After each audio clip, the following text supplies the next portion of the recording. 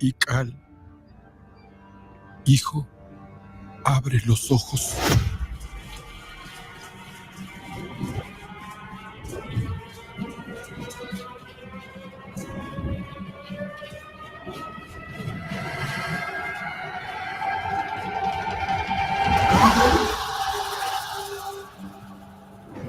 Tu cuerpo se queda con nosotros, pero tu espíritu debe seguir.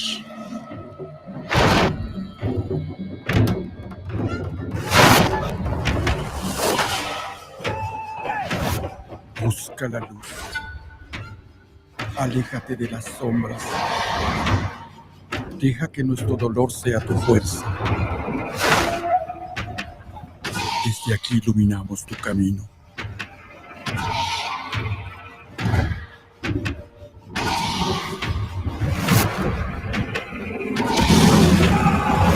Lucha como nosotros ante esta pena tan grande. Yo soy tú.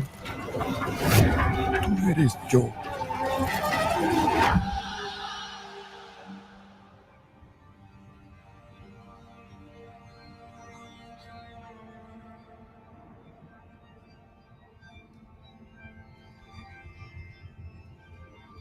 La muerte que hoy nos separa, mañana volverá a unirnos. Eres libre, hijo.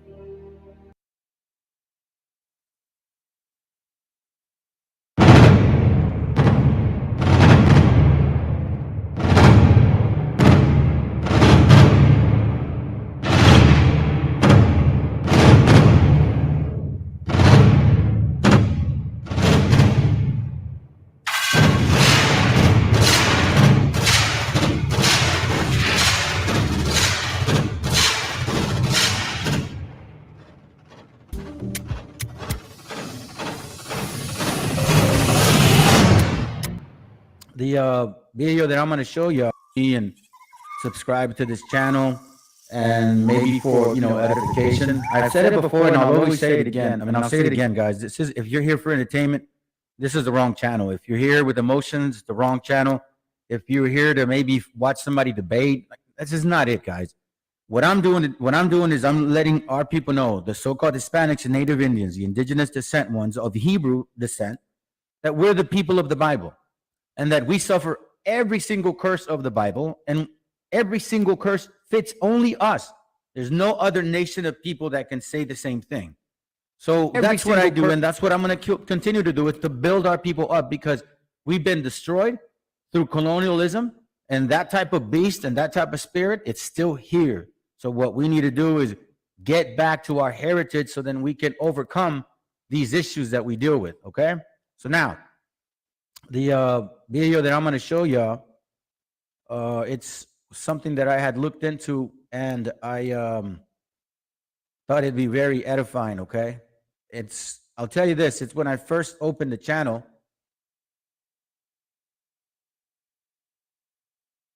White is erasure when you call us white or European. When the Europeans arrived on these lands, they committed mass genocide, the largest mass genocide of a people in world history.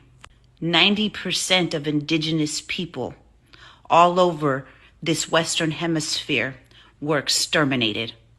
This extermination was so large that it actually caused climate change. And when they couldn't kill us all off, they tried to breed us out of existence. And the vast majority of that mixing was not consensual, if you get what I'm saying. And after they forced so many people to have their children, they started committing paper genocide. And on all of their official documents, they documented us as Indios, not our tribes. And then when we had their children, they reclassified them as mestizo. And then they started reclassifying us as white. They reclassified us so many times that it made it impossible for the vast majority of us in the Southwest United States and Mexico, that we cannot even find our original tribes. They even changed our native names to Spanish names. So when we look for our ancestors, they all have Spanish names. They not only erased us physically, they erased us legally. This European blood that runs in my veins and the vast majority of my people's veins was not by choice. It was by force. So while you guys sit here and think that it's funny to call us white or European based off of how you think we look, all you're doing is causing more trauma to my people. You're digging that knife in further and twisting it. I am not European and I am not white. I am Mexican indigenous. So respect it and stop erasing my people for your entertainment.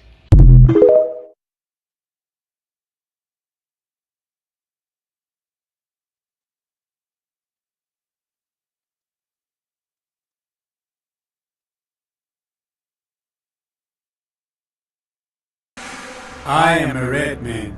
If the Great Spirit had desired me to be a white man, he would have made me so in the first place. God made me an Indian. The First Nations people have been given a message, have awakened to righteousness. A new thing is coming. A new wave is coming. Upon suffering beyond suffering, the red nation shall rise again, and it shall be a blessing for a sick world. In the midst of diversity, there will be unity. In the midst of suffering, there will be healing. There will be restoration. You, as Indians, are a sleeping giant. You are now awakening.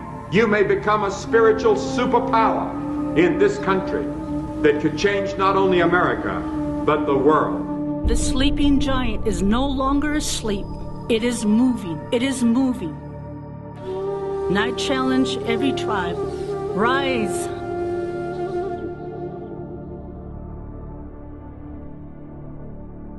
We're going to lead because we're ordained to lead this last great awakening.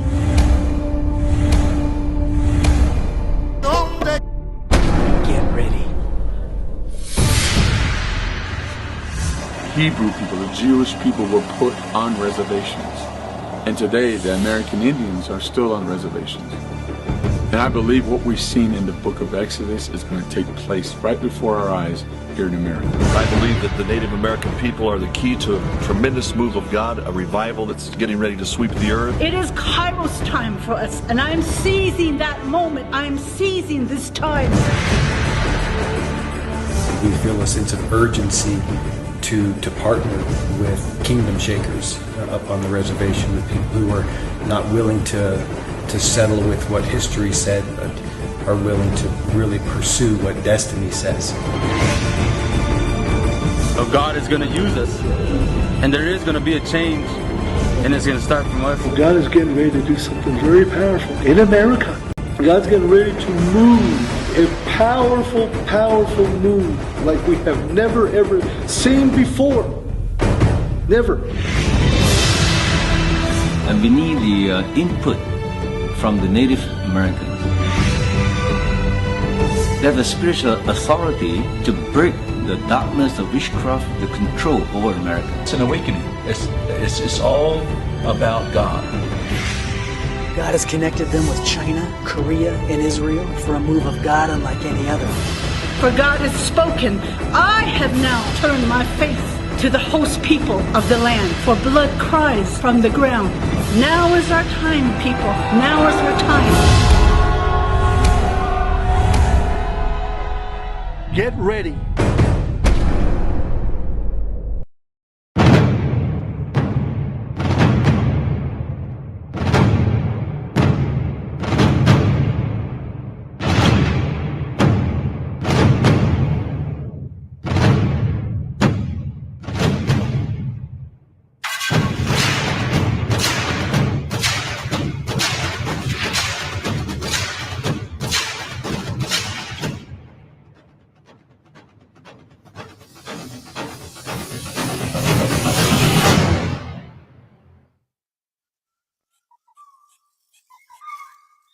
You guys will probably notice I'm a I'm still young to this whole thing, right? To this whole YouTube. So, I'm still learning how to go about. Hey, shalom, give shalom, me a second. shalom, Israel. This is Brother Emmanuel again. Give me a second. I'm still learning about how to go do things, right? And all praises that I've grown a little bit more. Okay, so now I'm gonna play it, and then I'm gonna interject. Now I also have another video, so if you guys can hang in there, I'm gonna be probably doing a few hours, if not just this one, and then I'll move on to the other one tomorrow. Okay, so at least maybe it'll be better that way. So at least we'll get edification every day.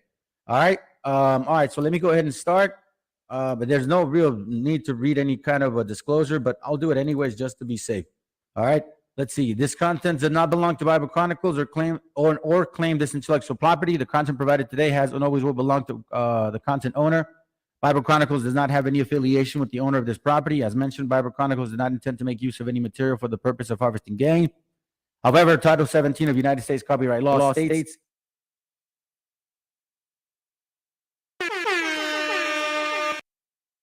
it states material in use can only be done when it's for theological or general educational purposes, and thus Bible Chronicles believes that this principal material falls under fair use, which honors protection under Section 107 of the same U.S. copyright law. Okay? All right, let's begin. Here we go. Remember, this is dated, as you can see. Let me see. Hold up. Give me a second. All right? Hey, it does this for some reason. There it goes. It's dated June 17th of this year, okay? So just keep that in mind, all right? I'm going to stay quiet, and then I'm going to follow up with you guys. Let's go. Hey, shalom, shalom, shalom, Israel. This is Brother Emmanuel again, coming at you with another lesson. All praises to the Most High for him putting it in my spirit to get one started. All right. The title of the class is called A Broken Spirit and a Contrite Mind. Again, a broken spirit and a contrite mind. You can actually find this in Psalms 51. Okay. It's a contrite heart. But according to the Bible, the heart is the mind. Okay. Mark 7:21. Y'all can look it up. All right. Now, it's going to be a topic that I would definitely suggest where y'all need to take some notes. Pen and paper is handy. I'm going to go over scripture. I'm going to provide information. I'm going to also show you guys some titles regarding some pictures and books because I'm trying to prove a point here, okay? I'm trying to prove the point of that relates to the previous classes that I've submitted. The so-called Hispanics and Native Indians are the real Israelites of the Bible, all right? Now, I want to make sure that we understand this is a Northern Kingdom channel. Bible Chronicles is a Northern Kingdom channel for my Northern Kingdom brothers and sisters. You see, brothers, I want to clear this up. So at that time, excuse me, I was drinking some water. So at that time, I had just left the camp. And all I knew was one West doctrine. That's all I knew at that time. All I kept doing was keeping the commandments. That's the best that I could do at that time, because when I left that particular camp, which I was with almost 4 years, obviously you develop some roots in there. And when you leave because of some, differences in scripture understanding, right? Even though you keep the laws, they say you're bugged out, so they don't talk to you no more. So when you're on your own, guess what? There's so many different people with so many different beliefs, man. It's kind of scary, to be honest.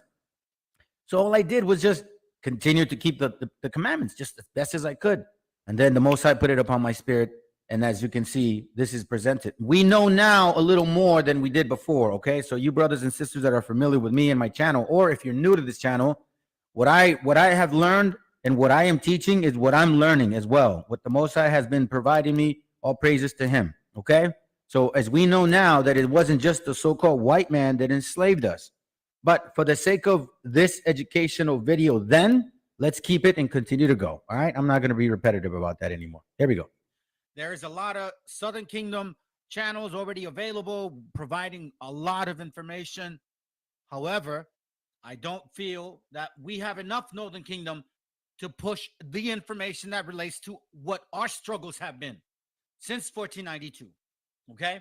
So I'm going to prove that we are still in captivity and that we are destroyed because of it. I'm going to prove it through the scripture. Obviously, Lord willing, he provides me the spirit to provide you and give you enough information. And also from the simple fact that you know, it's here. It's available. We just have to read. Okay. So I'm gonna start off the class with let's go to Hosea chapter 4 and verse 1. Okay. Hosea chapter 4, verse 1. And by the way, I'm gonna use a video. It's gonna be about maybe 5 minutes long, give or take. I'm gonna pause it, show you guys some information of what goes on in Mexico, which I feel it reflects on every single Latin American country. Okay. All right. So just know that. All right. Hosea chapter 4, verse 6. It reads, okay. It says, my people are destroyed for lack of knowledge. When you say, or when you read my people, it's a possessive statement. So here the Most High is saying that his people, the Israelites, you Hispanics, you Native Indians, are destroyed for lacking knowledge. What type of knowledge? Are we talking about scholarly knowledge, scientific knowledge, historical? No, it means the Bible. Malachi 2:7, okay? There's other scriptures that show that knowledge is the Bible. Knowledge, wisdom, understanding, and knowledge are all of the Bible. It comes from God, okay? Those are his words. That's what the word is providing: knowledge, wisdom, understanding. Let me read it again. My people are destroyed for lack of knowledge, because thou hast rejected knowledge. And see, when our brothers and sisters started sinning against the Most High God, we started rejecting knowledge. And then it says, I will also reject thee. That's why the Spaniards came in 1492. It wasn't because of some coincidence or by chance. They knew exactly what they were doing. They studied the scriptures too. There's proof that Christopher Columbus, not to sidetrack, had maps, and also that he understood what Ezra said regarding the 10 tribes going to Arsareth. Okay? Anyhow, let me continue. It says here, my people are destroyed for lack of knowledge, because thou hast rejected knowledge, I will also reject thee. That thou shalt be no priest to me. Seeing thou hast forgotten the law of thy God, I will also forget thy children. And this is the heavy statement right here from the Most High, that he will also forget his children. If you're a father and you intentionally forget your children, what are the chances of that child being in danger or being hurt, kidnapped? Kidnapping is no different than slavery. They have the power, right? All right. Anyhow, let me go to this video real quick. Again, I'm going to use a video. It's called A Week in Tijuana Homicide by San Diego Union Tribune, okay? And I have a fair use act disclaimer for YouTube. Please do not block my videos. I am sincerely hoping that you don't block me. Violent crime in Tijuana has reached record levels. During just 1 week in August, 48 people lost their lives in homicides. That's nearly the same total of homicide victims in San Diego in all of last year. Reporter Sandra Dibble takes a closer look at some of the crimes that took place in a 7-day period. August's first homicide took place on a Tuesday afternoon in the middle-class neighborhood of Jardines del Rubí. The victim was Jose Luis Nunez. The 27-year-old police officer was shot outside his house while leaving for his job. 2 suspects have been arrested, but the investigation continues. Later in the day, in the eastern working-class neighborhood of El Florido, a man was shot at a taxi stand near a busy supermarket. As homicide investigators worked the scene, daily life continued. On the following afternoon, the man's body was gone, the bloody bench cleaned up, candles flickered in his memory. It was Wednesday afternoon in Valle Verde when a gunman opened fire on Romelia Lucero as she played slot machines outside a corner grocery store. The next day, the slot machines were gone. A simple wood cross marked the spot where her life so violently ended.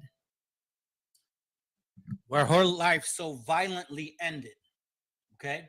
Now, I'm not sure what the background story is on each individual, It's sad to hear our brothers and sisters dying, but I'm sure that some of them were innocent bystanders. It sounds to me like these were just random robberies. That some of them were random and some of them were execution. Right? That's what it seems like. Now I'm gonna go to Isaiah chapter 60, verse 2, because if y'all don't think that this is darkness, then I don't know what the hell is wrong with y'all. Isaiah chapter 60, verse 2, it says, "For behold, the darkness shall cover the earth." Darkness, when you look at the definition of it, it means usually, considers there's a connotation of evil, wickedness, bad luck, sorrow, like the Black Plague, really bad disease, right? A dark mind. So it says, "Before, behold, the darkness shall cover the earth, and gross darkness the people." Isn't this gross darkness? Think of this, man. Think of it. Our people are getting killed. Some because they're involved. Others, like, look, it says Doña Lucero. This is an older woman. Doña in our culture is like a respectful term you use for older women, moms, grandmas, that you have an appreciation or respect for. Doña Lucero. That means people knew her. She was playing slot machines outside. She got shot. Shot. I mean, I'm sure her family has no clue what's going on. This is the problem, and why we're in gross darkness, because we also don't have no light, no hope, no real teachers giving us answers. Priester's not going to give you an answer as to if somebody says, "Hey, my mom died. My mom Lucero died." Why, Mr. Priest, Mr. Pastor? Why did they die? ¿Por qué, Padrecito? ¿Por qué murió? Oh, I don't know, mijo. Just the way things are. We have an innate feeling to sin. That is all he's going to say. But the Bible says otherwise. Isaiah chapter 59, verse 7, it says, "Their feet run to evil." Who? What feet? You Israelites, you Hispanics, you Native Indians. Your feet run to evil. Across town, gunshots shattered the quiet of Colinas de la Presa late on a Thursday afternoon. By the time the Red Cross ambulance arrived, 2 male victims were dead outside a small townhouse. Some neighbors watched from the nearby sidewalks, but for others, life went on. Did you hear what she said? For others, life went on. For others, life went on.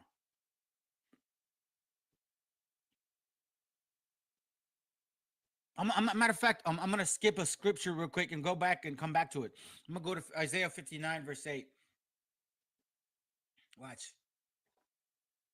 "The way of peace they know not." Do they seem like they're at peace? "The way of peace they know not, and there is no judgment in their going." The lady just said that somebody died and everybody's just back to normal again.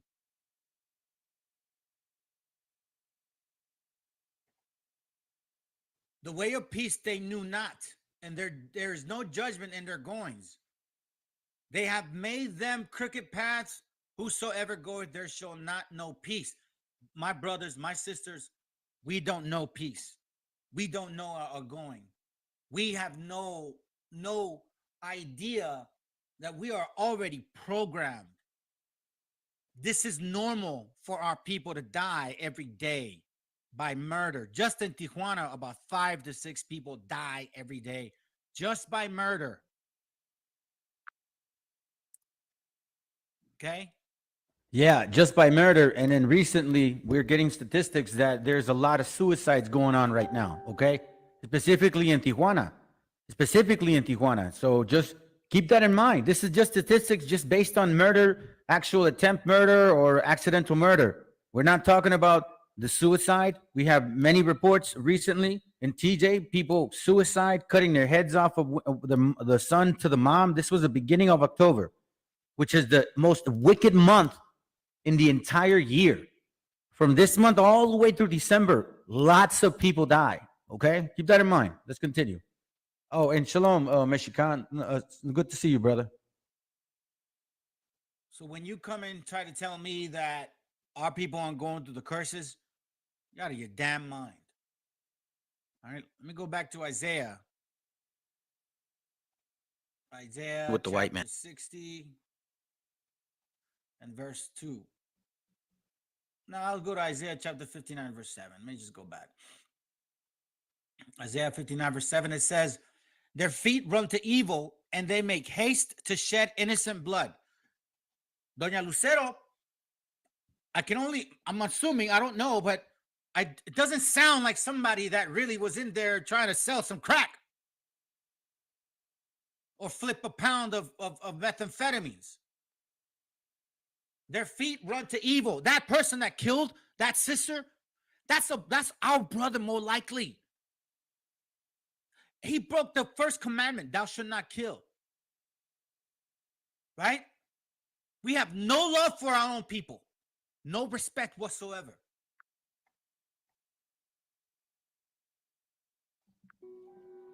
Authorities say most of these killings are connected to the local drug trade and take. You know what the funny part is? It says life just goes on. That life just goes on.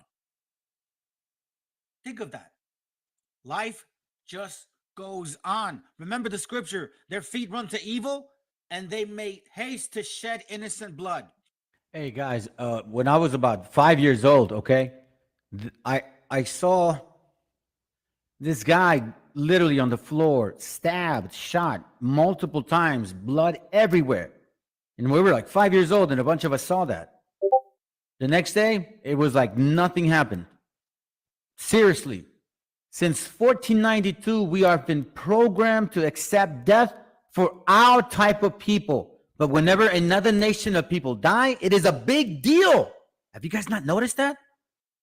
I have. Take place in poor areas of the city. These are places where people come from across Mexico for a better life. As the sun set on a Thursday night, residents of one eastern Tijuana neighborhood waited to return home as investigators combed through the scene of a homicide.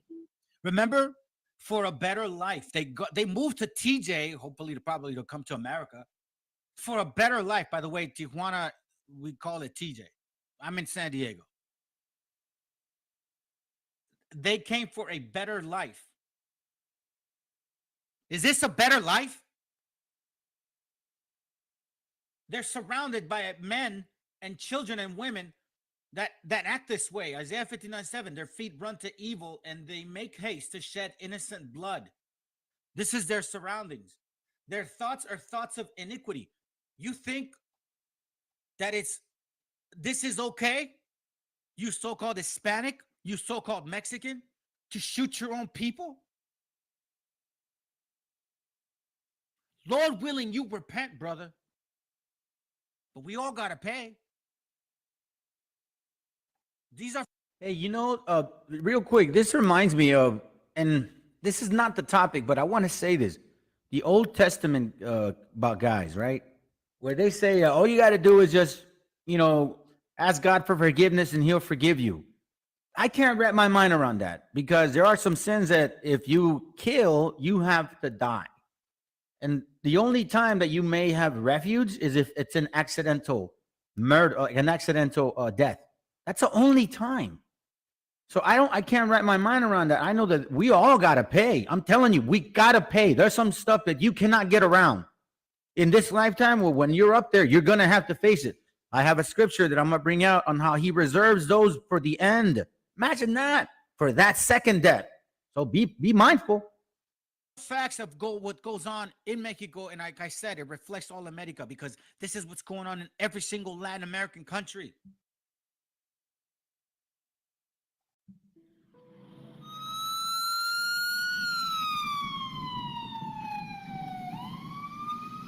Ambulances from Tijuana's Red Cross rush to the scene when a shooting occurs.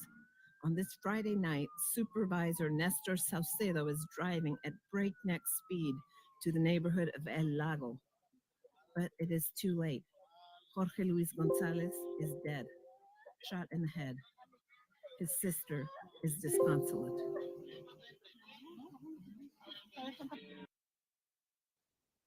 This is one day so far, okay?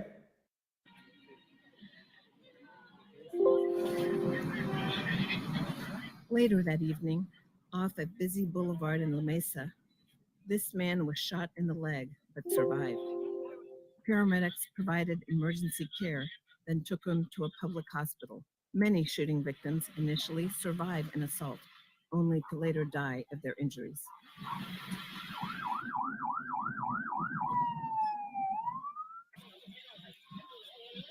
After dark, the killings continue.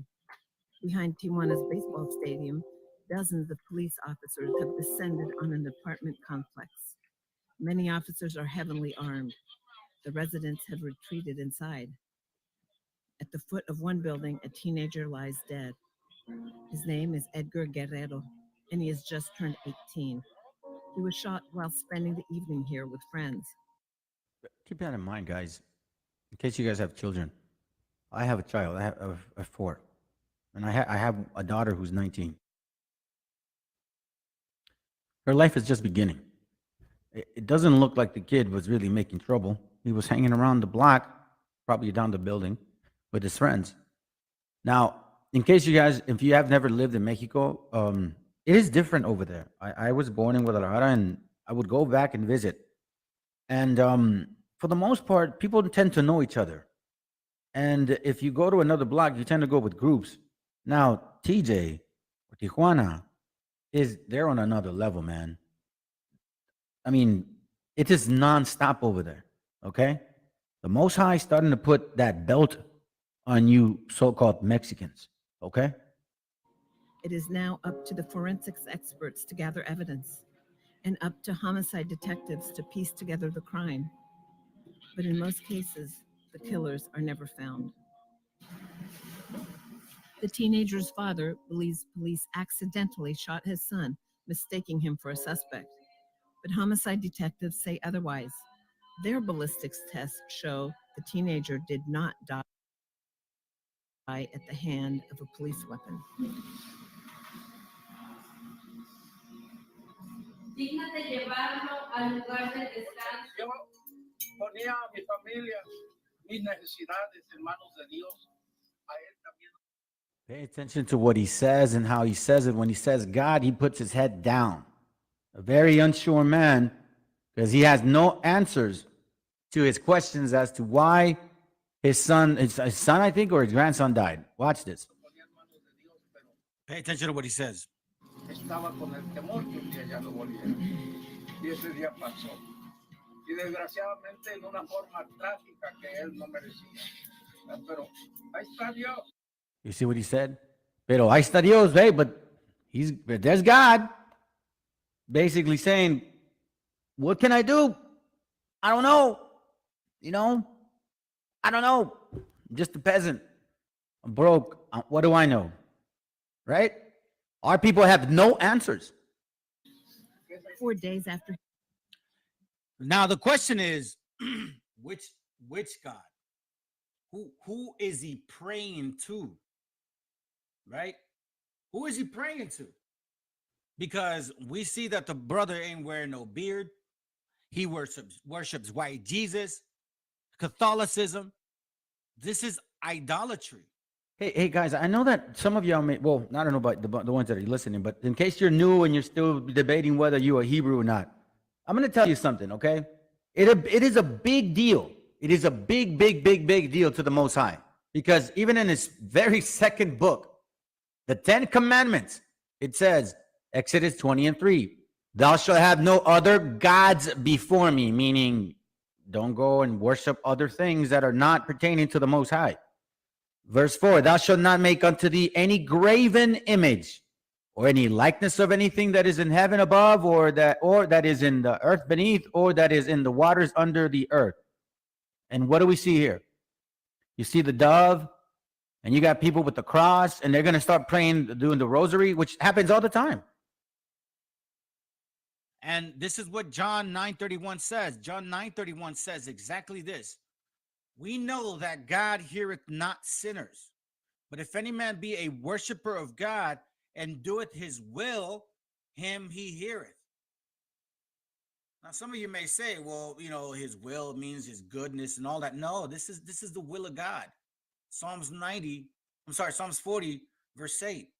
I delight to do thy will, O God, yea, thy law is within my heart. You see?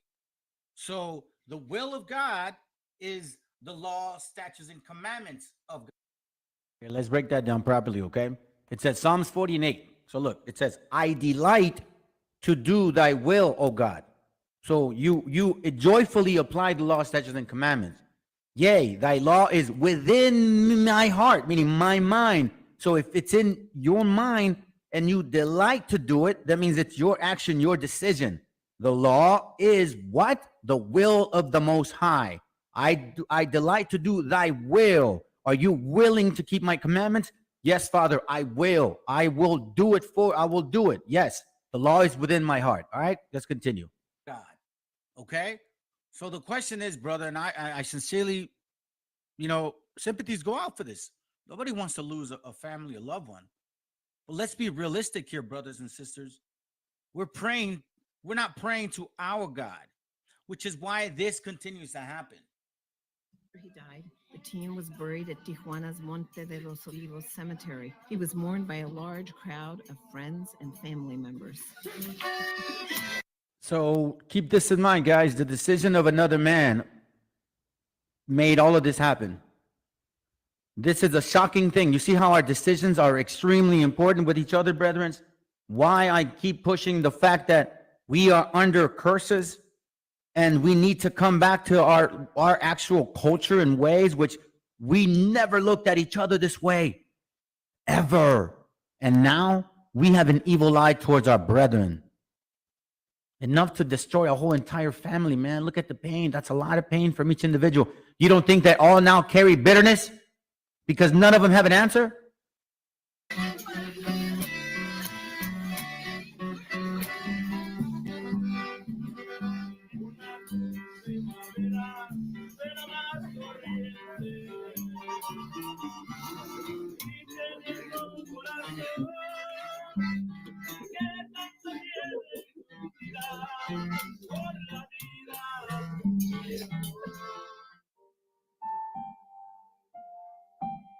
Some of the city's poorest residents are buried in this public cemetery in eastern Tijuana.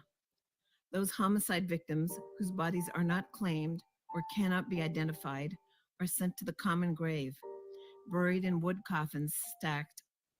You see what she said? Can I be identified, right? Watch. Let's play it again. I got a scripture for you. Buried at Tijuana's Monte de los Olivos cemetery. He was mourned by a large crowd of friends and family members.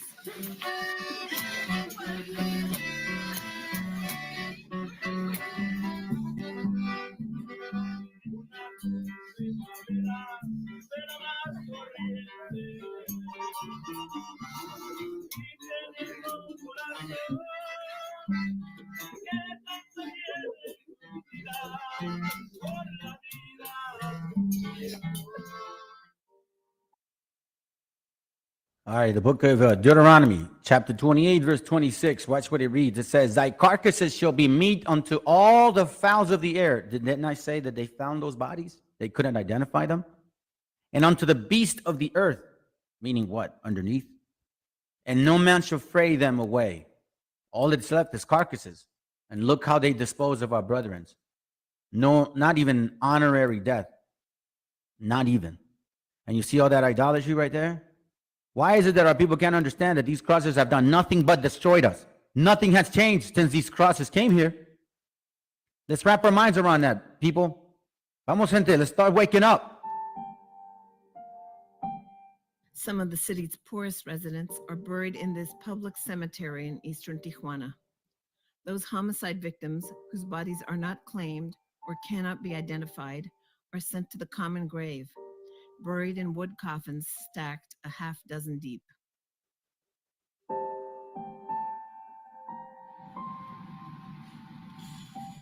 The killings continue. This time, the victim is a taco vendor, shot on a Monday morning at a busy stand in Colonia Buena Vista. Again, the family is left to mourn and to wonder. How do you think that son feels? You think that that murder is bringing any kind of joy into his spirit? You're already dealing with wickedness. And now this on top of that, this is what drives people to drink, to get drugged out, to fornicate, to just completely let go. A lot of people do that because it's so painful. We don't know the relationship between him and his father. We don't know if they were real close. And if they were real close, you know how much that pain is.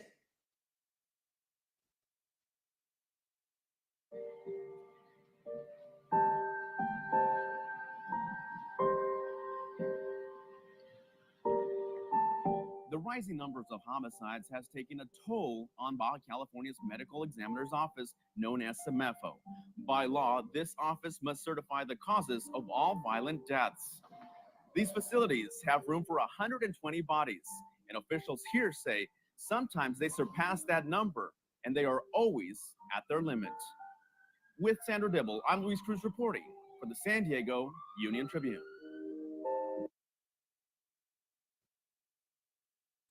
Did I hear the statement that he made?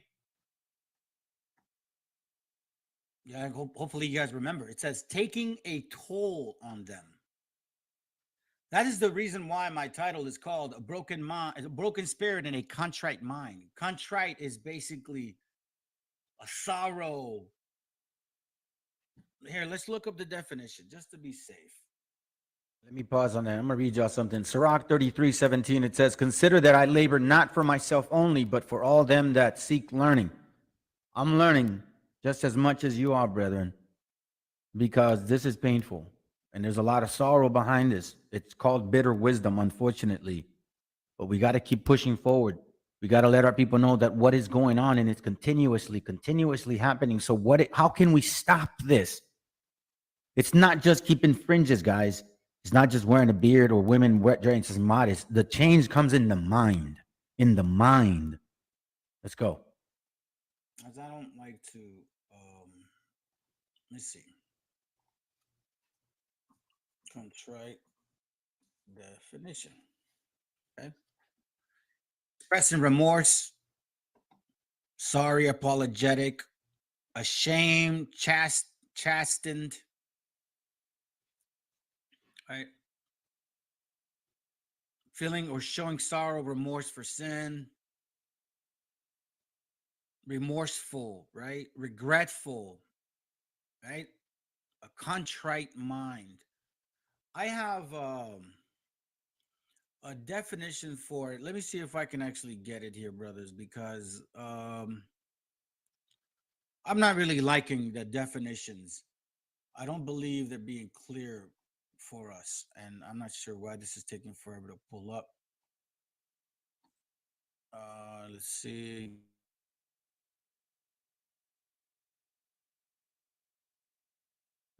Anyways, it still pull up the same thing. You see what I'm saying?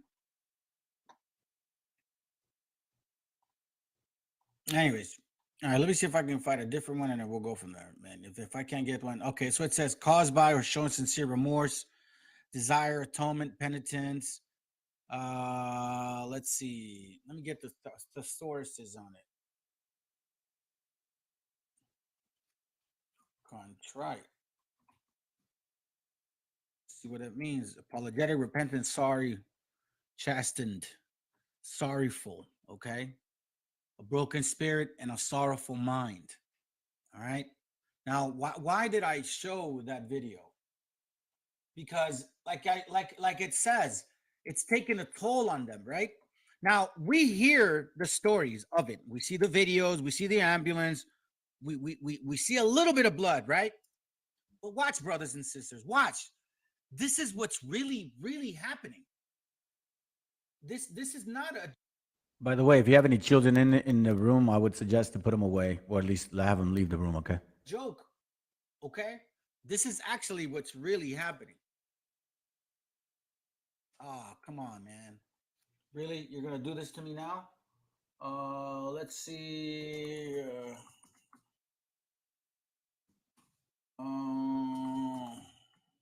It goes right here. Watch this. You see that? This is the reality. Golf cartel dumps fallen members outside of Mexican border city funeral home. Listen, it says Mexican, but guess what? This is happening all over the Americas. This is the real deal, brothers, sisters. This is what's really going on. Exactly this right here. This is not a joke. Our people are dying. Why?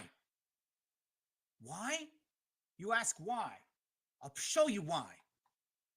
Because you so-called Hispanics and Native Indians, we got some evil, excuse my language, ass people within ourselves. They run, Isaiah 59:7, their feet run to evil, and they make haste to shed innocent blood. I'm not saying those brothers that are here on the floor are innocent. They're fallen members, but you know damn well that they had to kill innocent blood to kill some of them for territory, for drug sales. Their thoughts are thoughts of iniquity. These guys ain't trying to show and care for their loved ones or their family, like the older men and women who can't make it in society. No, they're not. They make haste to shed innocent blood. Their thoughts are thoughts of iniquity. Wasting and destruction are in their path. Is this not in their path?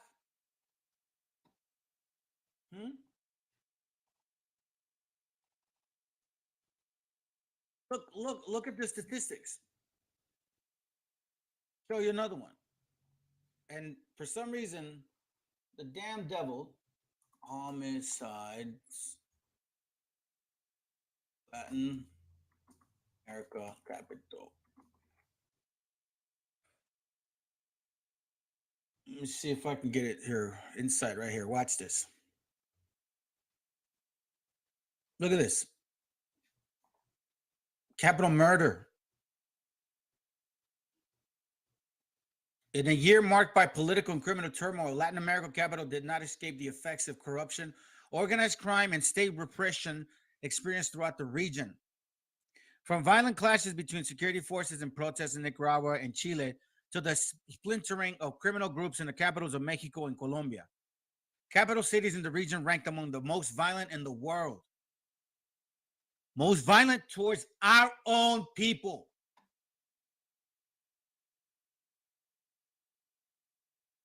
We are destroying our... Hey guys, remember the book I showed you in the other class talking about the spirit of colonialism and how that anger then becomes inward and we express it towards the next people that are right next to us.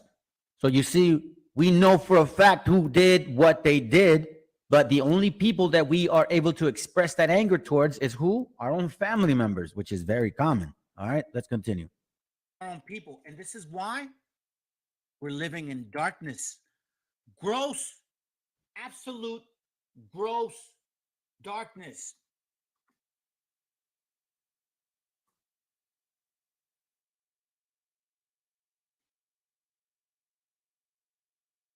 You think this shows love towards our people? While many may be under the impression that human trafficking driven by poverty, there are in fact many factors at play. Things like lack of education, government corruption, political instability, war, and lack of human rights protections, right? That's all political, jargon.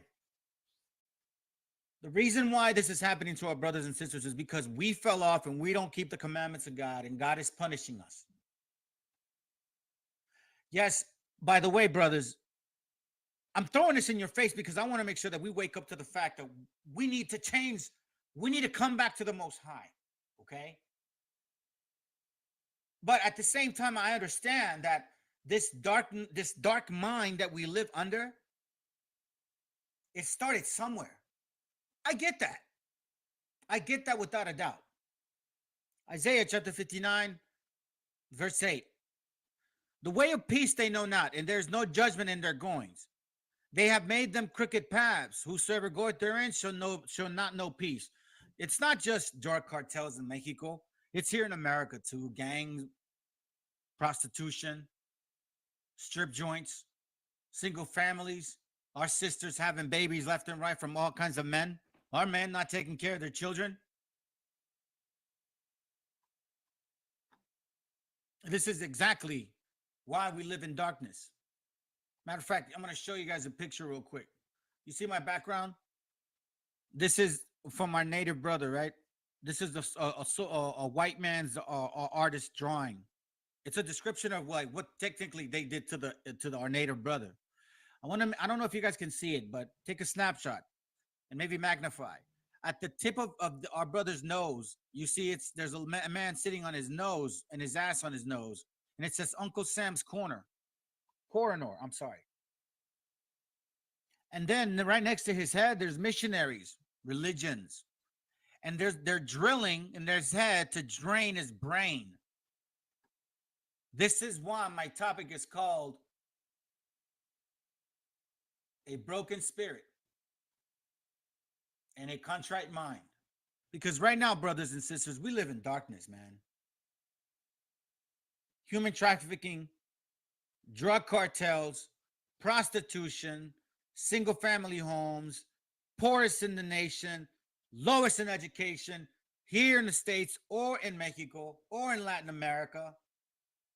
What more proof do y'all want? It says the way of peace they know not. They don't know peace.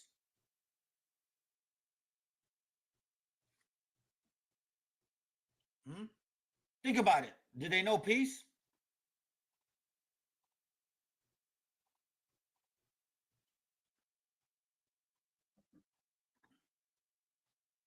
You think this is something to be proud of? We know peace. I understand we're destroyed, but a lot of us want to stay this way.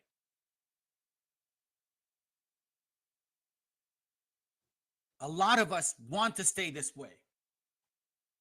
We're not looking to change, and yet we're in gross darkness.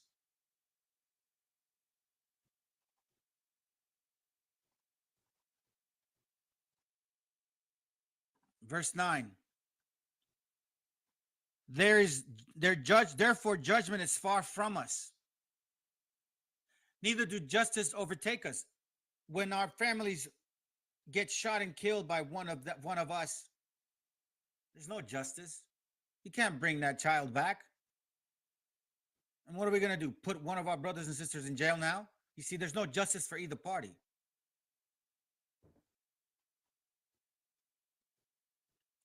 We wait for light, but behold obscurity. For brightness, but we walk in darkness. These are facts, brothers. These are facts. Our people are suffering because we have gangs that this is our family, right? But don't you think that there's people in these hoods that are just trying to live their life, raise their children, and they got to come home to this? Shootings, Bloods, Crips, Norteños, Sureños, 13, 14.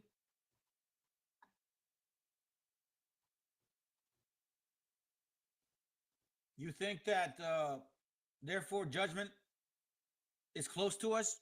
No, judgment is far from us. Neither do justice overtake us. Look at this.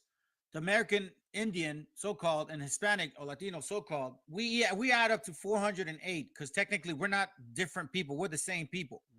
Here's the so-called Southern Kingdom, right? Look at this. Again, this was the understanding at that time. This video is from June 17, 2022, okay? Things have opened up. My spirit has been able to discern certain information that we now know. This was one West influence still at this time. And then eventually I started, all praises to the Most High, letting it go. Justice does not overtake us because some of our brothers and sisters don't have to be in jail, but because of the simple fact that we have oppression over us, guess what? You're part of the train, man. You're going to get taken.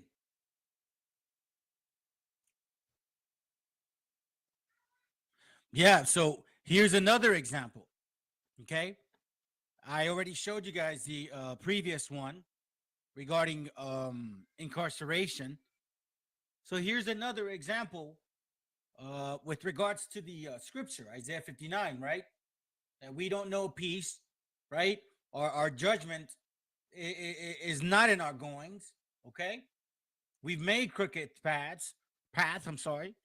So obviously there's no peace. If you look at this number here, public, and go through what he made that to a really has expressed entire population. This is for you so-called Mexicans, especially you.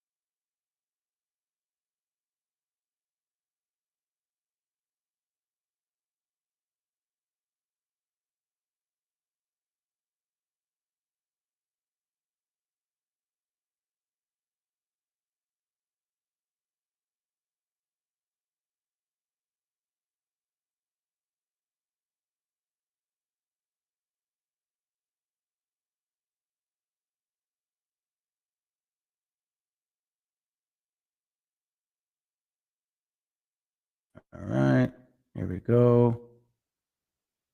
Here we go.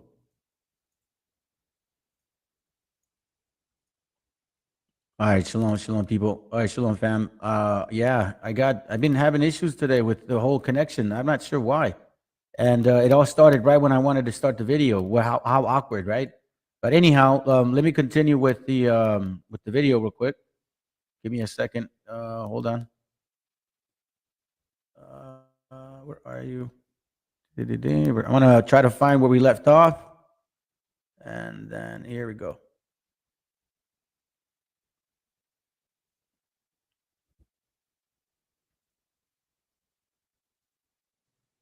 Hey, shalom, shalom, shalom. A definition. We wait for light, but behold There it goes, right there. obscurity. For brightness, but we walk in darkness. These are facts, brothers. These are facts. Our people are suffering because we have gangs that this is our family, right?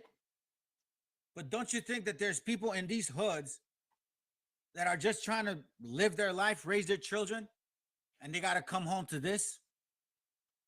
Shootings, Bloods, Crips, Norteños, Sureños, 13, 14.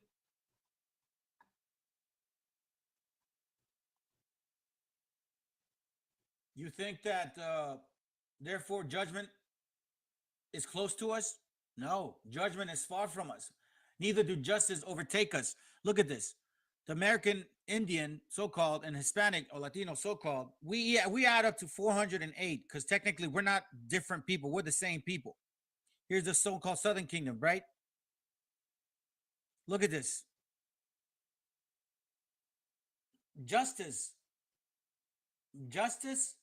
does not overtake us because some of our brothers and sisters don't have to be in jail, but because of the simple fact that we have oppression over us, guess what?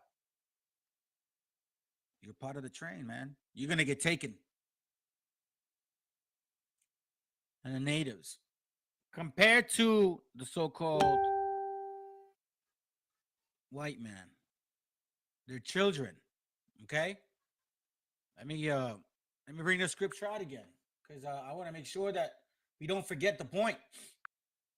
Give me a second here real quick. I just actually had it. Oh, here we go. Isaiah 59 again, in verse 8, right? Isaiah 59, verse 8. Let me read it one more time. It reads, "The way of peace they know not, and there is no judgment in their going. They have made them crooked paths." Is not this a crooked path? By limiting the opportunities, we're already against the wall. And by not actually following through with a simple graduation, you're limiting yourself from every other type of educational growth that is available to you. You know what I'm saying? And I'm talking about just the simple fact that a degree can definitely help you, at least to get in the interview.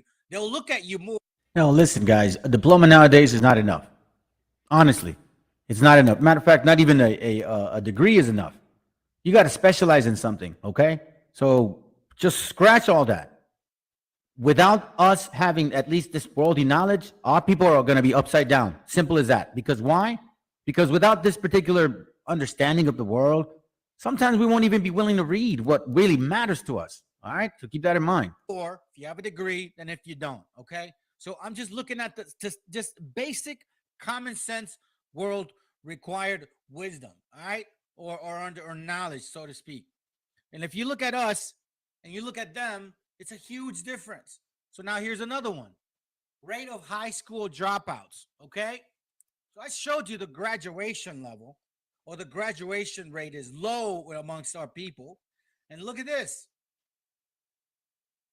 Look at the high, like the dropout is almost at 10%.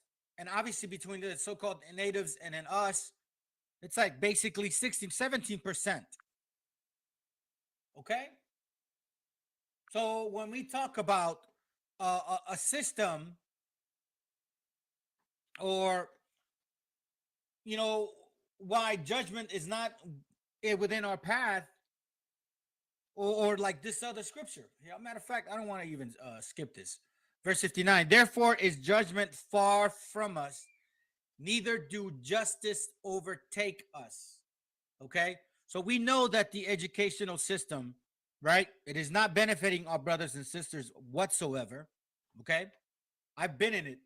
I come from a system, an actual high school that they were real quick to get you to a continuation. Even in my freshman year, the first semester, I wasn't doing that well. Obviously, you know what I mean? Like, that's also not good on my end. But coming from a broken family, you know, there's also not a lot to expect. You could do your best. But then the system that you go to, the schools, the counselors wanted to throw my butt in continuation. Didn't even give me a chance to like even try to make it up. I'm telling you. Therefore is judgment far from us. Neither do justice overtake us. Okay? We wait for a light, but behold obscurity. The judicial system is not in our favor. It's very clear that whenever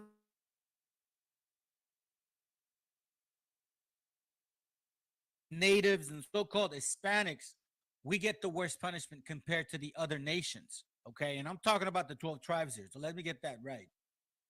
All right? And I'm only dealing with Northern Kingdom. Don't forget. It says here, we wait for light, but uphold obscurity. I know the difficulty of this.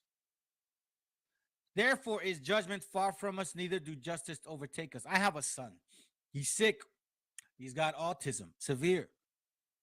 Okay? And we wait for light, but behold obscurity. It seems like it may get better, but it doesn't. In case all of you guys have had a child with autism, you know what it feels like. He's an adult now. And seeing him go through what he goes through, I understand that, you know, there's only hope prior to the truth. But this is just in general for our people. Therefore is judgment far from us, neither do justice overtake us. We wait for the light, but behold obscurity. For brightness, but we walk in darkness. What darkness is this? What darkness are we talking about? Most of the family members that we got are Catholics, or they worship the Virgin Mary, or the I guess the dead Virgin Mary, whatever. That is why we're in darkness, because we have no clue that we have a creator who gave us laws, statutes, commandments, culture, morality, civility, a dietary structure, and guess what? A ceremonial joy of a law. Because when you actually marry your children properly, that brings joy to you, because then you actually enjoy your grandchildren because you've done it correctly.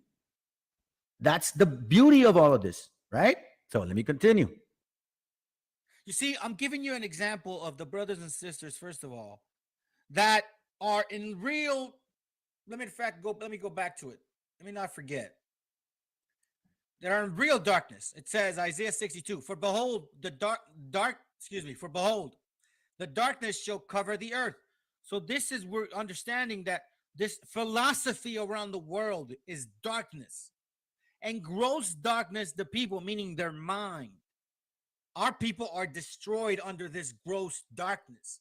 We have no understanding because the laws of God were taken from us, because that is really within our core. When the Most High God gave us instructions, laws, statutes, and commandments, all right, he made that part of our DNA as well, which is why we're living in gross darkness. If he had not given us the laws, we would not be in gross darkness. We'd be just like the other nations, enjoying their world. But we don't. The so-called natives and Hispanics, we don't enjoy the nation of Esau or the world which they have compartmentalized for themselves. It never benefits us. Look, I don't want to get off topic, but I'll just say it like this. In high school, us Latinos, so-called Latinos, Hispanics, right? We didn't really dabble with other nations. I mean, some of us did, but most of us didn't. And one of the things that we always knew was very awkward, that, you know, and hey, it is what it is. I'm going to call it out. You so-called white women, so-called white girls, or very promiscuous women. You really are. And then you are very open to like sharing yourselves within your friends. You see, when a Latina sister even tries to do that, she becomes a hoe or gets pregnant or gets disease. You see, the lifestyle, that spirit is not within us. Okay? So, this considered, we are just different people. So, if we were just like them, gross darkness wouldn't be for us. We'd be in the light. But it's not like that for our people. I didn't really want to get off topic on that end, but it's just the reason I bring it up, let me not forget, is because I talk to other people in other high schools, right? And I'm like, yeah, man, this happened. And they're like, yo, it's the same thing. So y'all white people are basically having that spirit. And then the same girls would go and graduate, become like academic attorneys, politicians. But if any of our sisters or us, we even try to play the role that they play, guess what? We're destroyed. Why? We have a different spirit. You know what I'm saying? But let me not get off topic here. Isaiah 59, verse 9. Therefore is judgment far from us, neither do justice overtake us. We wait for light, but behold obscurity. For brightness, but we walk in darkness. A lot of our brothers and sisters are really still in darkness. And more than likely, they probably may not ever come out of that. They're going to be the 2/3, right? But then, you know, I understand oppression. They definitely can destroy your mind. But what about these other brothers? What about these other ones that are not in real so-called evil ass killing you darkness? What about you blind ones? You blind ones that do not believe we're in captivity. Don't think that we really have any issues to deal with. Think that everything's okay. Like nothing happened. Hispanics, we didn't go through oppression. We didn't go through slavery. We didn't go on boats. You guys, this is for you guys. Deuteronomy chapter 28, verse 29.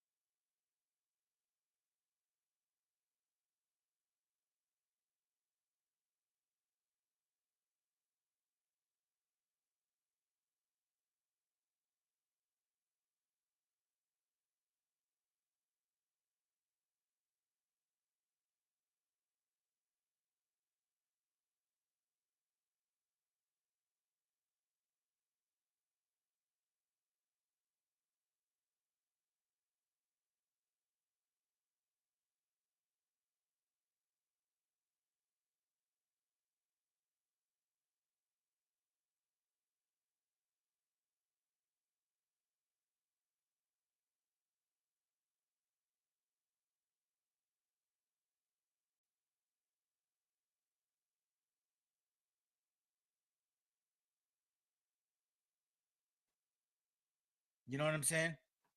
But let me not get off topic here. Isaiah 59, verse 9. Therefore is judgment far from us, neither do justice overtake us.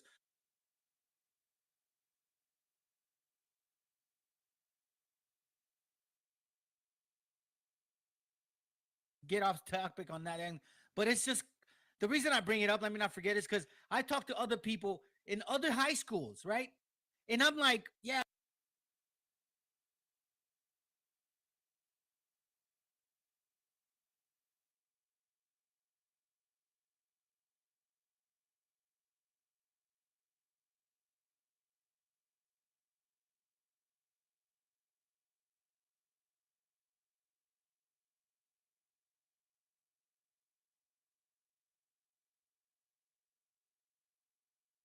Spirit. You know what I'm saying? But let me not get off topic here. Isaiah 59, verse 9. Therefore is judgment far from us, neither do justice overtake us. We wait for light, but behold obscurity. For brightness, but we walk in darkness. A lot of our brothers and sisters are really still in darkness. And more than like they probably may not ever come out of that. They're going to be the 2/3, right? But then, you know, I understand oppression. They definitely can destroy your mind. But what about these other brothers? What about these other ones that are not in real so-called evil ass killing you darkness? What about you blind ones? You blind ones that do not believe we're in captivity. Don't think that we really have any issues to deal with. Think that everything's okay, like nothing happened. Hispanics, we didn't go through oppression. We didn't go through slavery. We didn't go on boats. You guys, this is for you guys. Deuteronomy chapter 28, verse 29. It reads, "And thou shalt grope at noonday as the blind gropeth in darkness." Okay? Let me show you guys what type of darkness we're referring to here. Hold on a second, guys. Let me see if I can find it. I'm looking for, let's see, Open Vein. All right, so I'm going to bring you guys a picture of a book I have called Open Veins of Latin America. Okay? Let me look for it real quick. Open Veins of Latin America. Give me a second. Page 38. One second, guys. Here goes. Watch this, okay? Watch this, guys. This is what I'm talking about. Let me read it again. "And thou shalt grope at noonday as the blind gropeth in darkness." You so-called Hispanics, you Latinos, you Native Indians, who don't believe that we are still under persecution, oppression, who don't believe that we're under the cloud of darkness, gross darkness, who believes that that it was better that the white man showed up to our continent and so-called purified our so-called race. This goes out to you guys. And you so-called that don't believe that the so-called white man is Esau. All right? It says, "Thou shalt build," let's see. "And thou shalt grope at noonday as a blind gropeth in darkness, and thou shalt not prosper in thy ways, and thou shalt only be oppressed and spoiled evermore." Watch this. This is from Open Veins of Latin America, page 38. Watch what it says. "Latin American silver and gold, as Engels put it, penetrated like a corrosive acid through all the pores of Europe's moribund feudal society, and for the benefit of nascent mercantilist capitalism, the mining entrepreneurs turned Indians and black slaves into a teeming external proletariat of the European economy. Greco-Roman slavery was revived in a different world." Let that sink in for a moment. Greco-Roman slavery was revived in a different world. This is for, like the scriptures say about Babylon, and how this is basically an extension of Rome.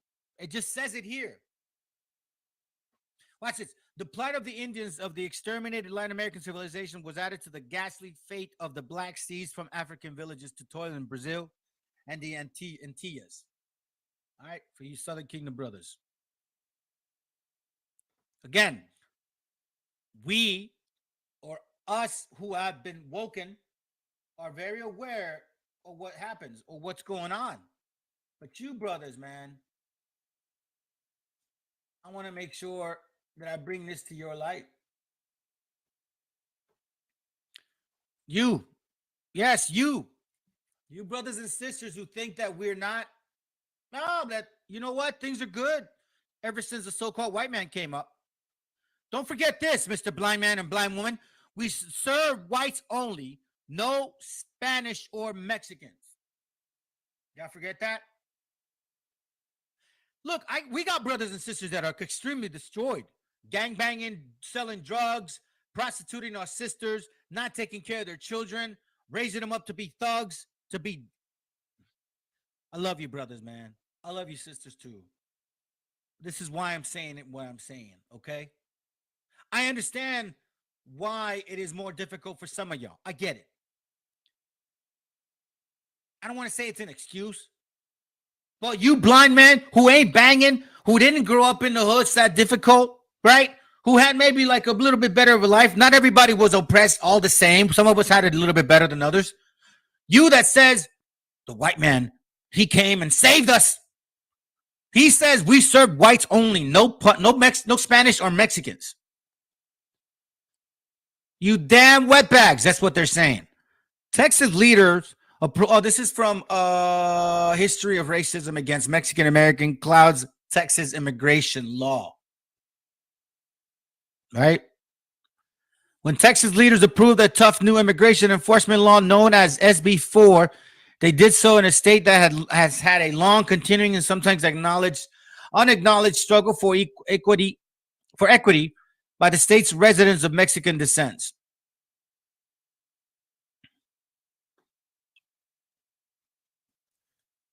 For Texas, it really has been a slow march to effective citizenship for Mexican Americans in a country that used to belong to us. Ain't that a, you know what I'm going to say.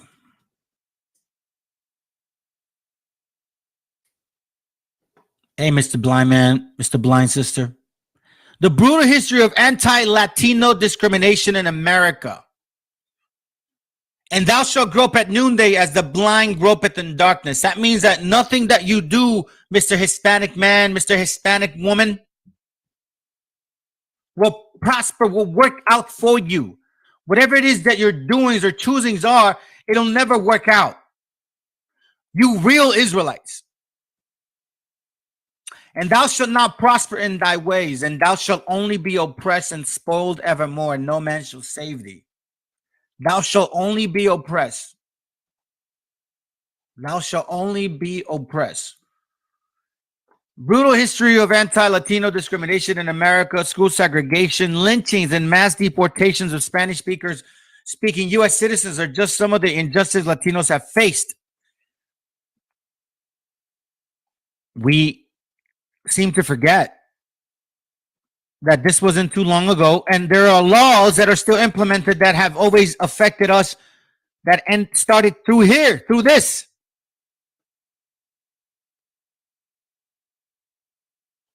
Watch this. Olvera Street in Los Angeles icon, a thriving Mexican market filled with colorful souvenirs, restaurants, and remnants of the oldest buildings in Los Angeles. But though the bright tourist destination teams with visitors, few realize it was once the site of terrifying raid. In 1931, police officers grabbed Mexican Americans in the area, many of them U.S. citizens, shoved them into wanting vans. Immigration agents blocked exits, arrested around 400 people who were then deported to Mexico, regardless of their citizenship to immigration status. And thou shalt not prosper in thy ways, and thou shalt only be oppressed. I'm going to tell you something, you so-called Hispanic, you so-called Latino, so-called Native Indian. If you have it good, and that's why you don't care about your people, I pray to God he has mercy on you. Because it's not about us individually. We all went into captivity together, dumbass. So we all have to get out of it together.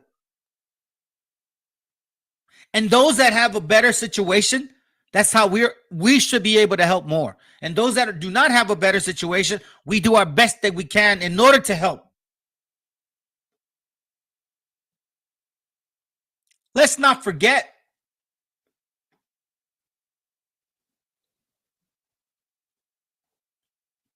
That's just a part of it. Watch this real quick.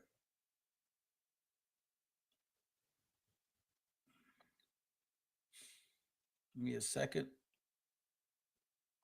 I'm actually looking for something. Give me a second. I'm almost there.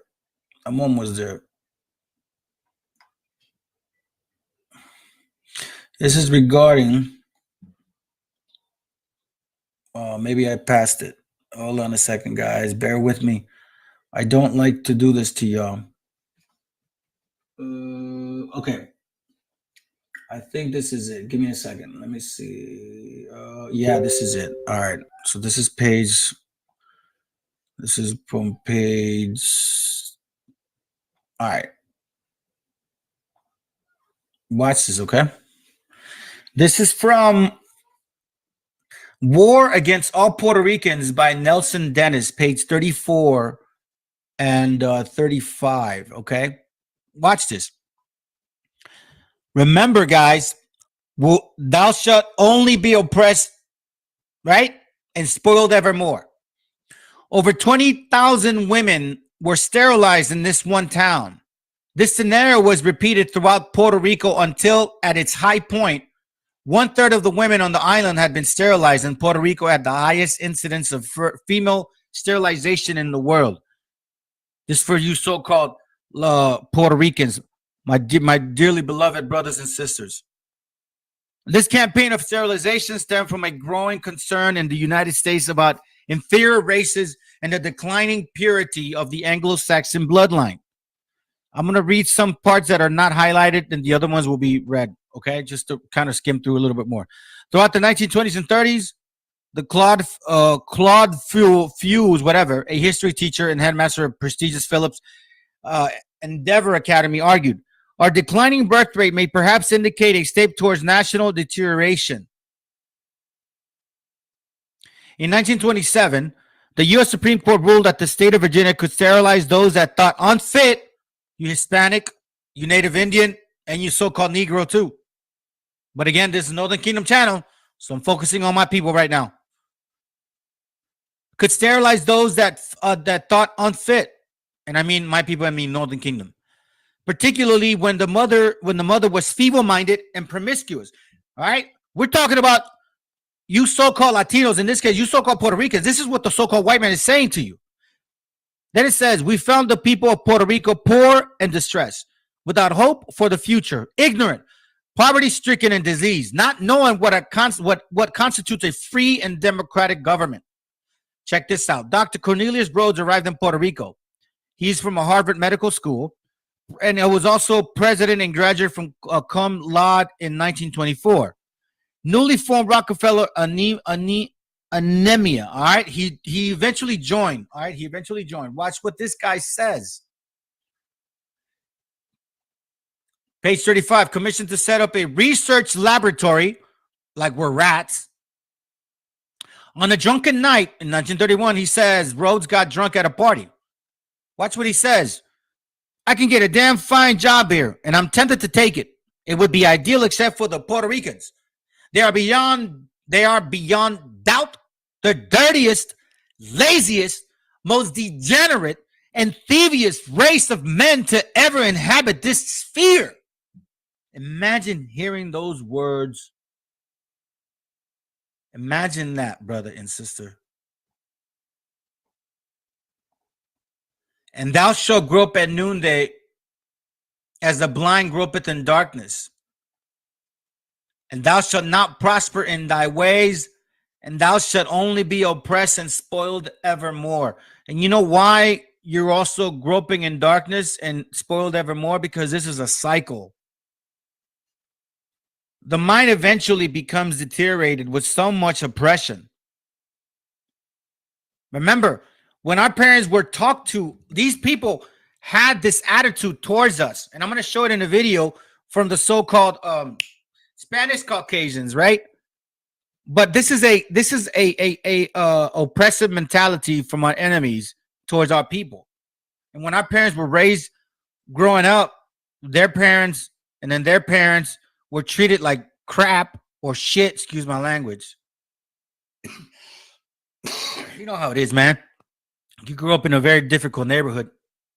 You're not given the right tools to raise a family. You're going to raise them the best you can, and it's really with crappy tools. The same concept here. Our people have been talked down to for so long. It says here, what the island needs is not public health work, but a tidal wave or something to totally exterminate the entire population. It might then be livable. I have done my best to further process of their extermination by killing off 8 and transplanting cancer into several more.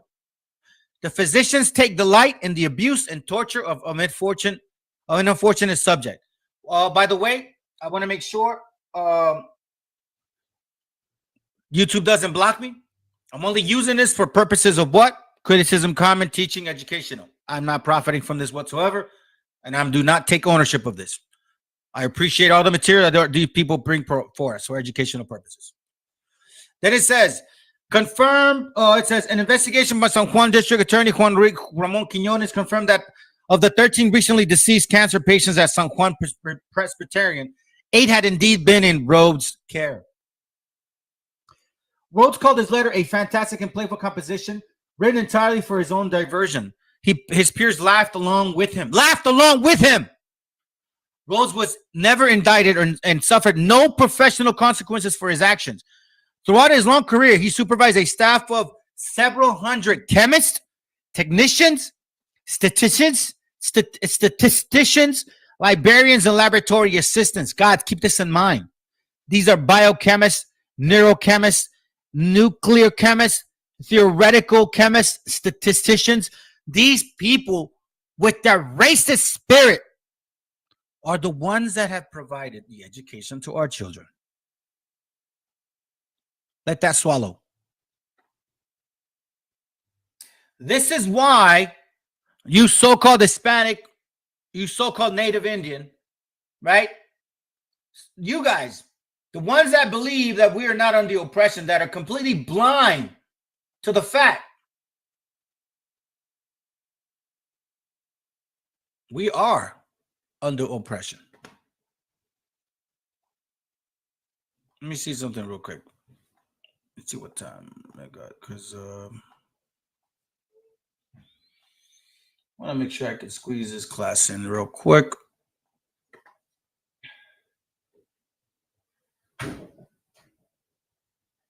Give me a second, guys. Give me a second. I'm trying to determine something.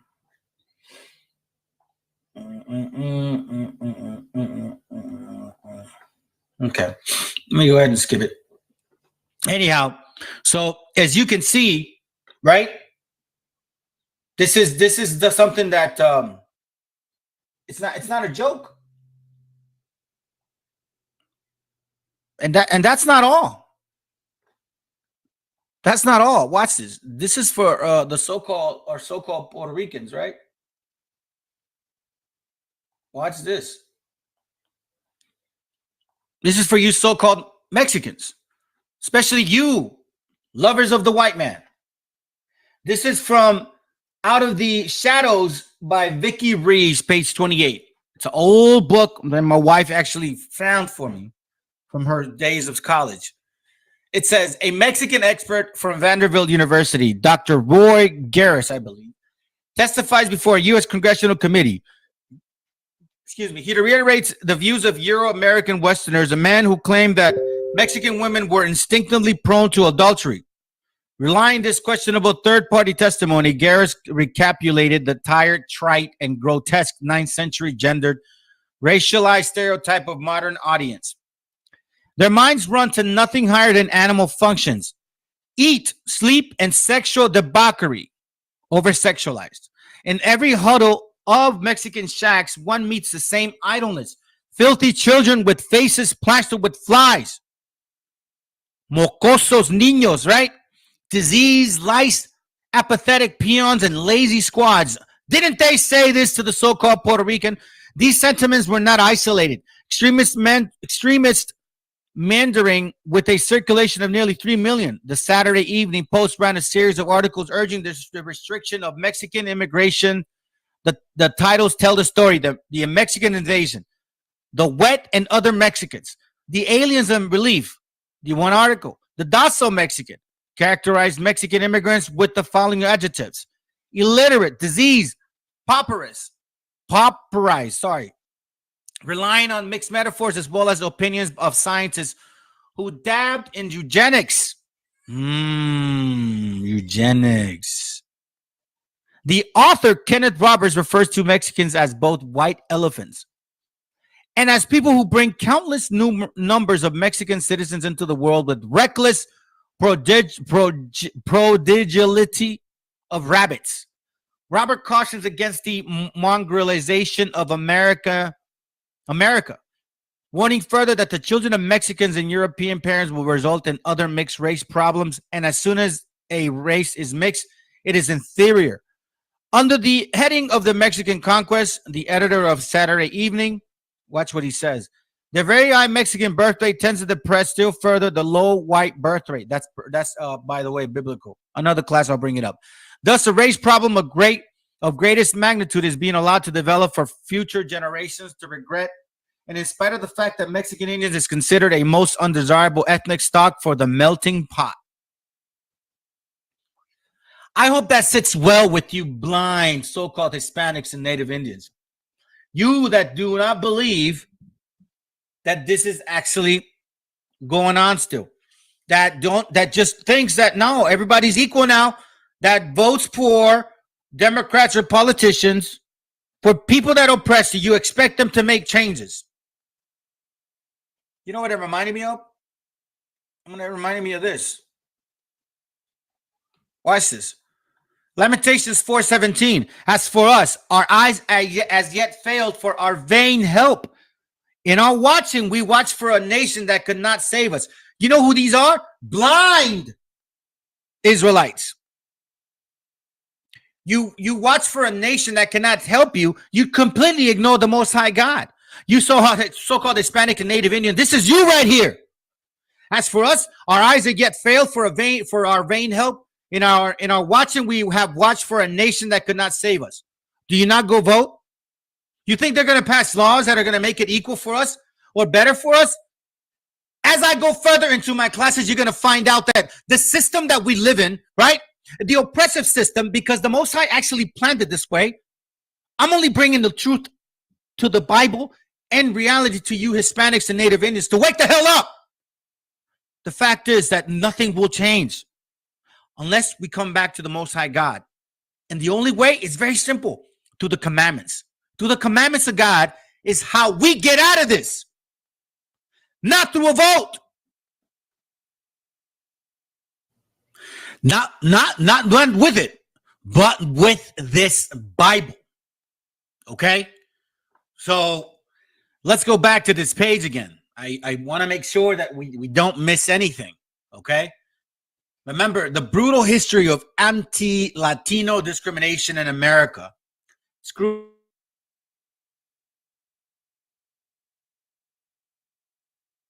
U.S. citizens are just some of the injustice Latinos have faced. Let's not forget, I'm bringing this point up for you blind brothers and sisters who think that we have not gone through this, nor are we going through it any longer.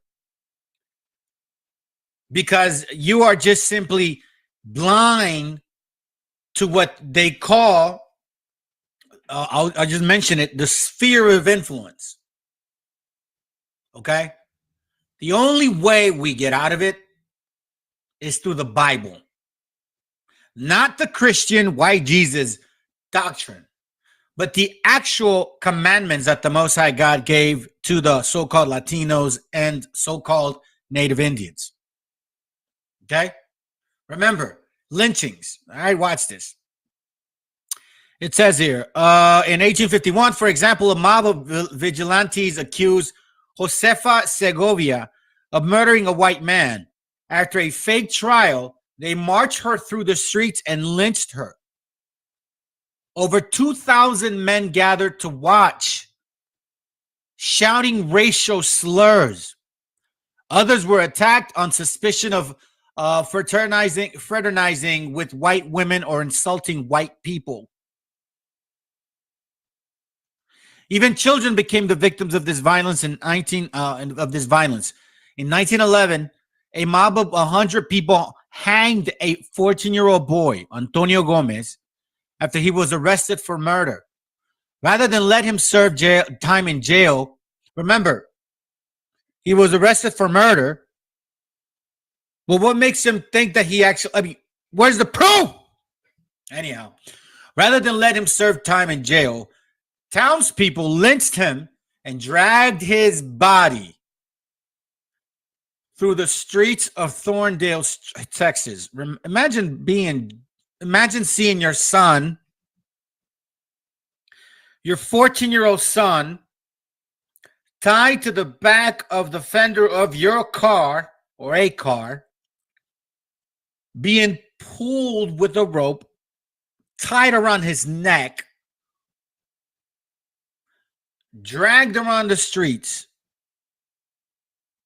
You're hearing the vehicles, and there's nothing you can do about it.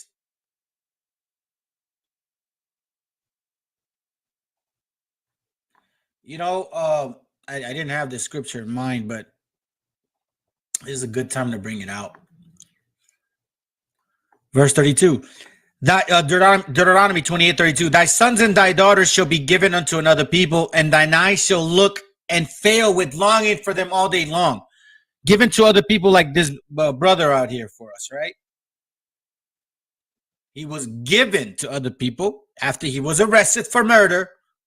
Rather than let him serve time, townspeople lynched him, dragged his body through the streets. And thine eyes shall look and fail, and thine eyes shall look and fail with longing for them all day long. Let that sink in for a moment, okay? Let me give you another example. Lynchings, repatriation programs, repatriation programs, and school segregation maybe in the past, but anti-Latino discrimination in the U.S. is far from over. Now, remember, I'm not bringing this up because I'm trying to push some political agenda here. Not at all. I'm only showing y'all, brothers and sisters, that this is not going to change, never will change, unless we come back to the Most High God and wake up that 144. All right? For you new people, I will have some classes where, well, Lord willing, some of y'all are new and are listening to this channel. It's for you, Northern Kingdom. Okay? I'll have more of what I consider, let's say, milk. But anyhow, right now, this is basically what the Bible said we would be going through. There.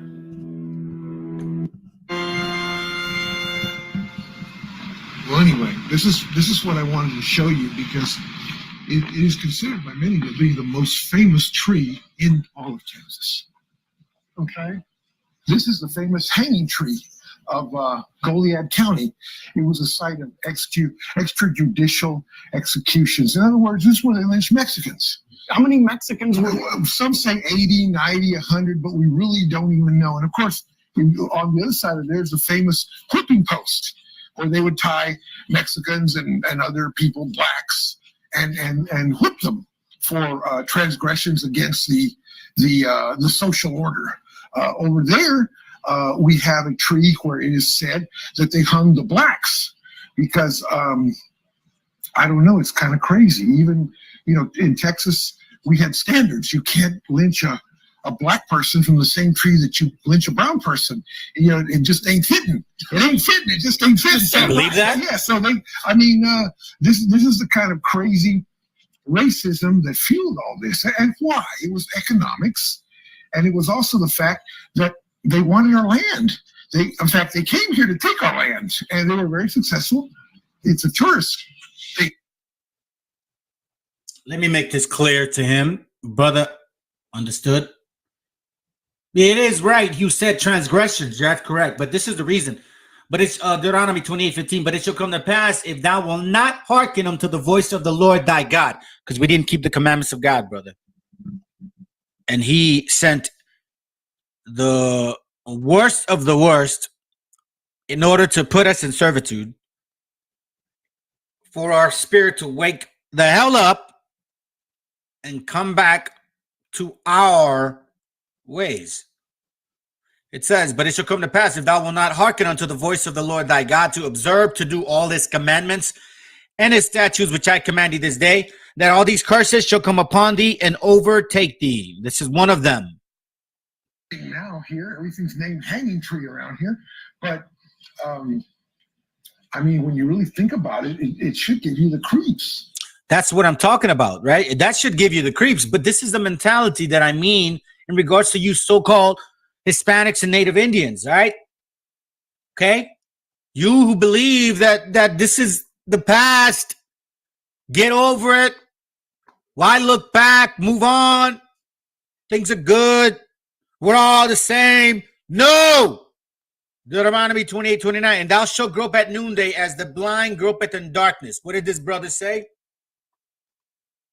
I mean, when you really think about it, it should give you the creeps. Right? This should give you the creeps. Hanging tree town, bro. And we got our people living there without even realizing. Then thou shalt grope at noonday as the blind gropeth in darkness. That is extreme darkness, gross darkness, when you live in a town that is named after the people. It's basically celebrating the killing of our people. Just like Thanksgiving. That's no different. Another topic, another class. And thou shalt not prosper in thy ways, and thou shalt only be oppressed and spoiled evermore. This spoiled evermore is you blind, brothers and sisters. This class is for you. This class is for all of us, man. But this specific topic right now is for you. Let's not forget, this didn't happen that long ago. And these people, watch what he says. Watch, okay? Back then, of course, a hanging was a big community event. Little boys would climb into the adjacent trees to get a good view. People would bring picnic baskets. They would make a day out of it. It was like a big jovial affair. Of course, this is for the white people. The black people and Mexicans weren't going to come to this because, they were. Let's hear that again. Trees to get a good view.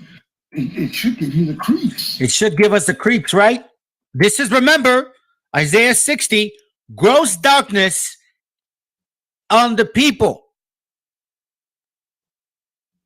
The earth will be covered in darkness and the people in gross darkness. Let's try this again. Have a tree where it is set. Let's see this again. Look, watch this. Think about this. Come on, guys. I really want this to sink in, okay? Not only because it's a simple fact that you so-called Hispanics or natives, some of y'all don't believe that we got lynched this way. Some of you guys actually believe that this only happened to the so-called black man or so-called black woman. That this absolutely happened not to us, but to them only. That's how blind our people are. It's going to even say that per capita. What that basically means is, right?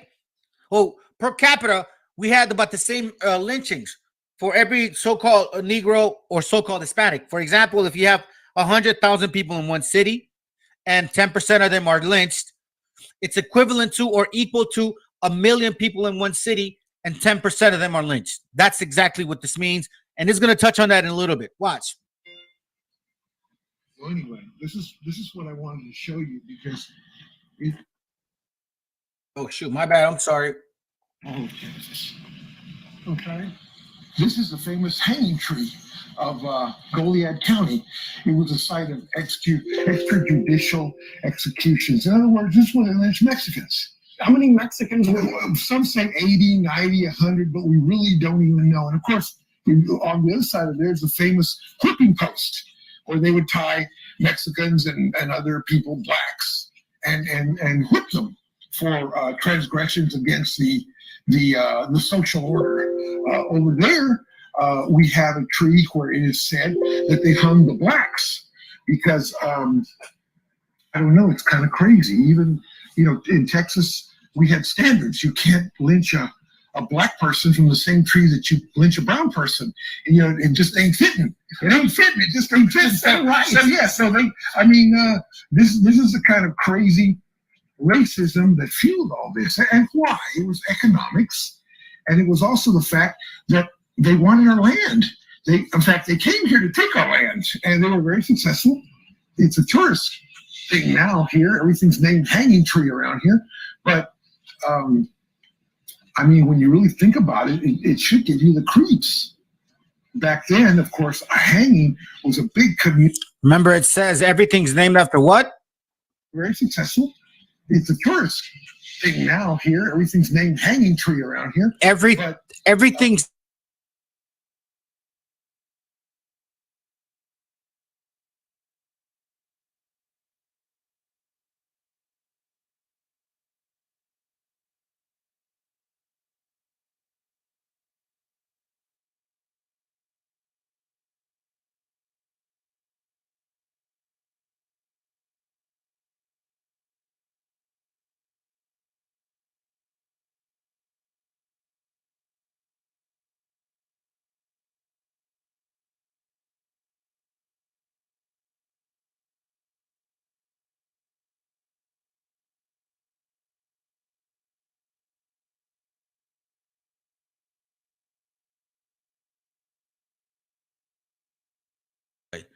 Psalms 49:11. Their inward thought is that their houses shall continue forever. By them reminding y'all, Hanging Tree Town, Hanging Tree Restaurant, 80, 100 plus of y'all beaners were hung.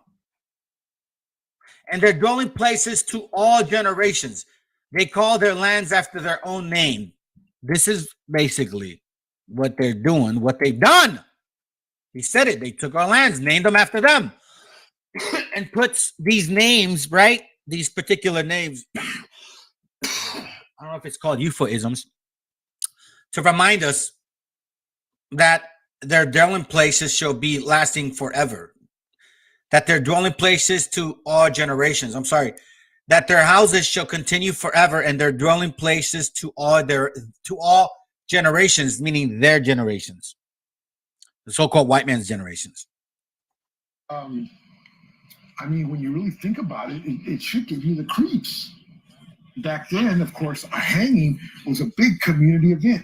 The little boys would climb into the adjacent trees to get a good view of people. Some of these little boys, believe it or not, are your politicians, your lawyers, your teachers, your mayors, your chief of police, your sheriffs, your border patrol,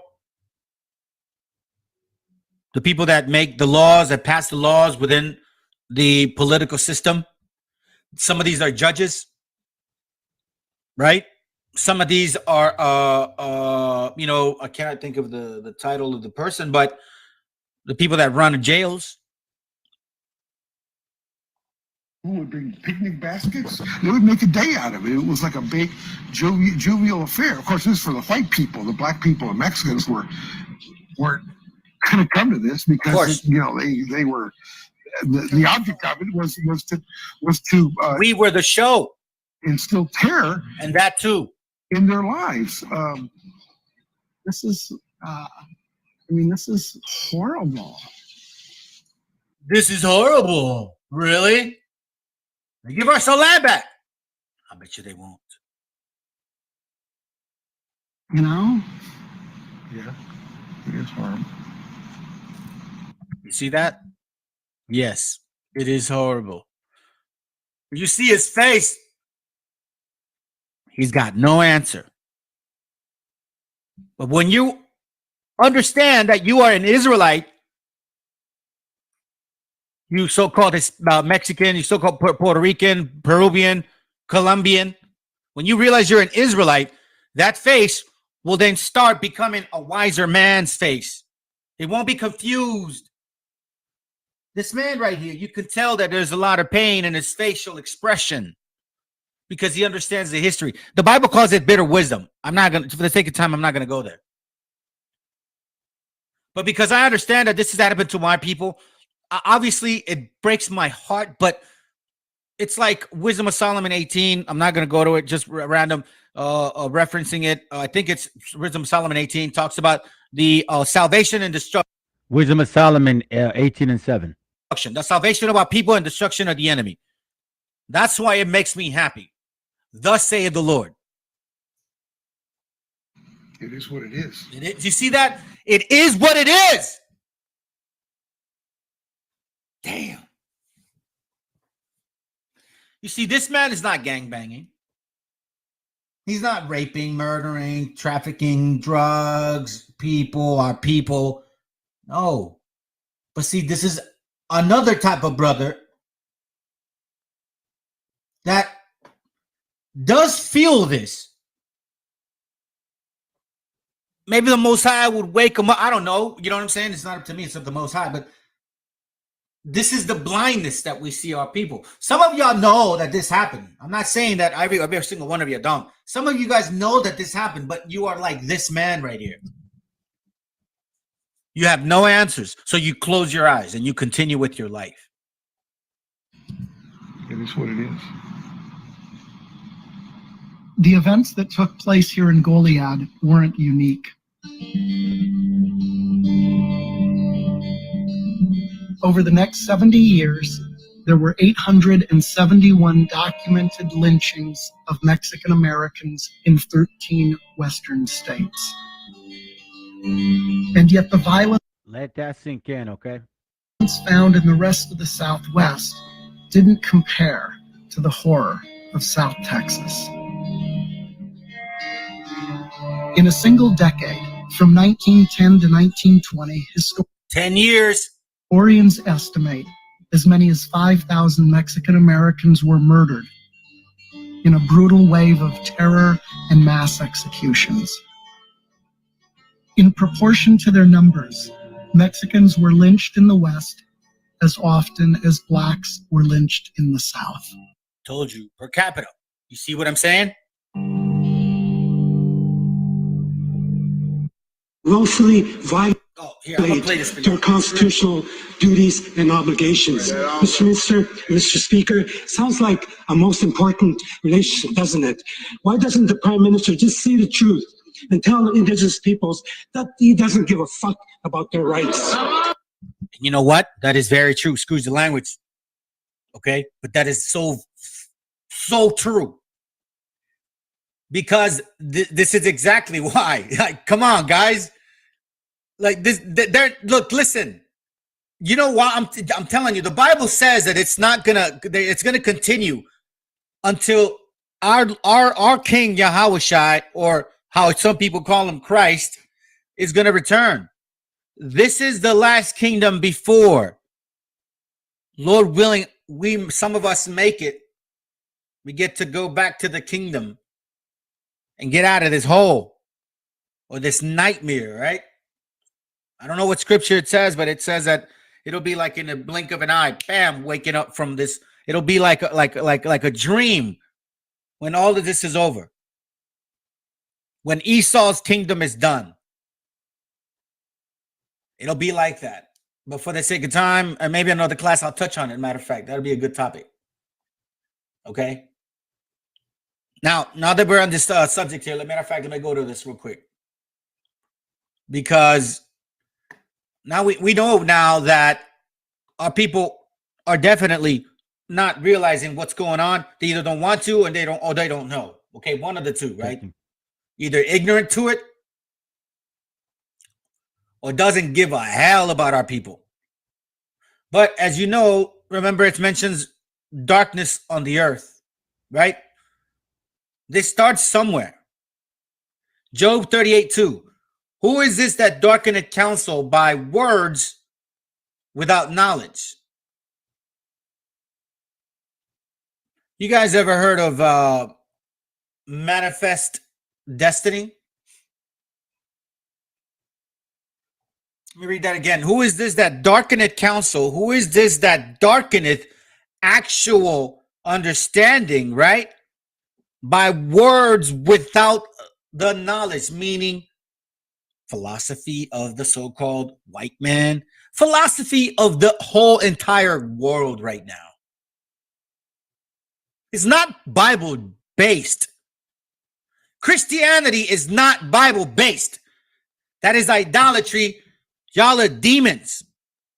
My brothers and sisters that are entrenched or engulfed, right, in this hellhole that you're in, I pray to God that, I pray to the Most High that he wakes you up in time. Because, again, who is this that darkeneth counsel by words without knowledge? You blind brothers and sisters, as I mentioned, we're not this way just because. There is a method to this whole madness behind the so-called white man. You see, I'm saying this because we need to know our enemy. The Bible says it. Christ came to save the children of Israel from their enemy. Matter of fact, let me go to it. Because some of y'all may think like, oh, God, this guy is such a racist. He's a racist. No. Bible says to separate ourselves anyways from other nations. Specifically, why? Because we're supposed to care for our own people first. But anyhow, watch what this is. Watch what it says here. Luke chapter 1, verse 67. 68. Blessed be the Lord God of Israel. Lord God of Israel is, okay, let me continue. For he hath visited and redeemed his people, and hath raised up a horn of salvation for us in the house of his servant David. We're talking about Christ. As he spake by the mouth of his holy prophets, which have been since the world began. That world is Israel. Which have been since the world began, right? Also, these prophets have always prophesied about our King, Yahushua, Christ.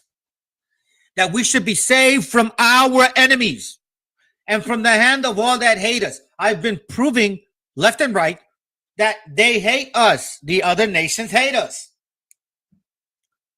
It says here that we should be saved from our enemies and from the hand of all that hate us. What remember, semicolon here. Let me make sure that we understand, because I know that some of us, hold on a second. Semicolon. Don't really know some of these definitions, right? The semicolon, let me just share something with y'all. The semicolon in the verse is basically means this, okay? Semicolon is amongst the young, hold on. I just need to know. Is used to join two or more ideas in a sentence. Those ideas are then given equal position or rank. So it's like a continuation of a thought in a sense, right? So it says here, it's a semicolon. Where? Verse 71. That we should be saved from our enemies and from the hand of all that hate us. So why should we be saved from our enemies and the hand of all that hate us? Because of this, to perform the mercy promised to our fathers and to redeem his holy covenant. Redeem is like you buy a lottery ticket, you win the lottery, right? Sorry to use it, but this is one of the examples. You got a lottery ticket, you'd say you scratch it, you get $10. You redeem the lottery ticket, you get the $10 now. This is what it means. The semicolon is there to letting you know that we're supposed to be saved from our enemies, meaning what? It was going to be prophetic that Christ would come to save us from our enemies, because it was promised to our fathers, and it was a holy covenant. Let's not get that confused. And these enemies, we got to know who they are. I'm not getting off topic. I just want to show y'all something.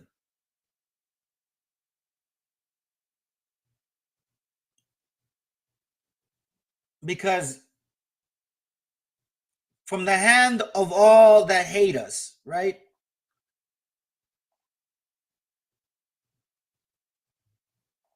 This, I'm sure you guys have heard of this, right? Manifest destiny. Watch what it says.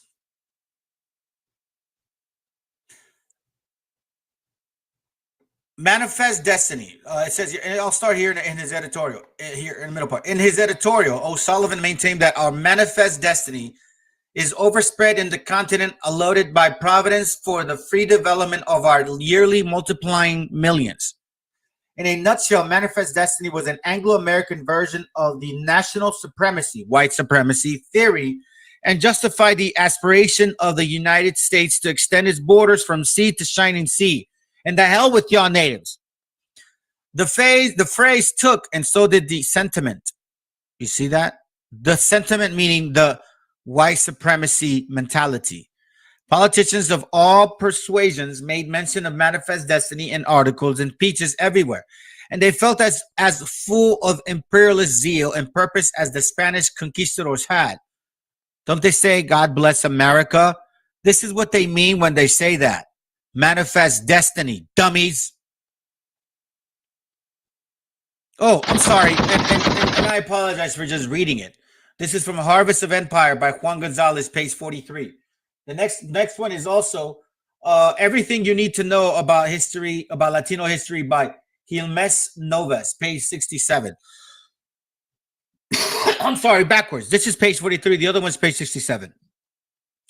It says, proponents of manifest destiny saw Latin America as inferior in cultural makeup and berate of democratic constitutions. Our country's Calvinist belief reinforced those territorial ambitions perfectly. Americans could point to the nation's prosperity to its amazing new network of canals, steamboats, and railroads as proof of their God-given destiny to conquer the frontier. God bless America. I'm not lying, guys. Newspapers and magazines of the day were replete with articles who noted phrenologists like Dr. George Caldwell and Dr. Joshua C. Knott, who pronounced the superiority of white Europeans over Indians, blacks, and Mexicans. You Israelites! Romans 9:4, who pertaining to the adoptions, the glory, the covenants, the promises, the salvations. Sorry to mess it up, but this is who you are. You see that? Who propounded the superiority of white Europeans over Indians, blacks, and Mexicans. Why is that? Because Esau hates Jacob. To the Caucasian race is the world indebted for all the great and important discoveries. To you so-called white man that says, why are you calling us Caucasians? Y'all calling yourselves Caucasians. Important discoveries and inventions and improvements that have made in science and the arts. Caldwell wrote in his influence thoughts on the original unity of human race. Not one of the South's best-known surgeons took Caldwell's view one step further. He urged the need for eugenics to keep the white race pure. Wherever the history of the world, the inferior races have been conquered and mixed in with the Caucasians. The latter have sunk into barbarism. This is manifest destiny, guys. They are not ever going to back away from this teaching. Your votes don't count. Negro, your votes don't count. Beaners, spicks. That's what they call us, man. Wetbags. Job 38 and 2. Who is this that darkeneth counsel by the words without knowledge? Isn't this a way to make you feel inferior? Mr. Hispanic man, that's why you're blind. That's why some of y'all don't want to face reality, because this is what you see. You don't see the Bible. You don't know the Bible. So this is what you see. Superiority over you. And some of y'all may say like, nah, I don't feel that way. Yeah, you do. You know why? Because you ain't coming back to the Most High. Ain't nothing out there for you.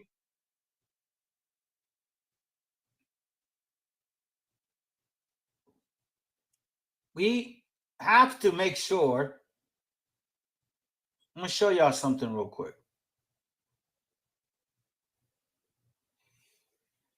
Let me read this again. I noticed something, and I think I might have forgotten the point. Fear our country's Calvinist belief. Oh, okay. Watch this. All right. It says here, manifest destiny. And a matter of fact, let me see it. I may just end up touching it later. Matter of fact, yeah, I'll touch it later. Let me move on from this here real quick. I'm going to move on. I think I've made my point. Enough. All right. So remember, now that we understand this whole concept of their superiority, this is why I keep saying some of y'all are blind, because you really, really don't realize. Like, for example, the Bible is your book, and you still want to be blind to the fact that, oh, we're Gentiles and why Jesus came to save us, and you're teaching wrong doctrine. No, no. Y'all are under the cloud of darkness. Remember I mentioned, it says here, who is this that darkeneth counsel by words without knowledge? All right. Who is this that claims that the servant is now the king? Eugenics, right? Or manifest destiny. In case some of y'all so-called Latinos don't know, the Bible is prophetic. Watch this. Deuteronomy 28:44. So this manifest destiny, this superiority, right, has made the rest of our brothers and sisters and the rest of the countries out there, right, that we live in amongst ourselves. It's in Spanish. It says that Latinoamérica es el trasero del Anglo. Deuteronomy 28:44. He shall lend to thee, and thou shalt not lend to him. He shall be the head, and thou shalt be the tail. Meaning, you'll be the ass. Okay?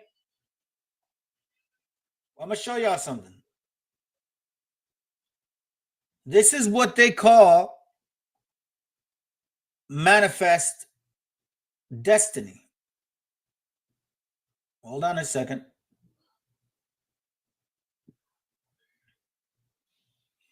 Let me see. I have it. I know I had it here.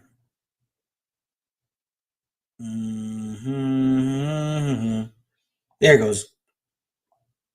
Watch this. Why is Mexico considered the backyard of USA? Now, Mexico, and I'm talking about from Mexico down all the way down south. The term America's backyard was coined during the time as a reference to Latin America. America's backyard. You see this? America's backyard is a concept often used in political science, supposedly. Here goes right here. Since the establishment of the U.S., international relations have been politically important by securing the nation's developed democracy and influential power. With Latin America, its closest proximity is the U.S. Right? Remember this, guys. Guys, remember, like, I don't want to forget you. Look, we're the backyard. Thou shalt be the head. They shall be the head. We shall be the tail. We shall be the ass. You see this? We're the backyard. We're the tail.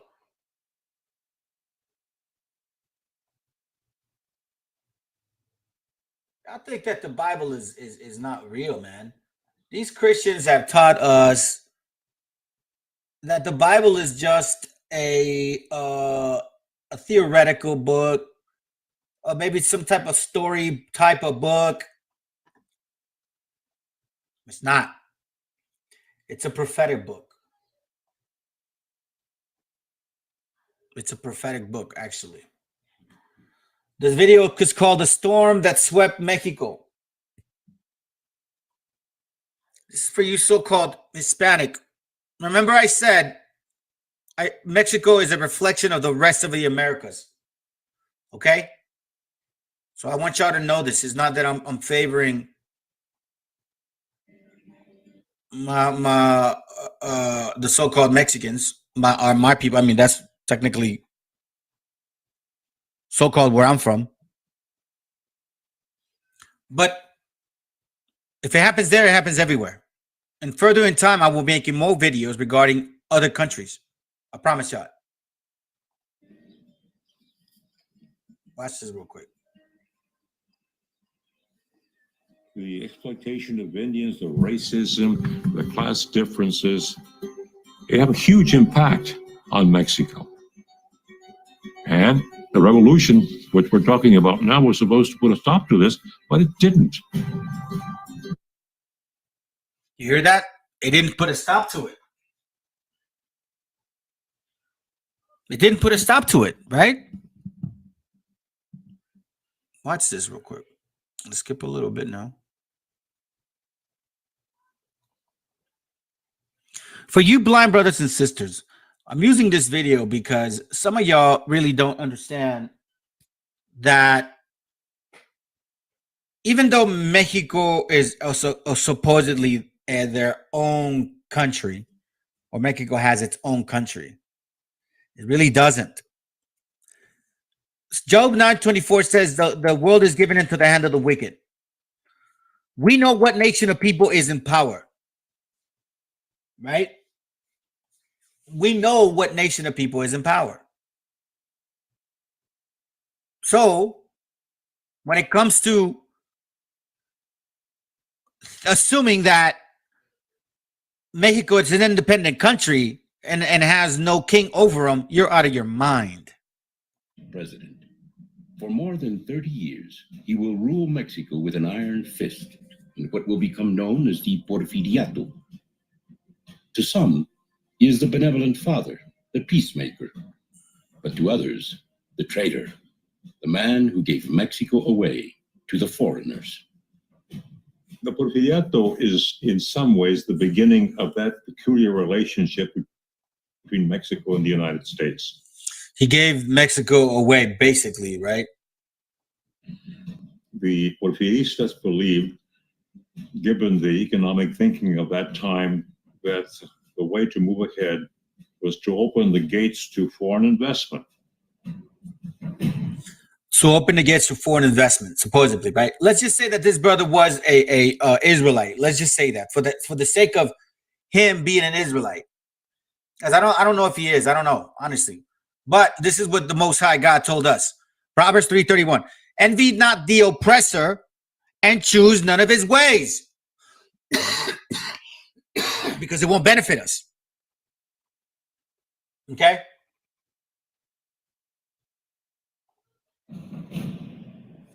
Mexico was right next to the United States. So Mexico was largely an economic colony of the United States by 1900. An economic colony, meaning that this country, the nation, the USA, was going to what? An economic colony of the United States. So let me read that. Mexico was largely an economic colony of the United States by 1900. Largely an economic colony, an economic colony of America, right? It says here, watch this. Hey, brethren, if you guys can hear me, the next class is coming up right after.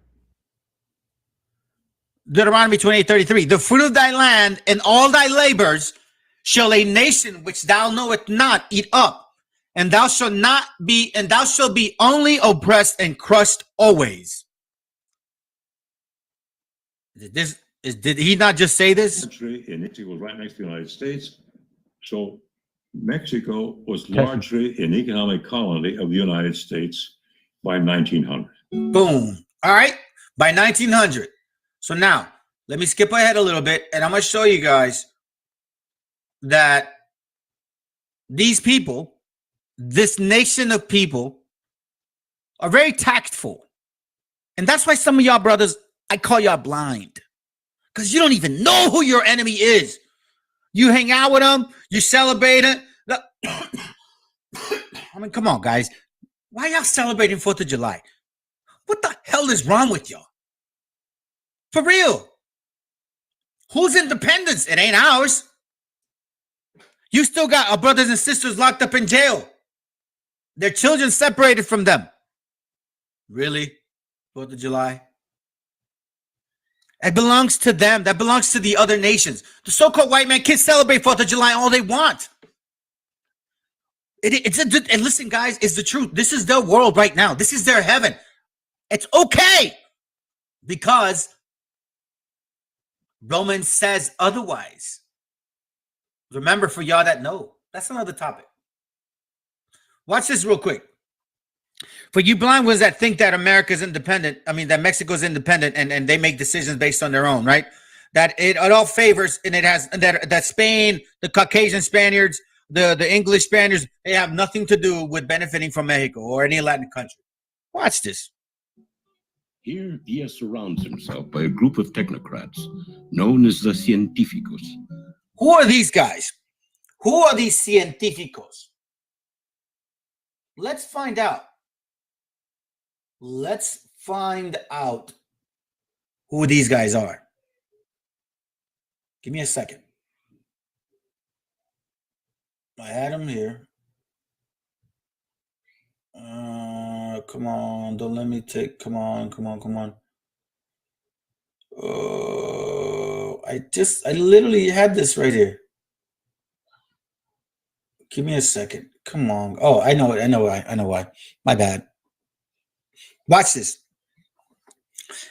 Científicos, right? The founders of the group were Rosendo Pineda, and Manuel Romero Rubio. In 1895, Jose Ibes Lamintor, the son of a French immigrant and finance minister since 1893. So this was a European, a Caucasian, Edomite, who founded this group.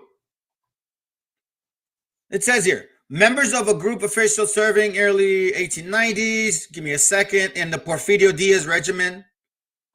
They were influenced of positivism, philosophy. Y'all can find this. And it says here, philosophy of the French Auguste Comte. Remember the scripture? Envy not the oppressor, choose none of his ways. But anyhow, these guys were all about the European interest, the Anglo interest. Right? Look at this. The científicos advocated what they considered to be the practical application of scientific methods, specifically those of social science, to problems of finance, the industrialization, and education. It wasn't going to benefit our people. See this guy? The son of a French immigrant. They care about their people, not ours. I'm going to show y'all something real quick. Let me see if I should show you guys now. I'll wait on this. Watch this.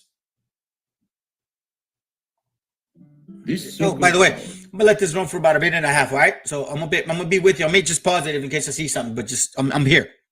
Controls much of the nation's wealth, with little regard for anyone outside their circle. The científicos. See? Let me play that again. Victims himself by a group of technocrats known as the científicos. This circle of power. Hold on. My apologies, guys. With Tecnidiato is Mexico City. Here, Diaz surrounds himself by a group of technocrats known as the científicos. This circle of power controls much of the nation's wealth, with little regard for anyone outside their circle.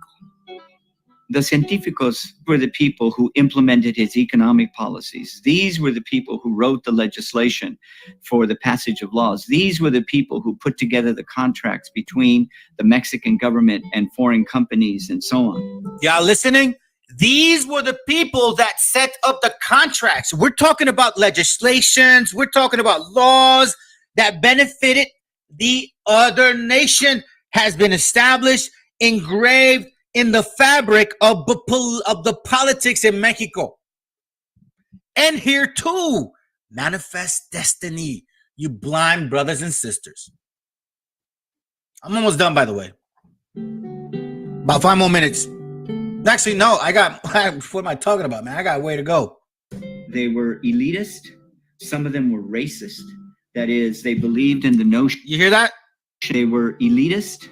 Some of them were racist. All of them were racist. They're not our people.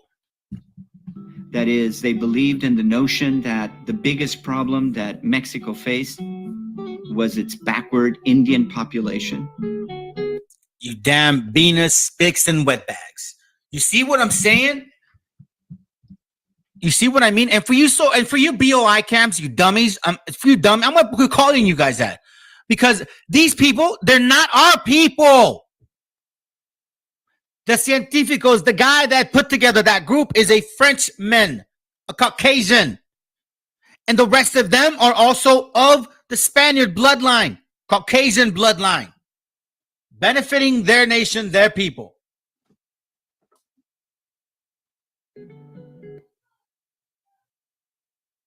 I'm gonna show y'all something real quick.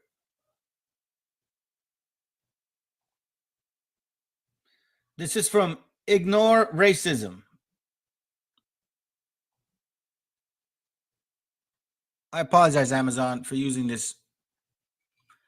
In the book Jacket of Alienation, Peter Brimwell writes that Latinos within the United States are less educated, less skilled, more prone to trouble with the law, less inclined to share American culture and values, and altogether less likely to become Americans in name and in spirit.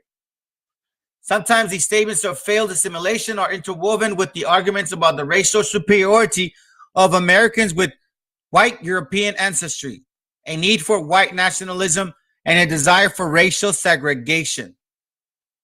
Few would doubt that within this context, statements of failed Latino assimilation and adherence to Anglo-American norms represent part of the racial ideology of old-fashioned racial bigotry, rooted.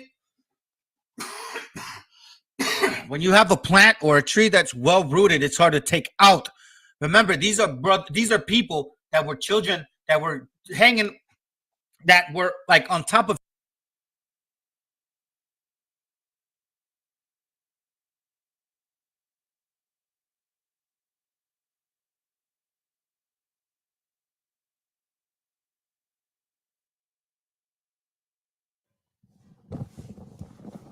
This is when I realized, fam, that they blocked my channel. At this point, I found out later that they blocked my channel for like several minutes. I do not know who did this to me, but they did it to me several times. Watch this.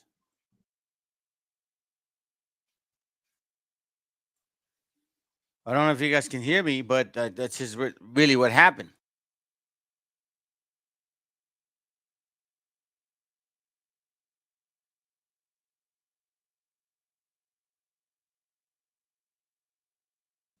The front runner of perpetual hatred towards you Hispanics and Native Indians against the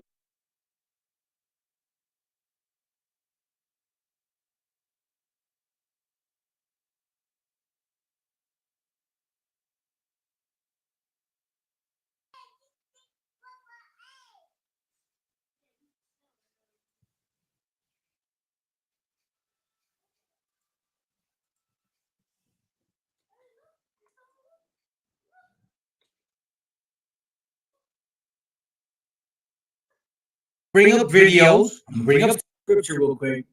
And as you know, I'm gonna bring up videos, I'm gonna bring up scripture, I'm gonna bring up material, right? To make sure that you guys understand, right, exactly what I'm trying to teach.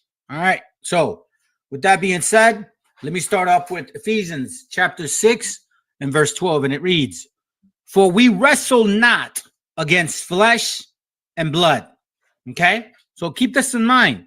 We wrestle not against, let's say, for somebody that's in front of you physically, an actual physical individual, but against principalities, against powers, against the rulers of darkness of this world, the rulers of the darkness of this world, against spiritual wickedness in high places. Okay. So your enemy, my brothers and sisters, is being supported by spiritual wickedness, like Job 9:24. I'm not going to read it, but it says the earth is given into the hand of the wicked.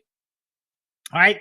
We know that the so-called, and again, I know that there are other, like Psalms 83 mentions other nations, but I'm going to tell you this right now. The front runner of perpetual hatred towards you Hispanics and Native Indians is the so-called white man.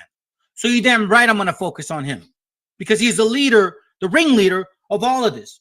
All right. So now let me put up this. Let me keep going. So I'm gonna put up this video. It's from a movie. It's called The 13th Warrior. Hopefully, man, they don't block me, man. Because again, this is under copyright, right? Disclaimer. I want to make sure that you guys understand. Under Section 107 of the Copyright Act 1976, allowance is made for fair use for purpose of such as criticism, comments, teachings, education, scholarship, and research. Fair use is a use permitted by the copyright statute that might otherwise be infringing.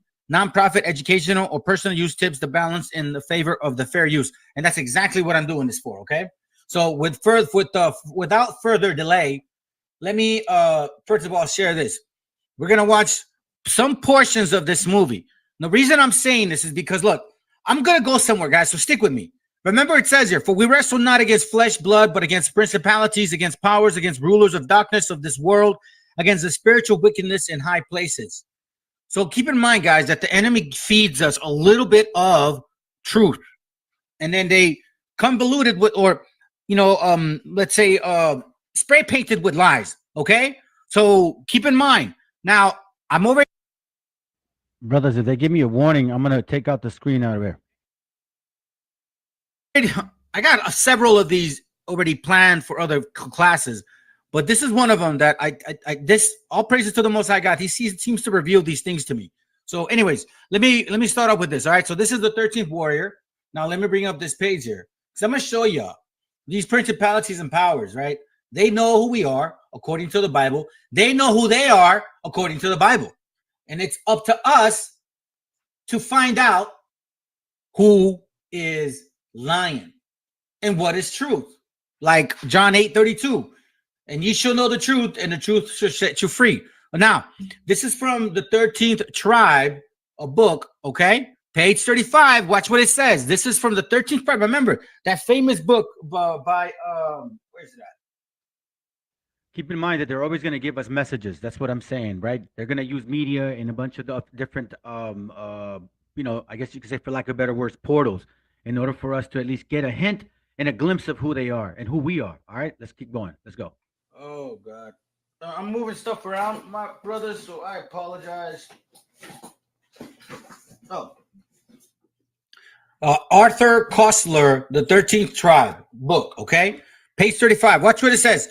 This is the book of Ahmad ibn Fahlan, ibn al-Abbas, ibn Rashid, ibn Hamad, an official in the service of General Muhammad Ibn Sulaiman, the ambassador of Caliph al-Muqtadir to the king of the Bulgars, in which he relates what he saw in the lands of the Turks, the Khazars.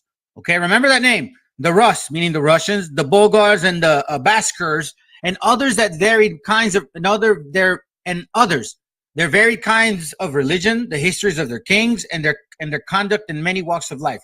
Okay, so remember, this is from the 13th tribe book.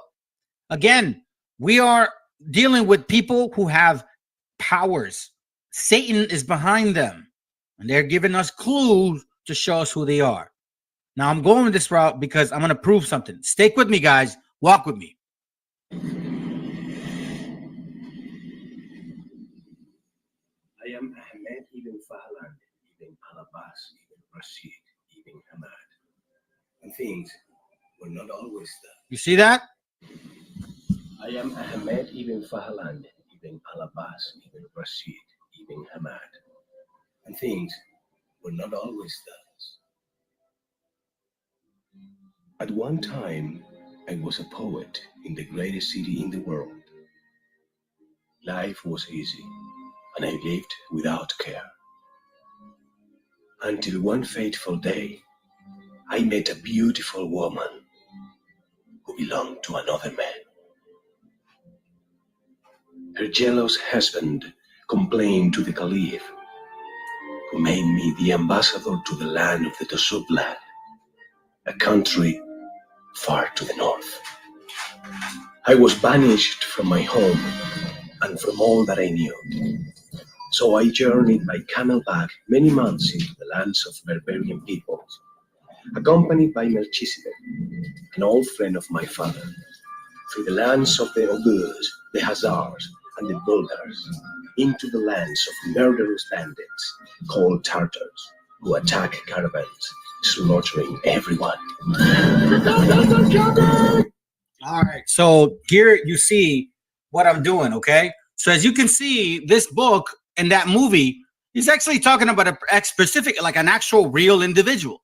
Ahmed ibn Fahlan, ibn al-Abbas, ibn Rashid, ibn Hamad, an official to or ambassador of Caliph al-Muqtadir, okay? So obviously with movies, they tend to, make it a little more dramatic, whatnot, right? But anyhow, I want to make sure because look, he's saying that, obviously this guy's an Arab and he's going to these areas, Turks, Khazars, Rus, Bulgars, right?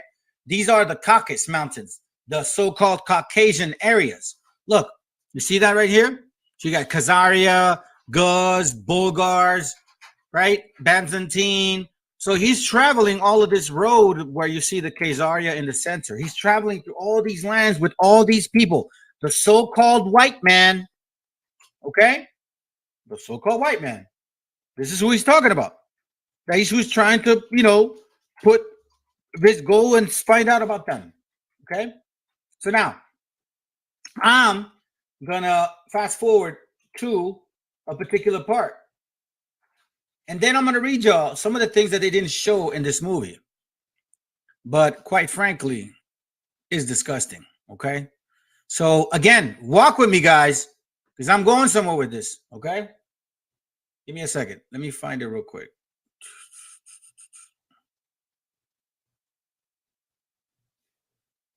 Here it goes. Here it goes right here. Watch this.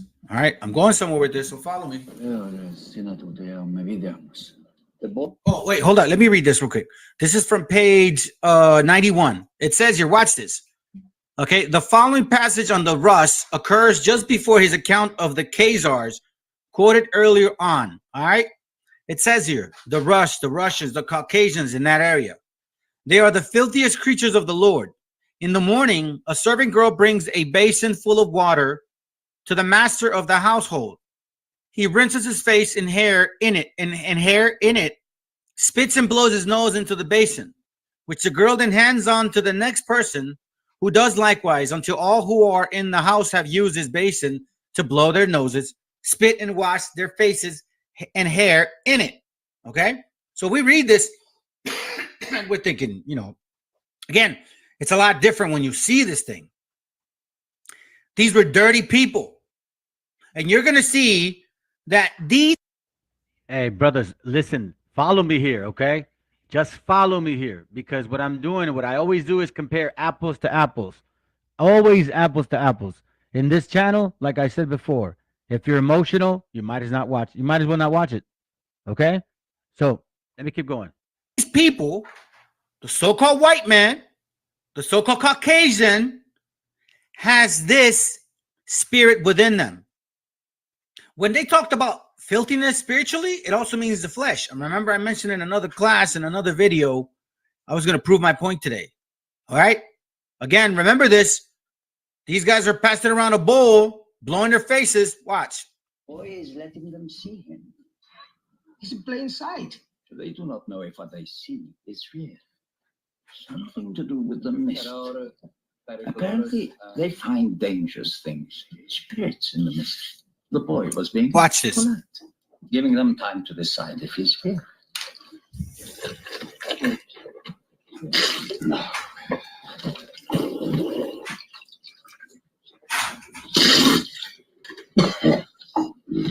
Tale religiosus resine nomine.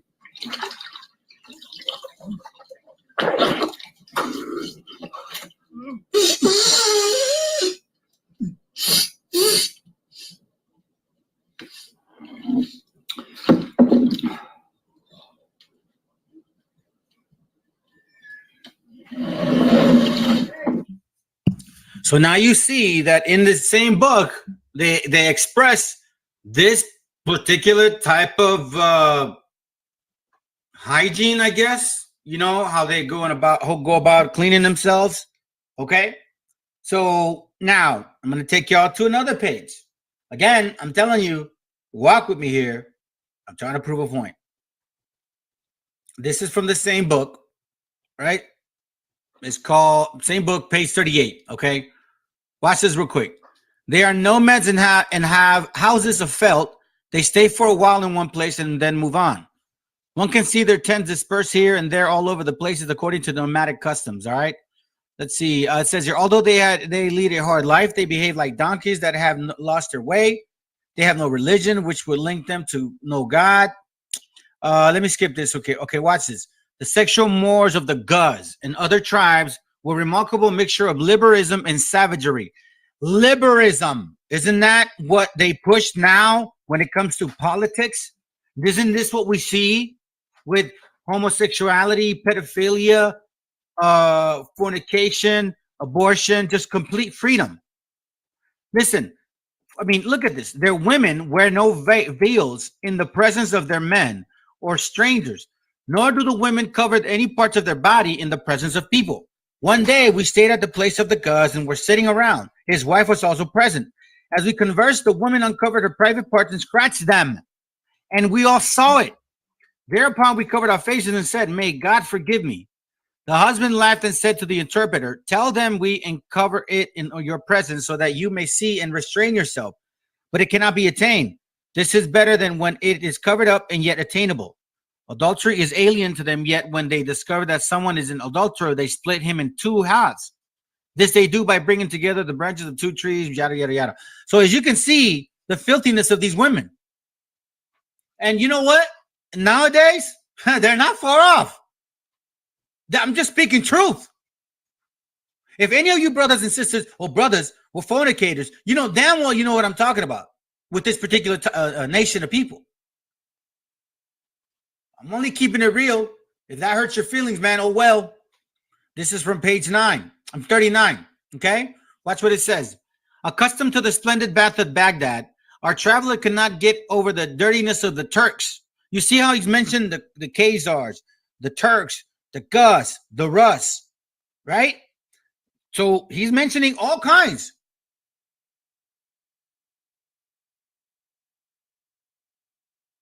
Guys, accustomed to the splendid bath of Baghdad, which are the Ishmaelites, you know what I'm saying? The so-called Arabs. Our traveler could not get over the dirtiness of the Turks. The Gus did not wash themselves after oh gosh, watch this. The Gus do not wash themselves after defecating and urinating, nor do they bathe after seminal pollution or on other occasions. Think about that for a moment. Think about the stank. They refuse to have anything to do with water, particularly in winter. When the Gus commander-in-chief took off his luxurious coat of brocade to don a new coat the mission had brought him, they saw that his underclothes were fraying apart from dirt, for it is their custom never to take off their garment. They wear clothes to their bodies until it disintegrates. Another Turkish tribe, the Baskers, shave their heads and eat their lice. Remember that. Shave their heads and eat their lice. They search the folds of their undergarments and crack the lice with their teeth. You hear that? I'm picking your hair and I'm eating your lice. Then they say, remarkably, they are delicious. Disgusting. Disgusting. But you know what? Honestly, I mean, let's just be real, man. That's who they are. And I'm going to prove that. I'm going to prove that today as we continue. Let me take this out here. This is from the American Holocaust, okay? Matter of fact, you know what? Let me skip that. Hold on a second. Watch this real quick. I'm going to show y'all so at least we can stay in the same vein and you'll know exactly where I'm going. This is in the past. Remember the Caucasus Mountains, right? These Caucasus tribes, okay? The so-called white man and their ways. You would think, oh, it's just in the 700 AD. No, it continues to this day. Watch this real quick. Said I'm going somewhere. The truth universally acknowledged that everybody in history pooped.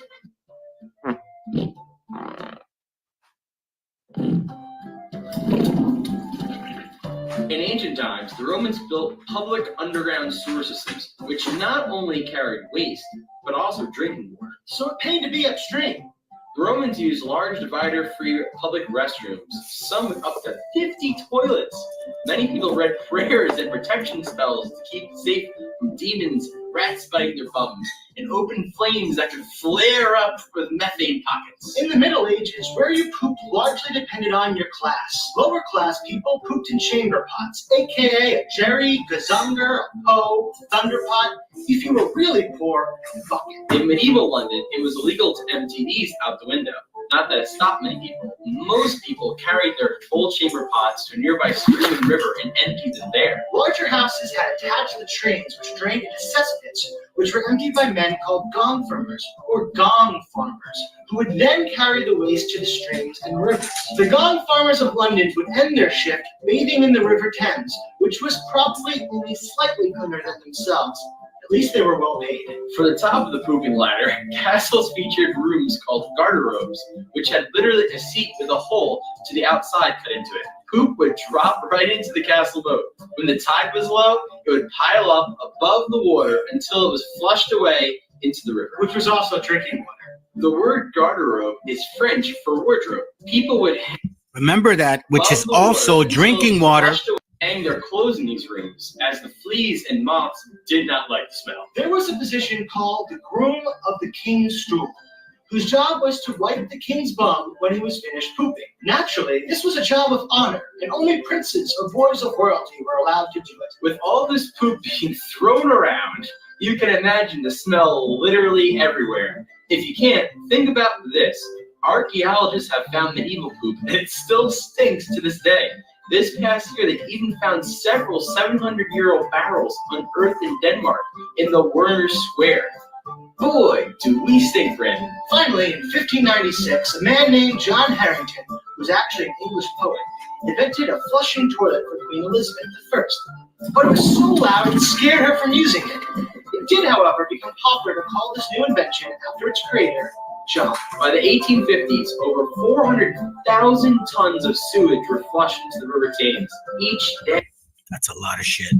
Around 150 million tons of poo a year. Eventually, in the 1880s, a man came along who invented the ball cock. Remember this, okay? Remember it. So-called man. Somebody came along and invented this, supposedly, and I guess deodorant too. And we'll touch about that later. Other patents, which helped silence the scary flushing toilets, leading to its widespread adoption. His name? Thomas Crapper. Fun fact, the U.S. Navy has developed... So you see this, okay? So now let me pull this up real quick here. I'm going to take this off because I want to make sure that there's no confusion. All right, look, watch it. This is from Medieval Hygiene, Practices of Medieval Ages, okay?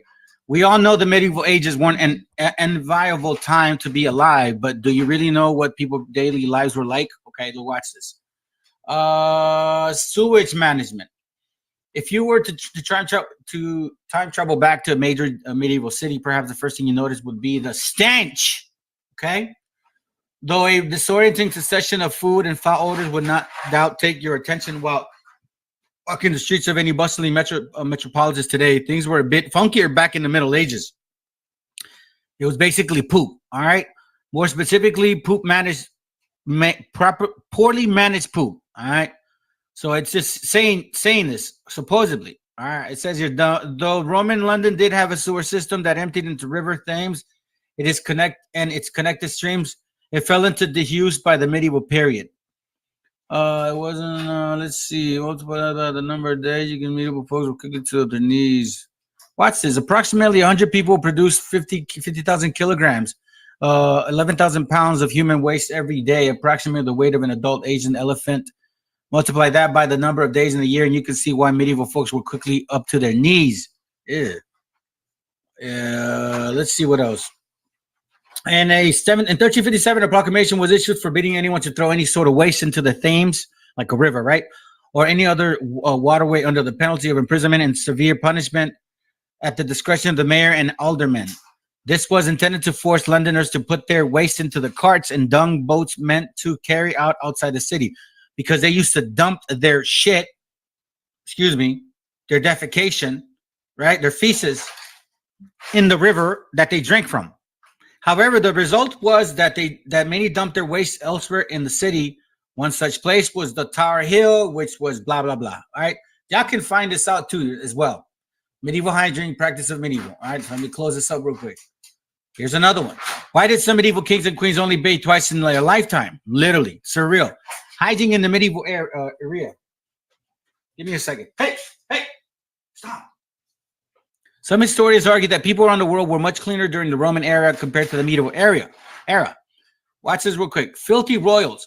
Many royals saw themselves as being above everyone else. being so special that they had this aura around them, which would be vanished if washed. All right. So as you can see, others believe that it was impossible for them to get dirty as they were divine royalty. Watch. One example is Queen Isabella, who admitted to only having bathed twice in her lifetime. The first time was when she was born, which does not really count in my opinion. And the second time was before her wedding. That's nasty right there. Nasty ass. Oh man. Watch this guy. This is King Louis XIV, I guess, of France. 1643 to 1715. It's not that long ago, guys. No matter how far we stay from dirt, our bodies still manage to accumulate dirt particles and, more importantly, bacteria. Our bodies are like a sponge for bacteria, and everything we touch, we sweep the dirt off it. This was definitely something that King Louis of France wasn't aware of. He was also an advocate of bathing twice in his lifetime, but once again, did not mean that he did not use alternatives. During the 17th, 18th century, French aristocrats tried to avoid bathing as much as possible. To replace water and soap, they used face powder, natural oils, perfumes to hide all the dirt and smell accumulated. This is why we have perfumes, guys. The French, the Caucasian man and woman created this because they hate showering till this very day. That's why you see actors, Edomite actors saying they don't shower. Not new, guys. Check this out. It says here he would wake up every morning and use half a bottle of perfume, which was enough for the whole castle to smell the presents. Watch this. It is said that the king was so scared of water for some reason. The only times he did bathe was when he was wasted drunk. That would be the moment his servants would force him to bathe, because he stank. Okay, so that's right there. This is also the French, right? The British, you pilgrims. Yeah, you're gonna say, well, if you're a so-called British, you're gonna say, well, those are French. No, you guys are the same nation. When the Mayflower Pilgrims arrived in Plymouth in the 17th century, they didn't smell terrific. According to the Native American accounts, unlike the Wampanoag, these Europeans didn't bathe regularly. A surviving member of the Petuashaw, I believe, nation named Tisquantum or Squanto even tried and failed to convince them to start washing themselves. Wow. Bathing, as you know, and I know, it was very, very uncommon until later in the 18th century. It talks about this guy again. Watch it. The separatist pilgrims and Puritans who followed them may have even thought of submerging their whole body in water was unhealthy. You see this? The so-called white man just hated water, and even to this day, I know they do. All right, so let me go ahead here. Now, this is from mexicolori.co.uk. Aztecs kids, you guys can find this. Watch what it says about them. And I'm going to show something else as well, okay? It says, as the conquistadors approached the Mexica capital of the Aztecs, covered the Spaniards with incense. Watch this. I'm sorry, let me read it again, slow down. As the conquistadors approached the Mexica Aztec capital, the Aztecs covered the Spaniards with incense. I wonder why. The Spaniards took it as an honor, but the Aztecs just couldn't stand the pong. Wow. Many things about the Aztecs amaze the conquistadors, like their super fertile chinampas, or floating gardens, and the size of their great capital city. When in Europe, roads were never swept, and people just emptied their chambers pots into the streets, which we read and saw, the Aztecs employed 1,000 cleaners to sweep and water their streets daily, built public loos in every neighborhood, and carried human poo and canoes for use as fertilizer. While London was still drawing its drinking water from the polluted river Thames as late as 1854, the Aztecs supplied their capital with fresh water from the nearby hill of Chapultepec by means of 2 aqueducts. The sacred importance of the water is clear for the Aztecs word for city, Altepetl, which means water mountain in Nahuatl. But probably nothing seemed more weird to the Spaniards than the Aztec attitude to personal hygiene. Simply put, the Aztec being clean was cool. One conquistador reported in a tone of wonder that Moctezuma bathed twice a day. He did, but there was nothing extraordinary about that for an Aztec, since everybody bathed often, and many of them every day in the rivers or pools, which basically I do at least twice a day. They didn't have true soap, but made up for it with the fruit of what the Spanish called soap tree and the sticky root of the soap plant. Both gave a lather rich enough to wash body, hair, and clothes with here's a picture, right? The Mexica also used deodorant, breath freshener, and ash to clean their teeth with in parentheses, Spaniards of the time cleansed theirs with urine. The so-called white man used to brush their teeth with urine. The Aztecs cleaned their bodies and souls with steam baths.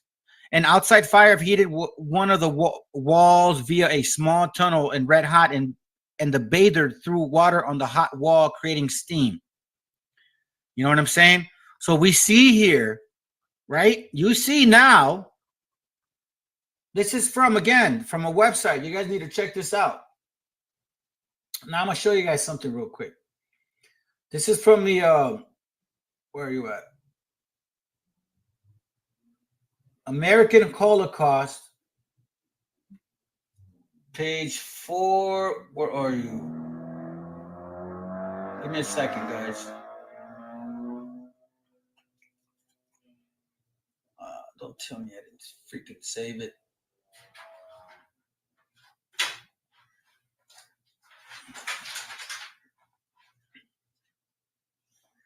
Give me a second. I know where to go.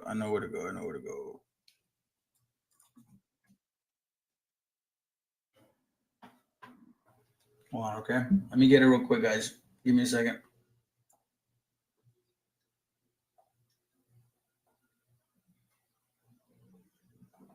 Remember the thought. This is from American Holocaust, page 4 and 5. Watch this. Impressive as Iztapalapa was, the Spanish were seeking the heart of the great empire, so they pressed on. In addition to the cities that surrounded the Lake of the Moon, other towns were like Tenochtitlan, built on smaller islands within it. As they neared the area that would take them to Tenochtitlan, Bernal wrote, watch this real quick. Let me just write this real quick so I don't forget, okay?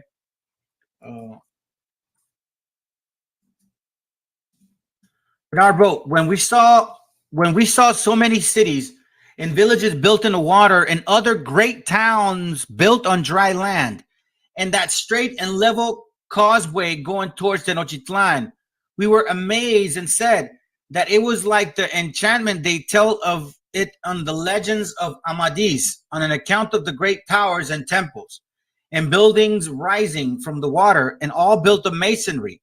And some of the soldiers even asked whether the things that we saw were not a dream, right? So now finally they're getting through Tenochtitlan. Watch this, okay.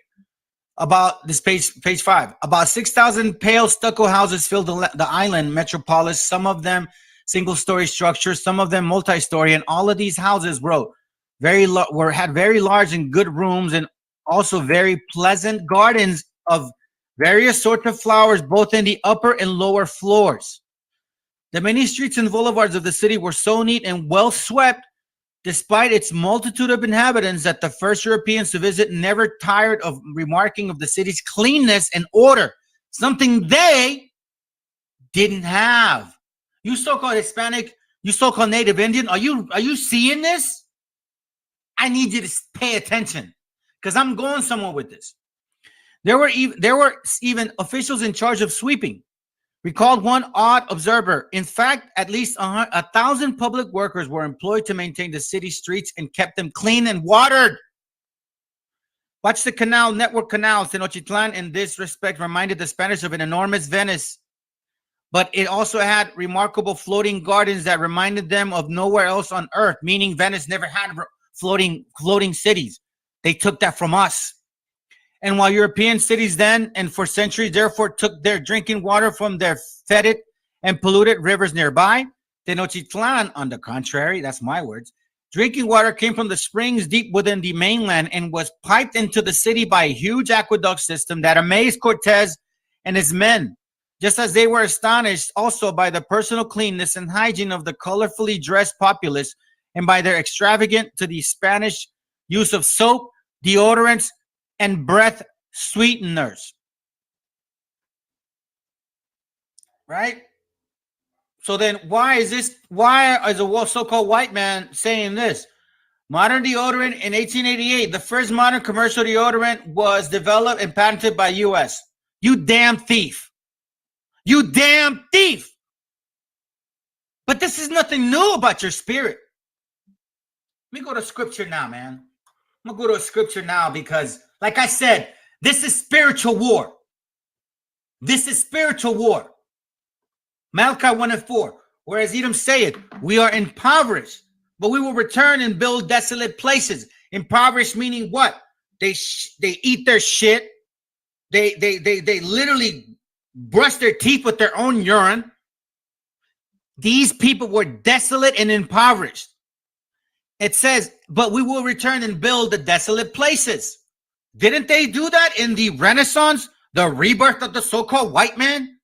Thus saith the Lord of hosts, they shall build, but I will throw down, and they shall call them the border of wickedness, and the people against whom the Lord had indignation forever. So you follow and see what's going on? Give me a second.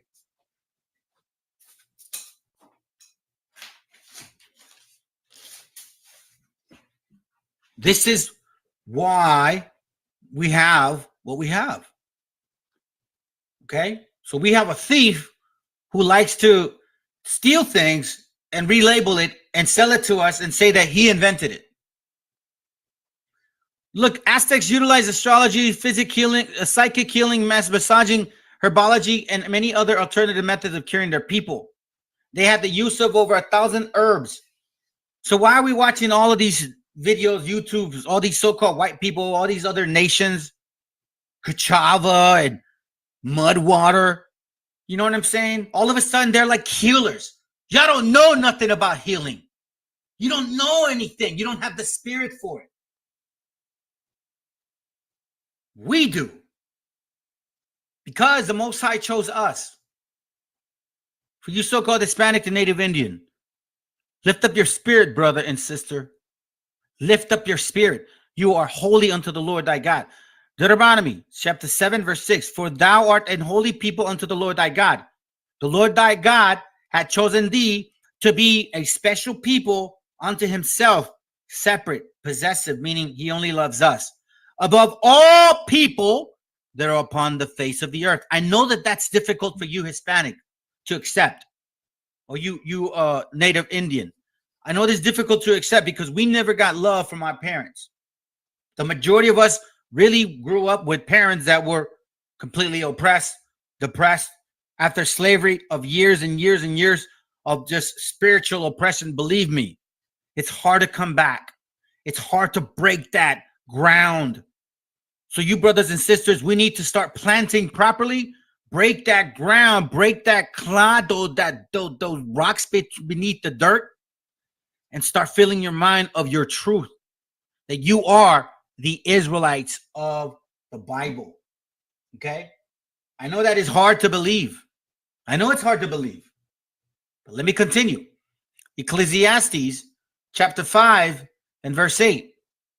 And quite frankly, it's difficult to believe because obviously if we're above all other people, then why the hell is this happening? Right? But watch this. Ecclesiastes chapter 5 verse 8. It reads, if thou seest the oppression of the poor and the violent perverting of judgment and justice in the providence, right? Again, if we see the oppression of the poor and violent perverting of judgment and justice in the providence, so as you can see, this is going on right now to you so-called Hispanic and Native Indian. But watch what the scriptures say. Marvel not at the matter, for he that is higher than the highest regardeth, and there be higher than they. Okay? So marvel not at the matter. But I am bringing this up because it's important for our people to know who our enemy is, who you are according to the Bible, and that we have laws to keep in order to change this whole I'd say diagram of oppression. All right? I'm not trying to use fancy words here, but sometimes they come. So now let me go to watch this video here real quick. So now let's get to the nitty-gritty.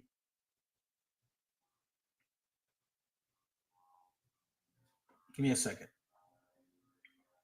Take this off, take this off.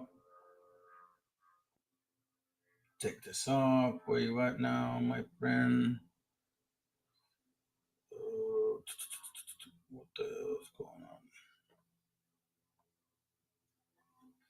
I have a video here, and again, brothers, you know, this is what I'm talking about.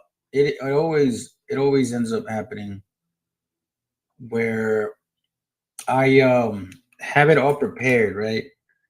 And all of a sudden, certain classes or particular videos, they just like disappear from my tab. You know what I'm saying? And it literally like shocks me because I mean, I understand, but like, man, Esau is hard pressed on making sure I don't push this. Give me a second. Where are you at? Where are you at? And again, I already had it set, but apparently, okay, I got it. Hold on.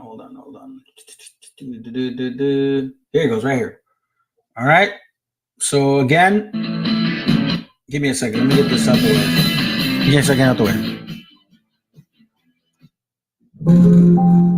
Everything we know. Okay, so now I'm gonna show y'all something, a video. Again, I told y'all, man, walk with me. I'm going somewhere. This is the dark history of gasoline bath at the border. Okay, I'm gonna stop and go. So just, you know, walk with me, guys. Let's continue with the class. I got everything set. All right, here we go. About Carmelita Torres is from a few newspaper accounts in 1917. They called her an auburn-haired Amazon. Now the question real quick, but why do they call her an auburn hair Amazon? You know, and I looked it up. Actually. Okay. And here's why. Here's why they called her an auburn hair Amazon, right? So remember, first of all, I want to point this out, euphemisms. So the so-called white man or the enemy loves this. The substitution of an agreeable or inoffensive expression for one that may offend or suggest something unpleasant. So the Auburn, what, Amazon, right? Auburn Amazon. But what exactly does that mean? Like, why Amazon? Well, watch this. Watch this real quick here. It says, the definition of these slang words appear below the list. Amazon, ass kisser, attention whore, bad seed, Bammy, bastard, Becky. You see this? Amazon has bitch, blabbermouth, bloatware, what else? Brown noser. So there is a connotation, or this is a euphemism for a direct offense, literally. Okay, so I want to make sure that you guys understand this, because let's not forget this point. Okay, so let me go ahead and continue. Just 17 years old, she led angry women in anti-American rioting and shut down the U.S.-Mexico border. But hidden within her story is something much bigger than a single riot. It's a story about American paranoia at the border, about a toxic campaign of disinfection and discrimination, and a U.S. practice that would go on to inspire Nazi scientists. So now we're starting to see where your enemy, you Hispanic and Native Indian, they're using eugenics, because technically when it comes to anti-abortion laws, things of that nature, or gasoline baths, it all comes from eugenics. Okay, so for all you Hispanics and Native Indians who want to close your eyes and think that the so-called white man is your friend, he's not. He's proven to us since 1492, since we have records, it will never, ever change. Keep in mind that assimilation is also part of eugenics, all right? Keep that in mind as well. Don't forget.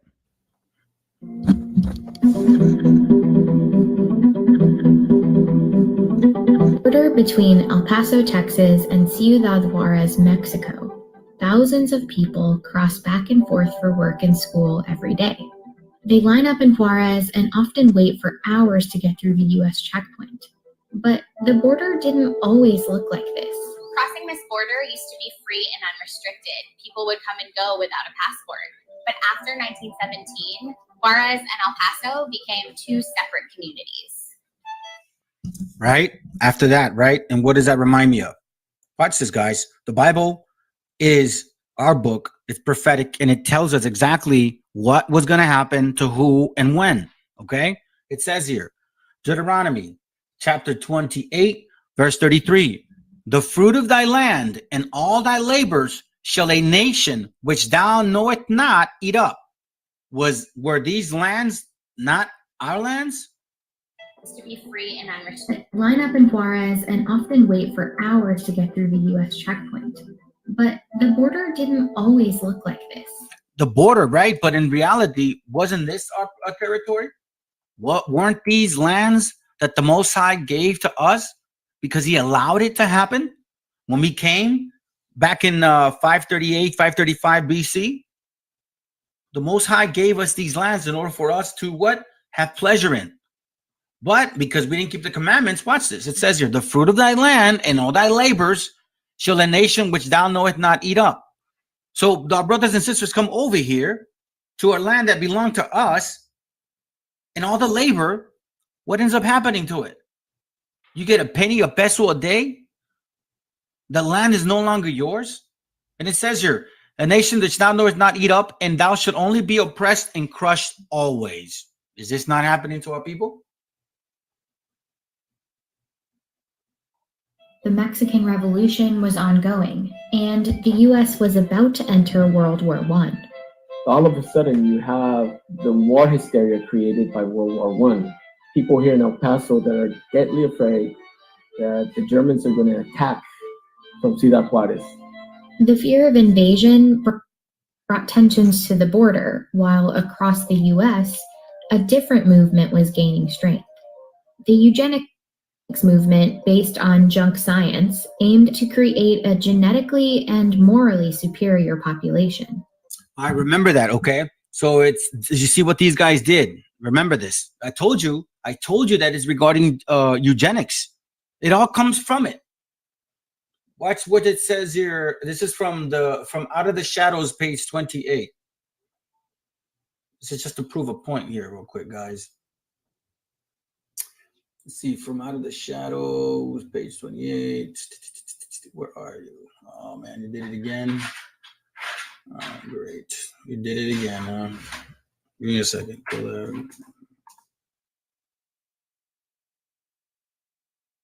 Watch this real quick, guys.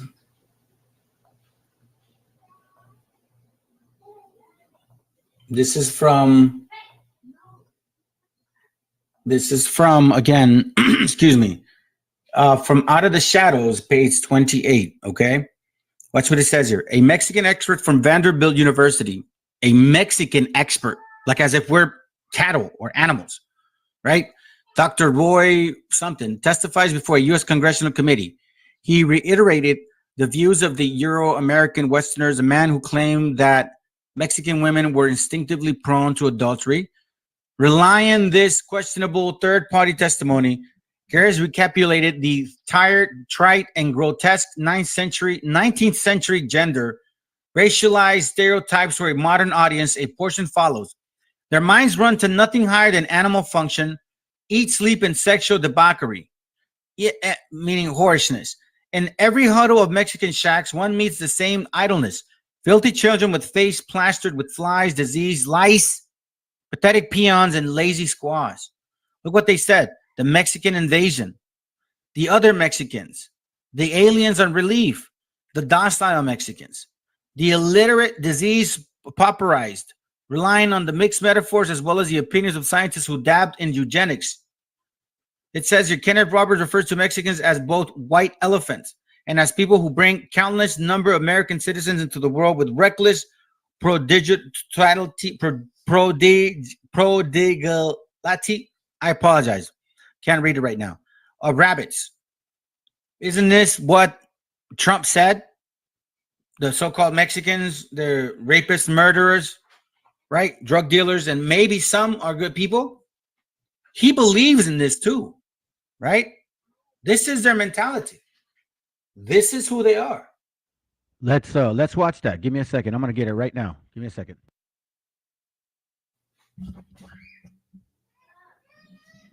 That meant stricter controls on immigration, only allowing those deemed fit to enter.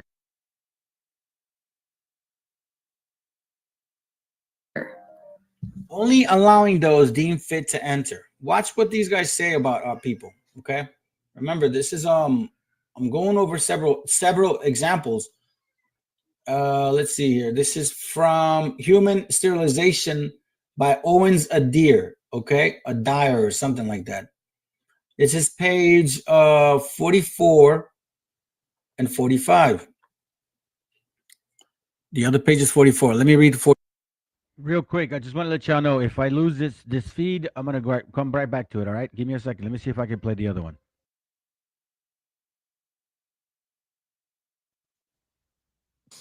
When do we beat Mexico at the border? They're laughing at us, at our stupidity. And now they're beating us economically. They are not our friend, believe me. But they're killing us economically. The U.S. has become a dumping ground for everybody else's problems. Thank you. It's true. And these are the best and the finest. When Mexico sends its people, they're not sending their best. They're not sending you. They're not sending you. They're sending people that have lots of problems, and they're bringing those problems with us. They're bringing drugs, they're bringing crime, they're rapists, and some, I assume, are good people. I love the Mexican people in their spirit, but the country of Mexico is killing us. I want to build a wall. I'm going to build a wall. I want to build the wall. We need the wall. And Mexico will pay for the wall. But we have some bad hombres here, and we're going to get them out. Shalom, Israel. Shalom.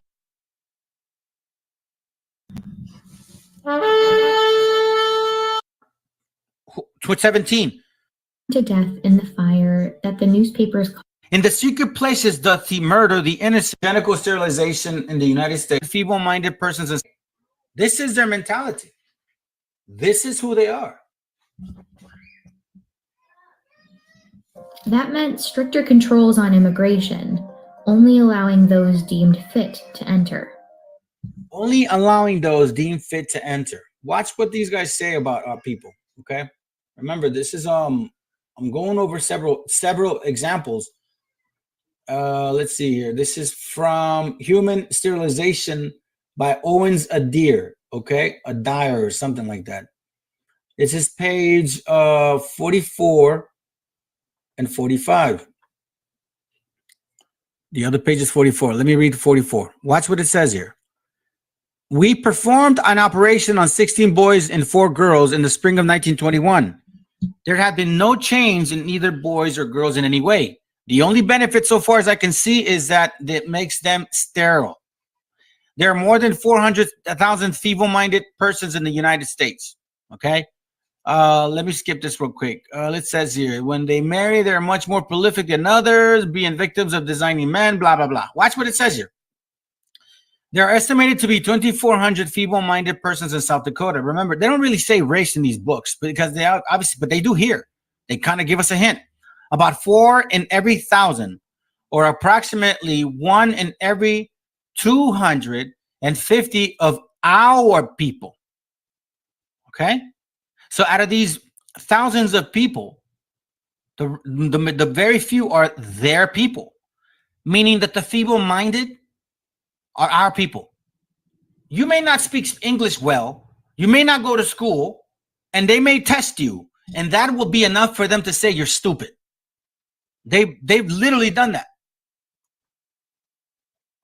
This is page 45. It says here. I guess they produce criminals. Their proactive instincts are abnormal and uncontrolled, and some of them become actually insane and dangerous. Watch this real quick. This is from Eugenical Sterilization, page. Well, it's not page. It's let me see. Maybe I'll put this one up first. Oh yeah, watch this real quick. All right. The courts have, remember, this is from Eugenical Sterilization in the United States by Harry Laughlin. This is page 6 of one of the prefaces, I guess. The courts have special functions to perform in the suppression of crime. The first of these are to enforce the laws impartially and justly. All right. So it says here. Let me kind of get around here. Municipal court to make public such incidental information as a relationship between degeneracy and crime and the relationships to heredity. This is when they started keeping track of like all our so-called crimes as race, right? Through the reports of its psychopathetic laboratory. Watch this.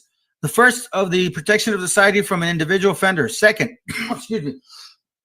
Let me read that again. First, the protection of society from the individual offender. Second, the protection of the individual from himself. And third, the restriction of propagation of the defective type due to heredity. The alternative to segregation is to continue to do what we have been doing. That is, watch this, guys. Incarcerate the offender for a time, more or less brief. Then permit him freedom to repeat his offense and to propagate this kind. Segregation is necessary, even though sterilization were invoked. Sterilization protects future generations, while segregation safeguards the present as well. You hear that, guys? You hear that? I hope I'm making sense to this. Let me go to Psalms chapter 10, verse 8. Psalms chapter 10, verse 8, and it reads, He sitteth in the lurking places of the villages. In the secret places doth he murder the innocent. His eyes are privily set against the poor. Because look at what they're saying in secret. They're literally saying these things in secret, right? Using euphemisms, making it seem as if it's for proper justice. You know what I'm saying? But let me get another scripture for you guys, because you know what? That's a very important point. Let's go to Sirach chapter 12, verse 11. Watch this. Give me a second. Let me see. Why did it close on me? All right, give me a second. All right. All right, hold on a second here. It's Sirach chapter 12, verse 11. I'll just read it while it's opening up. Follow me, guys. It says, though he humble himself and go crouching, as you know, just like this. The alternative to segregation is to continue to do what we have been doing. That is, incarcerate the offender for a time, more or less brief. Then permit him freedom, though he humble himself and go crouching, right? To repeat his offense and to propagate his kind. To propagate his kind? What does propagate mean? The word propagate means, listen, guys, I'm going to keep repeating it. I have what's called a Webster's Dictionary 1828 app. Okay? I would highly suggest to get it. Propagate. I wish I could actually show it on the screen. I'm going to try to make it work to where it could actually work that way too, okay? It says here, to continue or multiply the kind by generation or successive production. You see that? The alternative to segregation is to continue to do what he has been doing. That is, incarcerate the offender for a time, more or less brief, then permit him freedom to repeat his offense and to propagate his kind, meaning what? Multiply that particular type of mindset in order for them or for our people to go to jail. It's like, pretty much when you're starting to join gangs, you let them in a little bit, and then you go and propagate and say, hey, listen, man, I'm going to jump you in, bro, because we need some help. In reality, it's not. On Ellis Island, one of the busiest ports of entry at the time, U.S. health officials were tasked with weeding out immigrants they thought were unfit or disease carriers. And across the country, that process coincided with the stereotyping of Mexicans as inferior and unclean. Dozens of film titles included the word greaser, a derogatory term used to describe Mexicans. This racist sentiment was strong at the U.S.-Mexico border. El Paso. You hear that? You hear this? This is also biblical. Greasers. What? They're making movies about us. laughing, making jokes about us. Deuteronomy chapter 28, verse 37. And thou shalt become an astonishment. Were we not in astonishment? Did they not make movies on us? Here, I'm gonna put it right here next to it. Those men included the word greaser, a derogatory term of entry at the time. U.S. health officials were tasked with weeding out immigrants they thought were unfit or disease carriers. And across the country, that process... Disease carriers, unfit. Remember, this is towards our people. ...coincided with the stereotyping of Mexicans as inferior and unclean. Inferior and unclean. They're making movies on us about what? Dozens of film titles included the word greaser, a derogatory... And they made a movie on us about greasers. And thou shalt become an astonishment, a proverb and a byword. Among all nations, whither the Lord shall lead thee. When you see greaser, when you say beaner, when you say wetbag, obviously you consider a so-called Mexican, a so-called Hispanic. Shoot, they call everybody Mexicans now. You know what I'm saying? This is exactly who they've been and have always been. Term used to describe Mexicans. This racist sentiment was strong at the U.S.-Mexico border. El Paso's mayor, Tom Lee, had developed an obsession with cleanliness, and it defined his political platform. This obsession with not only racial purity, but physical purity. He was going to literally clean up El Paso from all these bad elements. And by bad elements, he often meant racially bad elements. One of Mayor Lee's biggest fears was a disease called typhus, spread by lice. So, under the pretense of sanitary betterment work. Hey, guy, remember in the earlier videos, guys, remember what they dealt with, right? Matter of fact, I don't even know if you guys saw it, or I might have seen it in another video or another page where their actual wigs, they used to shave their heads. They're Europeans, right? The Caucasians would shave their heads, wear those wigs, and those wigs were infested with lice. Remember the book I showed you? They used to pick their hair and eat their lice as well.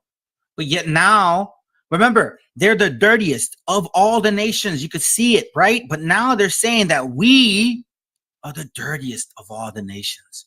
They're making laws, making it seem like we are disease, not carry disease, that we are the disease. He helped lead a campaign to inspect every house in a predominantly Mexican neighborhood. If the inspectors found lice, occupants were forced to take vinegar and kerosene baths, have their heads shaved, and clothing burned. Hundreds of homes were eventually destroyed.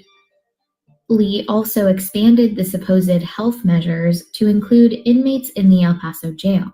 They had to strip naked, take a bath inside a tub full of kerosene, and on one occasion, it seems somebody lit a match. It wasn't somebody. It was planned, and you know who it was. 27 prisoners, majority Mexican or Mexican American, burned to death in the fire that the newspapers called the jail Holocaust. By the way, you so-called Hispanic, okay, and Native Indian, how many of our people have to die in a mass amount for y'all to wake the hell up? We've seen it here consistently in the 20s, in the 40s, in the 70s, in the 80s, in the 90s, recently. Well, you guys must have forgot. In the 80s, 21 or 25 of our brothers and sisters were shot in San Isidro. Some so-called white man went in there and shot them because they were Hispanics trying to cross the border. Y'all didn't know that, right? This has been going on to our people for so long. They call this the jail Holocaust. Okay? Nehemiah chapter 9, verse 36. Y'all need to start waking the hell up, man. Stop playing games. Stop playing games with these people. If you guys really love God, Yahweh, our Lord, our Father, then you damn well better start keeping the commandments, or you're going to be the 2/3. Because I'm sick and tired of our people getting destroyed by the enemy, while you guys who don't do nothing about it or criticize it, sit back and just, it seems like you enjoy the death of our people. Nehemiah 9:36, behold, we are servants this day, and for the land that thou gave us unto our father to eat the fruit thereof, and the good thereof, behold, we are servants in it. Is this not true? All of a sudden, they create what? Gas line baths because we need what? Because we're servants to them. We need jobs, we need money, our people. And it yielded much increase unto the kings whom thou hast set over us because our sins. You so-called Hispanic and Native Indian, you're still in your damn freaking sin while your people are dying. You're still fornicating, having adultery, not taking care of your children, like literally having multiple women, thinking it's a game, worshiping white Jesus, not keeping the laws of God. You think this is a game. You think God doesn't see you. He's watching everything. That's why there's books of remembrance and the book of the law.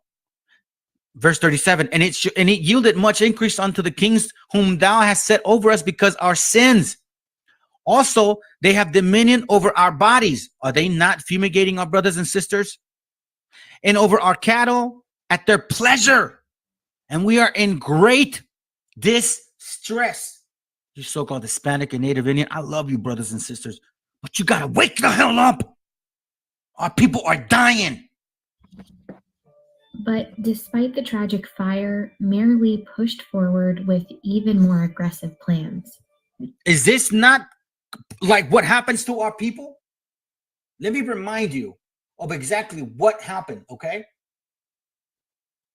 Give me a second here. Where is it at? Let me close these real quick. Boom.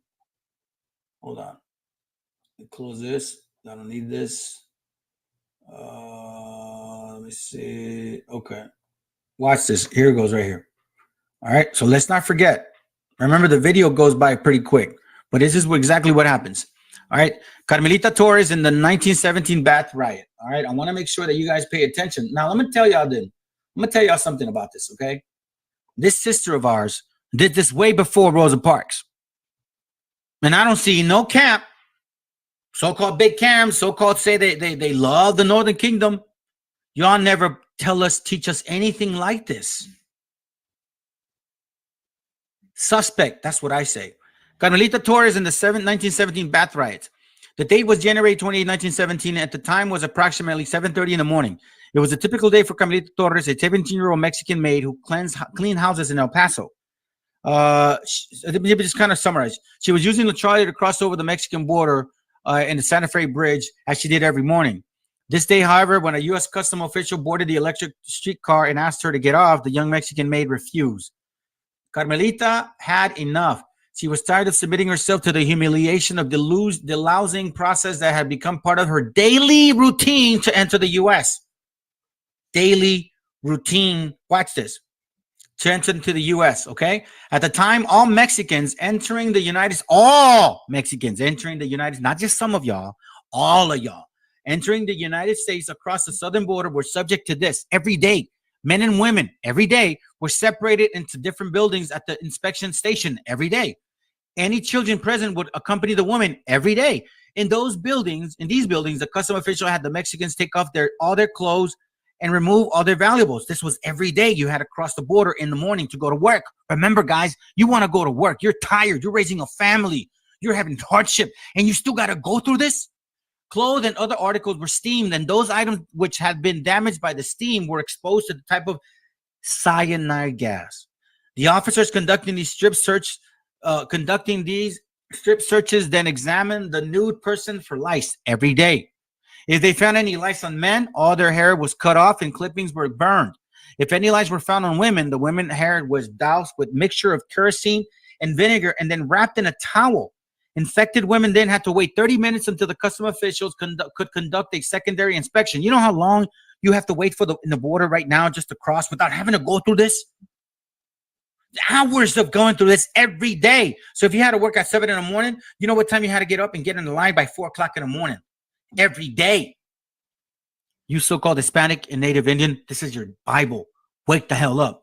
Their naked bodies were sprayed with liquid made of combination of soap and gasoline. Oh my, I'm sorry. Let's see. If any lice were found after that, the process were repeated.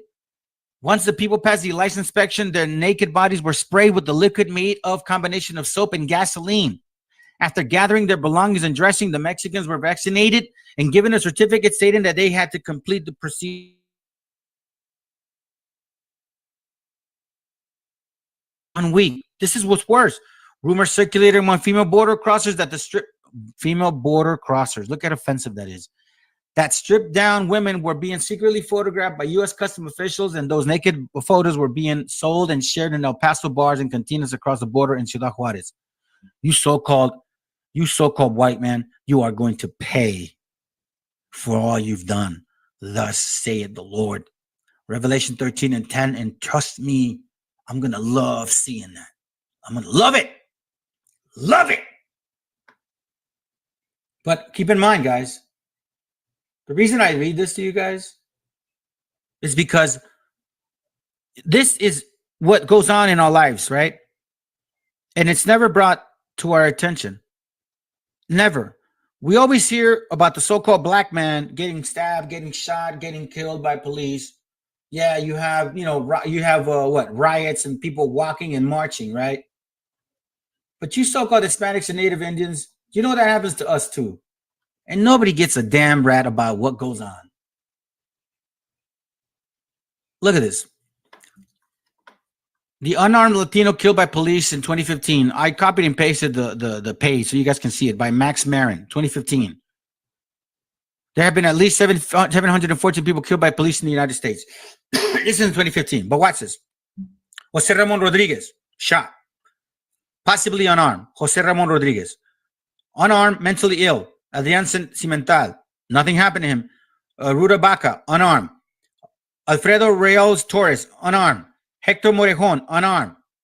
Roberto Leon, unarmed, 22. Antonio Perez, 32, unarmed. Sergio Alexander Navas, 36, unarmed. Ernesto, 27, unarmed. Ruben, 31, unarmed. Richard Carlin, unarmed.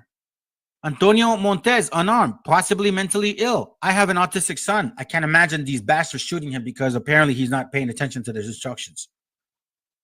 It says you're shot and killed by police in Pasco, Washington. It shows the actual video. I'm not going to show it because of time. Y'all can check it out, okay? Remember that right there. It's right there. Joaquin, when you see the video, look at it again. Joaquin Hernandez, 28, unarmed. Now, I'm not saying all these are angels. I'm sure all of them were not. But hey, man, come on. This is too many. Jesse, unarmed. 17. Joshua, 24. John, 23. And on and on and on. Where's the reports? Where's the marching? Where is the so-called George Floyd died? And you so-called big camps, I never see y'all teaching this to our people.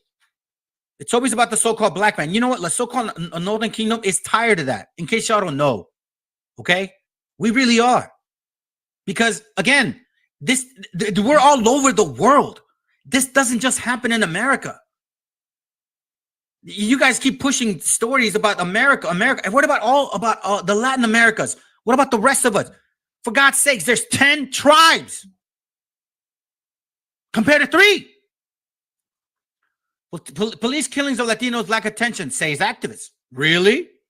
40-year-old Antonio Valenzuela death didn't spark widespread protests like George Floyd's. I saw a big major school going and marching because apparently they wanted to show order and all that. But when did they go march for our brothers? Y'all need to keep it real, man. Y'all need to keep it real. And I'm not going to bite my tongue about these things. Northern Kingdom, so-called Latinos and Native Indians, y'all are my people. And I'm going to push the truth towards y'all. Watch this real quick. Officials can't answer why Andrade Guardado was fatally shot in the back. You guys can look this up. This is from the Latino protesters hold signs, support Black Lives Matter, blah, blah, blah, blah, right? 2020. Don't say it. Here's another one. We're suffering the same abuse. Latinos hear their stories echoed in police brutality protests. Killing 23-year-old, injuring pregnant girlfriend. Watch this. Salgado was driving East Oakland, killing 23-year-old and injuring his pregnant girlfriend. Apparently, this patrol guy fired at him. Again, I'm not saying that these are all saints. We're not keeping the laws. Questionable circumstances. Watch this. Long time passed. We recognize all the Latinos killed in the hands of police. Watch this. This is the Texas Rangers. They abducted 15 Mexican men and boys, took them to a nearby hill overlooking the river, and shot them from 3 feet away, killing them all.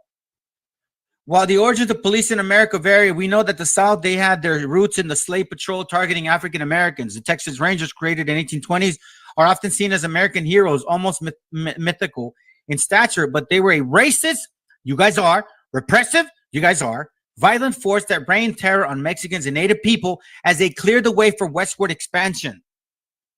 They burned peasant villages and slaughtered innocents. Didn't they do this when, well, you'll see it. They committed war crimes. The murderers of Mexicans and Mexican Americans made them as feared as on the border as the Ku Klux Klan in the Deep South.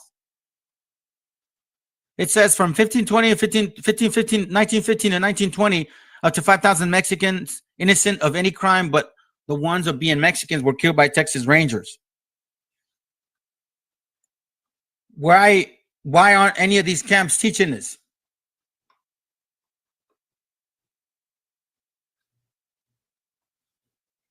$885 people have been killed by police in LA County. Most were black and Latinos. Since 2000, there have been nearly 900 killings by local police that were ruled homicide by county examiners. Nearly 80% were black or Latino, right? Look at this. Look at that. Per capita, I guess you could say, but we're dying at a lot of higher rate. You know why? Because look at this. Death percentage, Latinos. And that's others, right? But that other includes our natives too. And we all die in different ways, but Latinos are getting shot. So-called Hispanics and Native Indians. Look at this.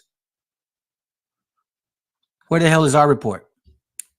But see, I'm not mad at them, bro. Honestly, honestly, it is what it is. You know what I mean? But I'm mad at my people because y'all don't realize that this is actually happening, and you guys just, close your eyes and act like nothing went wrong. Look at the kerosene. Look at the spraying. Check out this website, okay? You got to know the story about this sister, man. Let me continue with the video. He sends a telegram, a Western Union telegram, to Rupert Blue, who was the Surgeon General up in Washington, D.C. And basically, well, let me just read it. Hundreds dirty, lousy, destitute Mexicans arriving at El Paso daily will undoubtedly bring and spread typhus unless a quarantine is placed at once. This is Antonelli's Tea Shop, and we're the Antonellis. We chose our Spark Cash Plus card from Capital One because we earn unlimited 2% cash back on every purchase. And with no preset spending limit, our purchasing power adapts to our business needs. What's in your wallet? The government didn't agree to a full quarantine because evidence suggested that typhus wasn't a major threat in the area. But instead, they funded a new disinfection plant at the border in 1916. In this facility, every immigrant considered a second-class citizen had to strip naked. Their clothes were sent to a large steam dryer and then fumigated with... Here, let's make that very clear. Not second-class citizen, okay? Not even close to that. You know what that is, basically? It's called you Mexicans. It's that simple. All right, let's go. With toxic pesticides inside the gas room. An inspector would check each person's body, including private parts, for lice. If they found lice, immigrants would have to shave their head and body hair and bathe in a mix of kerosene and vinegar. Some even had their eyelids checked for things like pink eye, and many had to complete puzzles or simple IQ tests to prove that they were fit for entry. After this process, they'd receive a ticket as proof that they were disinfected, but they would need to go through this every 8 days in order to re-enter the U.S. So many people... Every 8 days in order to enter the U.S. But remember, the checking was every day. Every single day, this had to be done, right? And again, this is biblical. Deuteronomy chapter 28, verse 19. Watch what it reads. You so-called Hispanic and Native Indian, man. It's time you start paying attention to your book. This is not the so-called white man's book. This is our book. Cursed shall thou be when thou cometh in, and cursed shall thou be when thou goeth out. So when you're going in, crossing the border, you're cursed. Why? Because first of all, you're getting sprayed to be killed. And cursed shall thou be when thou goeth out, because then what? Now you're going home with that sickness. Not only that, cursed shalt thou be when thou cometh in, the moment you're born. And cursed shalt thou be when thou goeth out, and when you die. This is scriptural. This is our Bible, our book, our remembrance. People didn't speak about it. They didn't talk about this humiliating process. Like they kind of internalized it. It's that psychology of shame. The toxic baths and dehumanizing inspections at the border set the stage for a revolt led. You see, this actually, matter of fact, I'm gonna pause because let me read this verse real quick. Verse 43. All right, I just want to make sure I touch on it. It reads, "The stranger that is within thee shall get above thee very high, and thou shalt come down very low. Are they not in power of our lands? Did they not come from Europe? Were we not here? The stranger that is within thee shall get above thee very high." Are they not passing laws that are basically practically destroying us?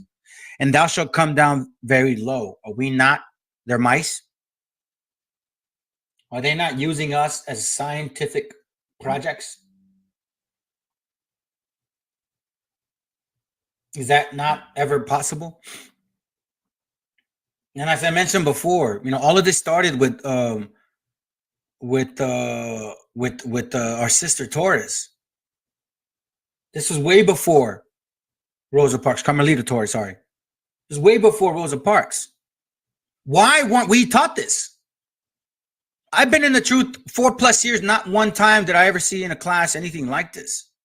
Now, I'll tell you one thing. I did hear another one camp tell me and kind of say it in a very, bad demeanor. Y'all better start, Northern Kingdom better start pushing the truth. And, you know, you can't wait for so-called so-and-so to help you. Like, literally, really, guys. Let me just keep on. The border in the morning of this was defied the order to bathe. The 17-year-old maid from Juarez who defied the order. Let me give you a little history on her. Order to bathe. Carmelita Torres was, I've compared her to the Rosa Parks of the border. In the morning of January 28th, 1917, there's this electric trolley full of mostly women that are crossing every day. She convinces the majority, if not all, the women in that trolley to just say no and to refuse. They start a spontaneous protest. There are accounts that in addition to the humiliating delousing procedures, for women, there was also sexual humiliation. There were rumors that, you know, when they entered the plant and then they were told to strip, officers were taking their photos and then posting them in bars. Remember, we also read that.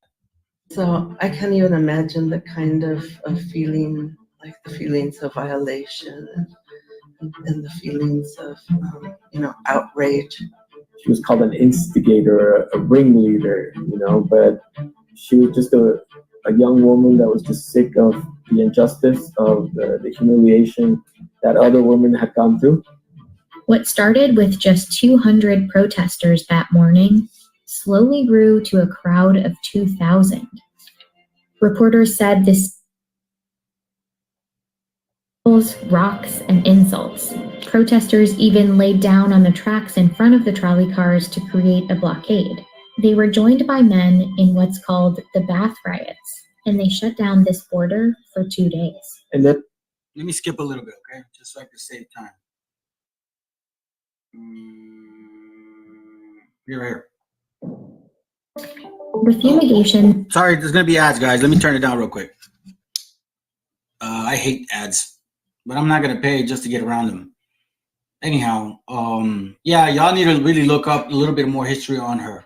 Carmelita Torres, read about it. It's a very interesting story. Alone, over 100,000 Mexicans were deloused at the border. That same year, an immigration law made border procedure 100,000 were deloused at the border. Remember, Deuteronomy 28:19. It says, "Cursed shall thou be when thou comest in," deloused at the border. even more rigid. Immigrants at all points of entry needed to have a passport, take a literacy test, and many would have to pay an $8 head tax. Verse 20, "The Lord shall send upon thee cursings, vexations, and rebuke." This is vexation. I'm telling you, every single day having to do this, having being checked and inspected, violated, somebody randomly, literally stripping your daughter naked so he could perversely look at her, take pictures and sell them to some pervert and probably jack off with, I'm telling you, the sickness, y'all got to start realizing the stuff that these people have done to our people. And y'all want to be friends with them?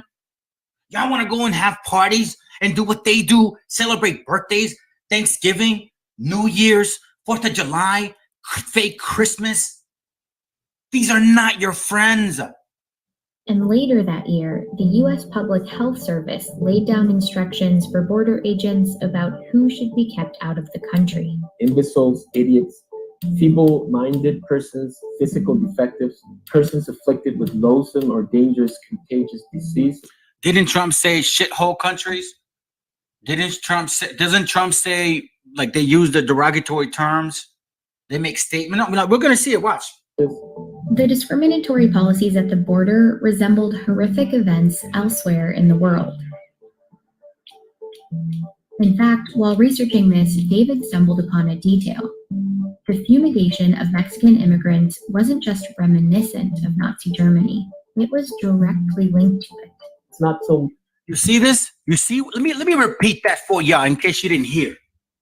Reminisce upon it. Discriminatory policies at the border resembled horrific events elsewhere in the world. In fact, while researching this, David stumbled upon a detail. The fumigation of Mexican immigrants wasn't just reminiscent of Nazi Germany. It was directly linked to it. It's not. You see what I'm saying? Now, this is funny. The other class I did, the transatlantic slave trade, the so-called white man, the Arabs, the other nations, right? The fake Jews, all of them, they had their part in enslaving us. We were the initial cattle of the transatlantic slave trade, but you'll never hear about Hispanic so-called natives, right?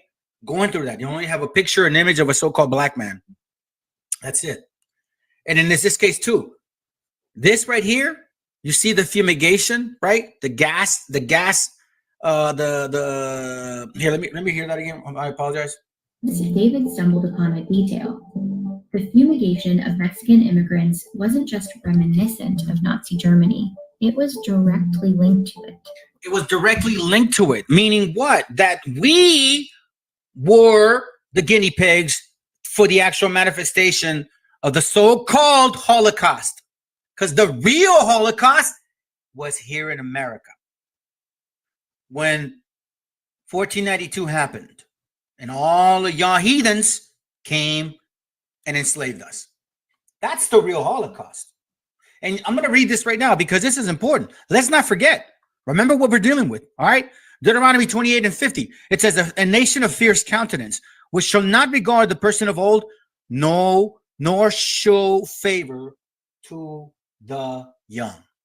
It's not so much that the United States was copying Nazi Germany. It's the opposite.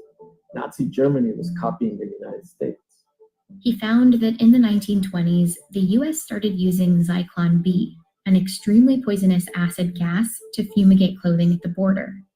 And in 1937, in a German pest science journal, a scientist called for the use of Zyklon B in Nazi disinfection chambers. He included two. You so-called Hispanic and Native Indian, they did that to us first, once again. But you know what? Some of us are so simple that we forget or don't want to think about it or want to just move on and say, oh, it wasn't them. BS! He that leadeth into captivity shall go into captivity. He that killeth with the sword shall be killed with the sword. If you want salvation for your people and for yourself, you also have to have and wish and accept destruction for your enemy. Wisdom of Solomon. 18.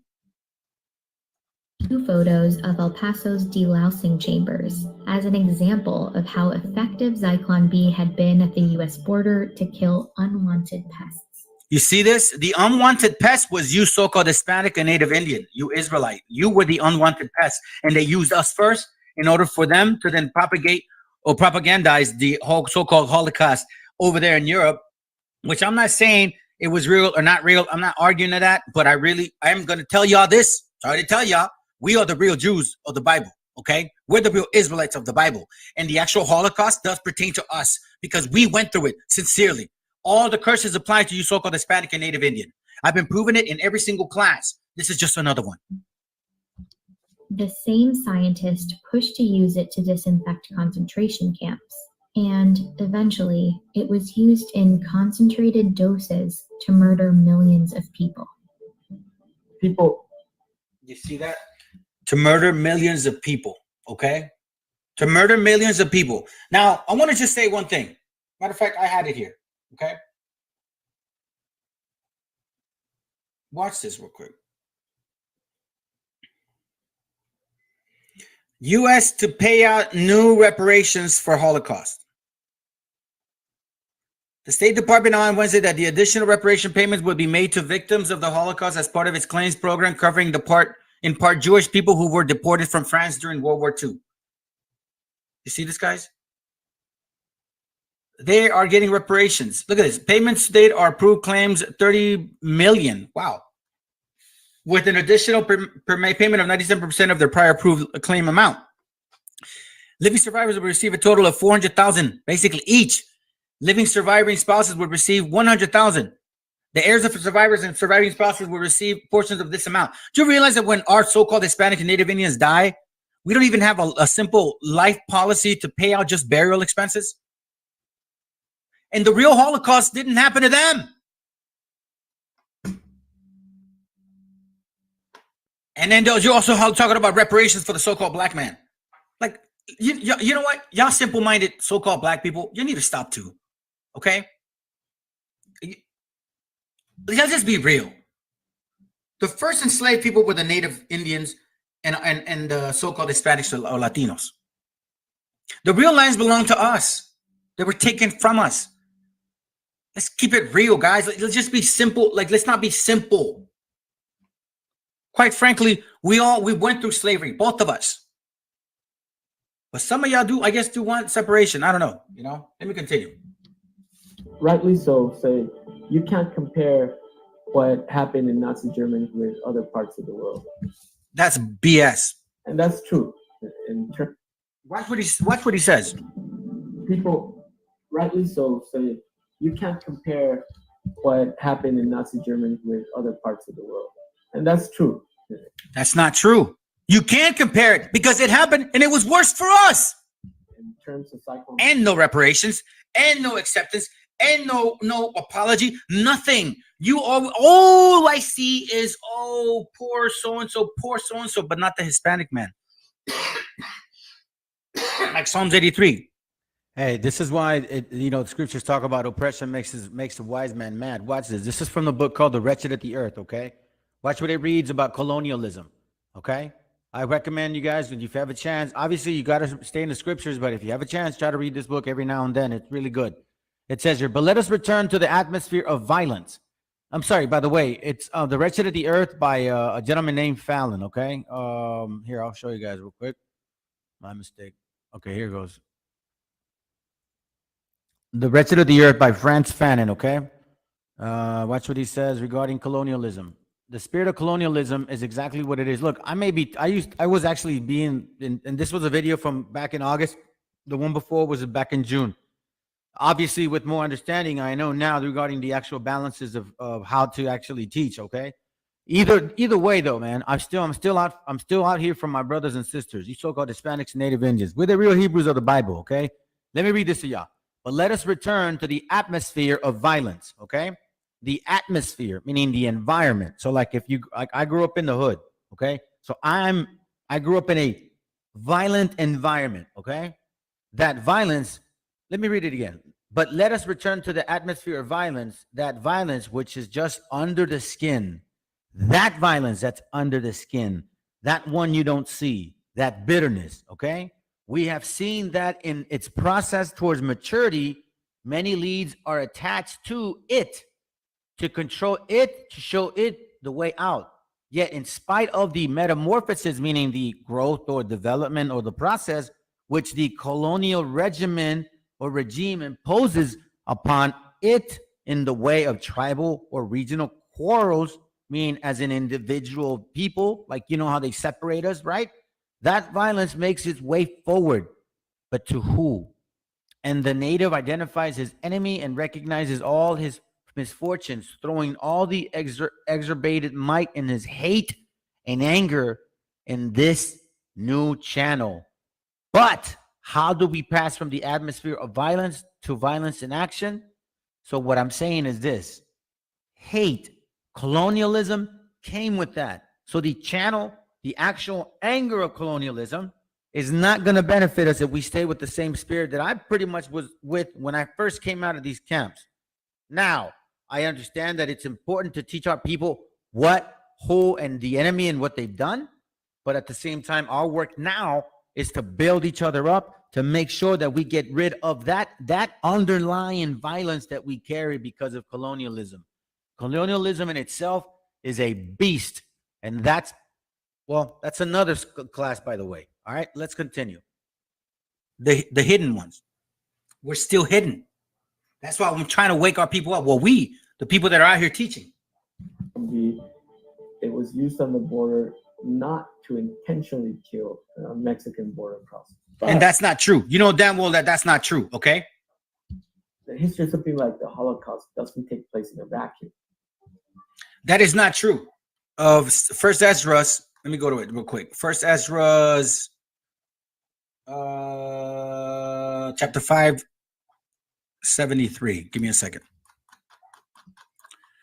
It reads, let's see. Okay, it reads, and by their secret plots and popular persuasions and commotions, they hindered the finishing of building all the time that the King Cyrus lived. But I want to focus on, and by their secret plots and popular persuasions and commotions. That's why this brother here thinks this. Not to intentionally kill Mexican border with other parts. So say you can't compare what happened in Nazi Germany with by secret plots and popular persuasions, because that's what the so-called Jews or Jewish, right?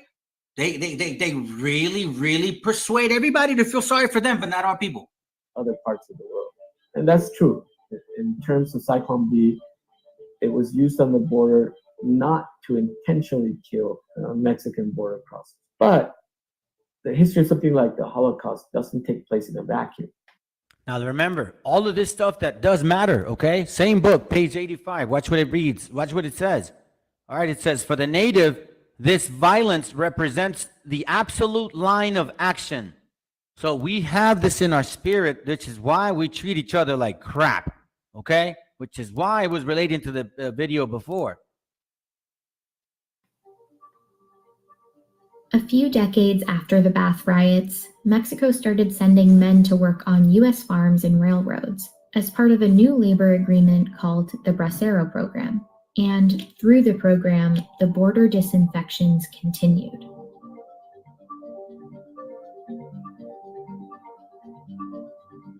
Here in this facility, some migrants were sprayed with insecticides. This time, it was a substance called DDT.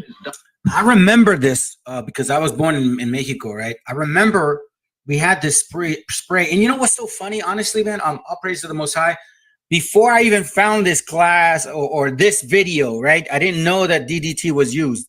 I remember thinking of the name of the class. I'm like, I should name it like DDT something because of like the gas line baths. But I did not know that they were actually using DDT later on. And anyways, to remember, we used to have like, it was like a pump action type of deal. Like all the chemical was in like a little, kind of like a pouch. This is made out of metal, and you pump it, and you spray it out. That's really what it was. And DDT is very popular. I don't know about now still, but it was very popular back then. I didn't realize that they actually sprayed it on our people. Literally, watch this. Oh, wait, hold on. Let me look it up. Matter of fact, because I did look it up. I want to make sure that we understand what this is. Here it goes right here. Hold on. This is how DDT affects people's health. Human health effects DDT at low environmental doses are unknown. Okay, hold on. How DDT affects people's health. Human health effects from DDT at low environmental doses are unknown. Following exposure to high doses, human symptoms can include vomiting, tremors, shakiness, and seizures. I'm sure this happened a lot to our brothers and sisters, okay? Watch what it says here. DDT, it says, is an insecticide used in agriculture. You're not supposed to spray this at, even on your, I mean, literally, you can't be around this thing.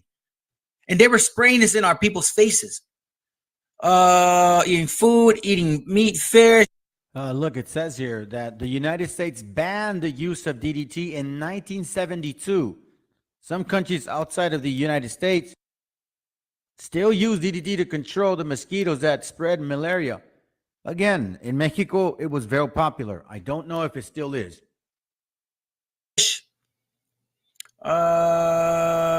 Let's see. Watch this. In pregnant women, DDT and DDE exposure can occur in fetus. Both chemicals can be in breast milk, resulting in exposure to nursing infants. Remember, guys, eugenics is behind all of this, right? Eugenics. They're not trying to kill disease or lice or anybody. They're trying to kill our people to this very day. That's why you have that other one, right? The, whatever. That thing that they're talking about. And I'm not supposed to say, I guess, whatever that name is. How DDT affects people's health. Watch this. Following exposure to high doses, human symptoms can incur vomiting, blah, blah, blah. Laboratories, animal studies show DDT exposure can affect the liver and reproduction. Remember the book I showed you about sterilization in America? How they said, hey, the boy and girl, they're all basically the same. The only difference is they're sterile now. Eugenics is behind immigration laws. Eugenics is behind immigration laws. I'm going to say it. All right. Now, DDT has this thing called carcinogen. Carcinogen is any substance, radionuclide, or radiation that promotes carcinogenesis, the formation of cancer. Okay. DDT in Mexico. Well, you guys can read that on your own. Let me see. Hold on. All right. Let me continue. Diphenyltrichloroethane, a toxic pesticide which decades later would be banned for agricultural use by most developed countries. Repeated contact must be avoided. They were sprayed in the face. They were sprayed in their private parts. And, they were stripped naked and inspected. And sometimes they're inspected like you would inspect livestock. First-hand accounts from immigrants in the program reveal how little they knew. You see, she said we were inspected like we were livestock, right? Deuteronomy chapter 28, verse 48. I'm going to tell you something. I have a dog, right? I have two of them. I just got a little one, a little one. I have a Siberian Husky, and then now I have a chocolate lab, right? And I'm training the puppy. And this puppy depends on everything from me, from going to pee, from going to poo, to eating, to drinking water, being in his cage. I'm training him. He is at my mercy. Deuteronomy chapter 28, verse 48. Therefore, thou shalt serve thine enemies, which the Lord shall send against thee. In hunger, because of hunger, our brothers and sisters were willing to get sprayed. In thirst, because of thirst, our brothers and sisters were willing to get sprayed. Because of lack of clothing. In nakedness, our brothers and sisters were willing to get sprayed. We're willing to be toxified with, literally poison. And in want of all things, and because there was lack of money, agriculture, because the so-called white man started stealing the seeds. That's another class. And in want of all things, and he should put a yoke of iron upon thy neck until he had destroyed thee. And that's why you so-called Hispanic and Native Indian, you think this is okay. You think this is normal because you still believe that eugenics is real. You believe that manifest destiny is real. You believe that they are superior than you because you're submissive to the so-called white Jesus that you have in your picture wall. About the fumigations. So they talk about how humiliating it was, about why do they think we're so dirty? They'll call it the white powder. I don't know if they necessarily were told we're spraying you with DDT, but they'll call it a polvo, the powder. Miraculous white powder that is helping to win the war against disease. Many of the employees who worked in the facilities weren't given many details either.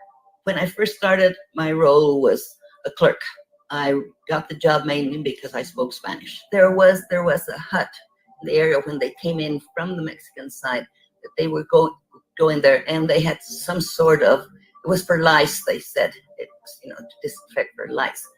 And we never gave it much thought, but we did think, that's sort of like what the Nazis used to do, to the Jews. Man, let me read this first, okay? Isaiah 59, verse 4. And our brothers and sisters, I'm sure they were fearful. They didn't want to lose their job. They had to work, right? This lady reminds me of my mother, actually. And I could see it, but at the same time, come on, man. Isaiah 59 and 4. None calleth for justice, nor any pleadeth for truth.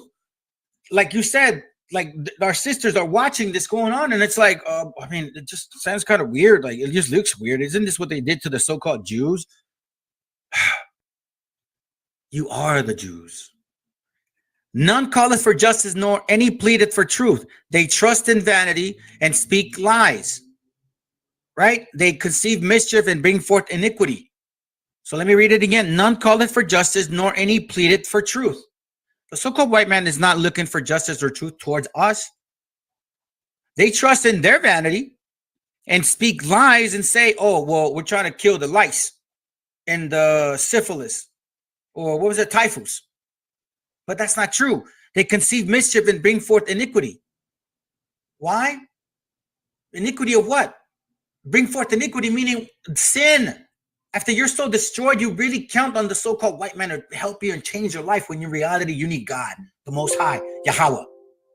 I had heard during lunch breaks that they would spray them, and sometimes there were comments from the men themselves that they would put a hose to them. I don't know if they knew what they were doing to them. I certainly didn't know, it was far-fetched from the world we lived in. And you see what she said, from the world we lived in. What world did you live in, sister? I mean, shoot, you're in oppression. You saw your brothers and sisters getting arrested at the border, being put through gasoline bath. Come on, man. This is exactly what I'm talking about. Sirach 12 and 10, and it reads, it says, never trust thine enemy, for like as an iron rusted, so is his wickedness. And see, like you said, well, we didn't expect this. Why? Because you started trusting the so-called white man. Because it may have not been happening to you directly.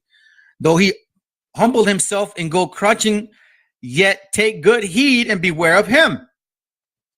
And thou shalt be unto him as if thou hadst wiped a looking glass, and thou shalt know that his rust had not been altogether wiped away. And this is exactly what she said. Like, well, it was, let me repeat that. I don't know if they knew what they were doing to them. I certainly. You see what I'm saying? Like, I didn't know if they knew. This is what I'm talking about. This is what I'm talking about. Never trust thine enemy, right? But she did. And now it says here in verse 11, and thou shalt know that his rust had not been altogether wiped away. Because now she says this. It was far-fetched from the world we lived in. Now they show their color again, and she's like, oh my God, is it really them? But she's still going to close her eyes and continue with her life. That's pretty much what our people do. It wasn't until the 1960s, when the Bracero program ended, that health authorities acknowledged the chemicals were dangerous, and the baths and fumigations were finally discontinued.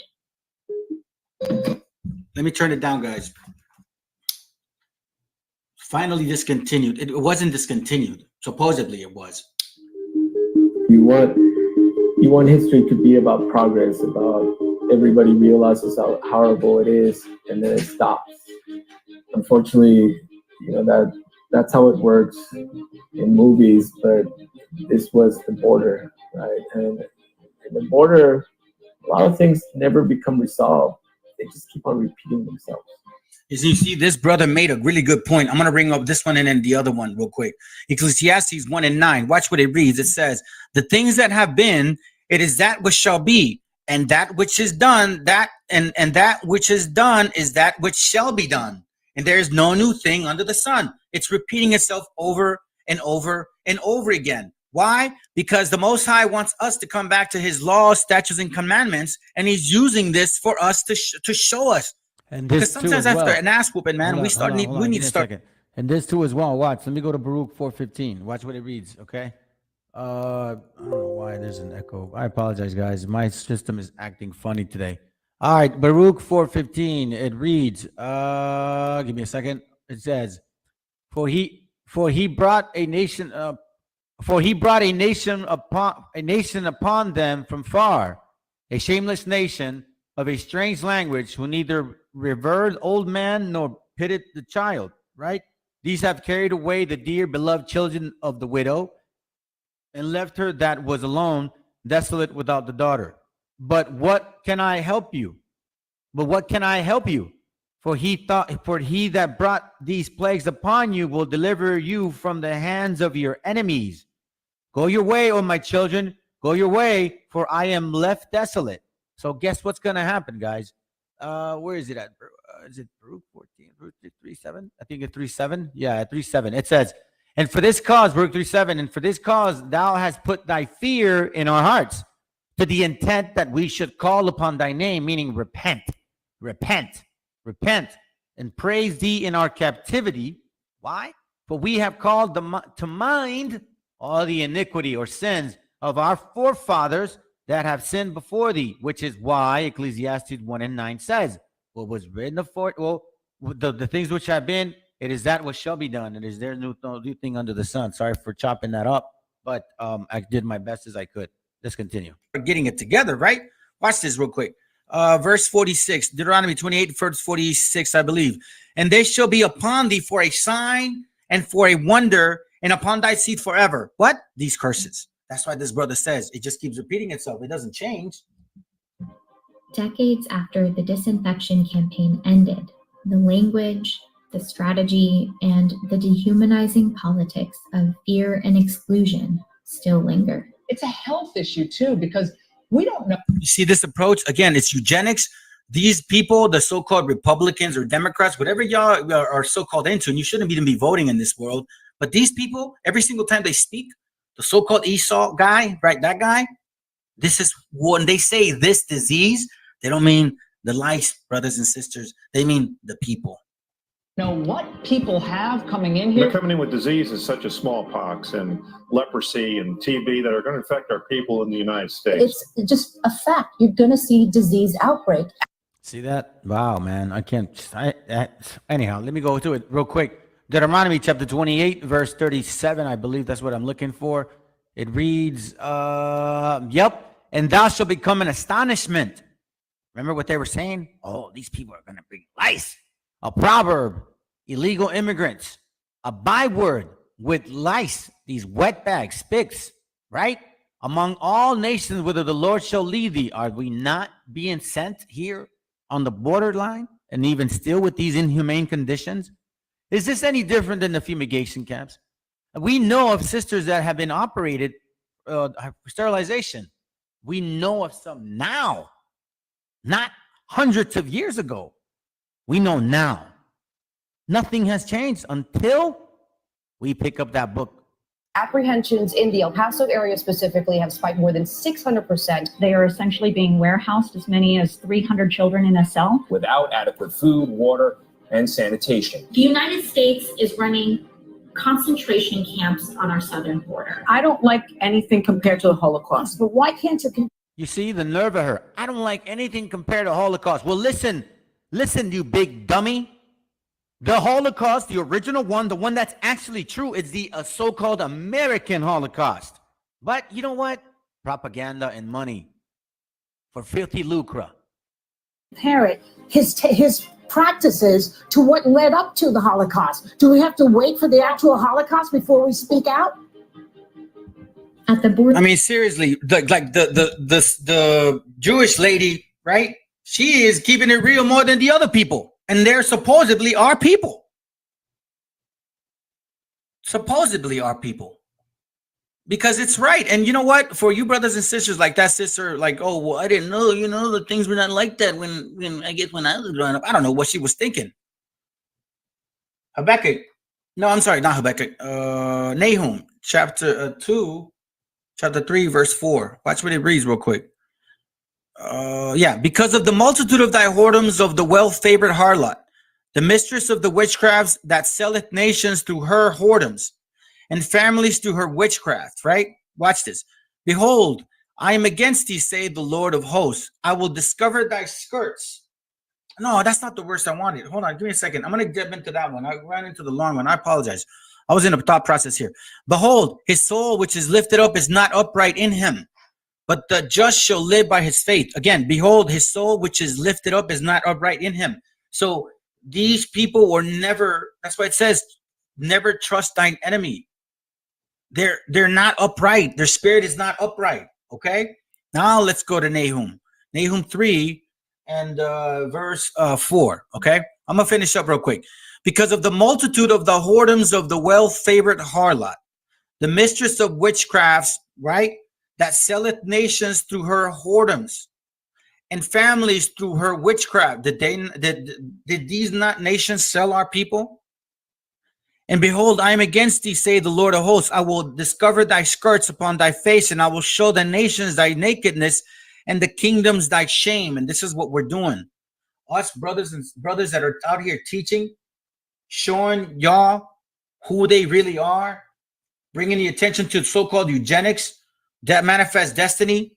All of those things need to be brought to our attention. The true history of the so-called white man. When you see what they say about us and you look at who they are in reality since the beginning, you start really thinking about what is going on. We stay quiet to the things that we're obviously seeing. We cannot do that anymore. I got another video real quick. I just want to show you. This is kind of funny. Give me a second. Give me a second. I'm going to pull it up. And it's because, hold on. Let me see if I can get it. Give me a second. Give me a second. I'm going to try to fly through this real quick. Let me see the history.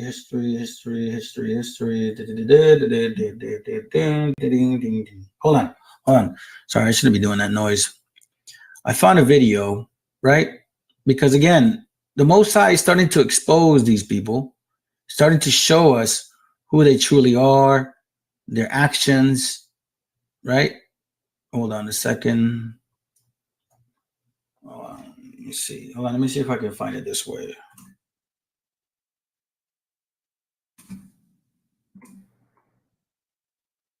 Oh, here it goes right here. Watch this real quick. When I make decisions as a leader, it's about the next 7 generations. Prop 27 will help small. Again, I don't like commercials, so let me turn it down. But here goes. Watch this. Remember, the point here is about lifting up their skirts. They're going to expose them. We're going to expose you guys. The truth is coming out about who you really are.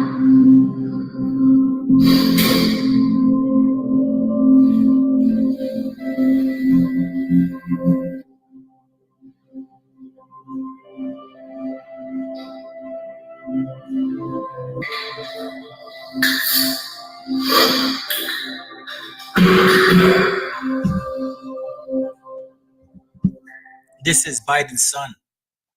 I guess this guy is like some, hold on, let's see if there's a song to it. I saw the song. Hold on a second. Let's see. A little laughter don't hurt. If it takes too long, I'm not going to look for it. I thought I had the video. Anyways, let me read that again. It says here, verse 5. Behold, I am against thee, saith the Lord of hosts, and I will discover thy skirts upon thy face, and I will shew the nations thy nakedness, and the kingdoms thy shame. So the Most High is now starting to reveal who these people are according to the Bible and according to their spirit, and who the true Israelites are of the Bible, according to the Bible. Okay? So now let me go to Isaiah chapter 13, verse 1, because I'm about to finish it off, okay? Because after all of this, guess what, guys? Yes, they've done this to us. But watch this real quick. Isaiah 13 and 1. The burden of Babylon, which Isaiah, the son of Amos, did, see. Lift ye up a banner upon the high mountains, exalt the voice unto them, shake the hand that they may go into the gates of the noble. Okay? Now, why am I saying this? Let me read it again. Lift ye up a banner upon the high mountain. That high mountain is this country. That high banner is the commandments, the Bible. Exalt the voice unto them. This me right now letting them know, letting our people know what? Ezekiel chapter 37 and verse 2. Okay? Watch this real quick. And hold on. Verse 10, my apologies. Give me a second real quick. It says, so I prophesied as he commanded me, and the breath came into them, and they lived and stood up upon their feet, an exceeding great army. So this is why we're out here. You so-called Hispanic and Native Indians, this is my wish that you brothers and sisters start waking up, start keeping the commandments of God, and become an army for the Lord, because this is a spiritual war. Remember that, okay? Psalms 94 and verse 16. Watch this real quick. Psalms 94 verse 16. And it reads, who will rise up for me against the evildoers? Or who will stand up for me against the workers of iniquity? So I'm calling y'all Hispanics and Native Indians, you men out there. You got to start keeping the commandments of God and start actually like keeping the Sabbath, to start literally coming to your truth that you're an Israelite of the Bible. This is your book. This is our book. Okay? Because when the Most High sends our king, watch what's going to happen. Wisdom of Solomon 5:1. Then shall the righteous man stand in great boldness before the face of such as have afflicted him and made no accounts of his labor. If you so-called Hispanic and Native Indian, you brothers right there, right? You wake up, you start keeping the commandments, you start studying, you start teaching this to our brothers and sisters, you will be one of the righteous men standing with our king, right? When they see it, they shall be troubled with terrible fear, the other nations, and shall be amazed at the strangeness of his salvation, so far beyond all that they look for. Why? Because remember what we just saw, eugenics. They literally believe that we're filthy disease, filth and disease, right? That's what they believe in. Ezekiel 35 and verse, hold on a second. Ezekiel 35 and verse 5. It says here, because thou hast had a perpetual hatred and hast shed the blood of the children of Israel by the force of the sword in the time of their calamity, in the time that their iniquity had ended. Right?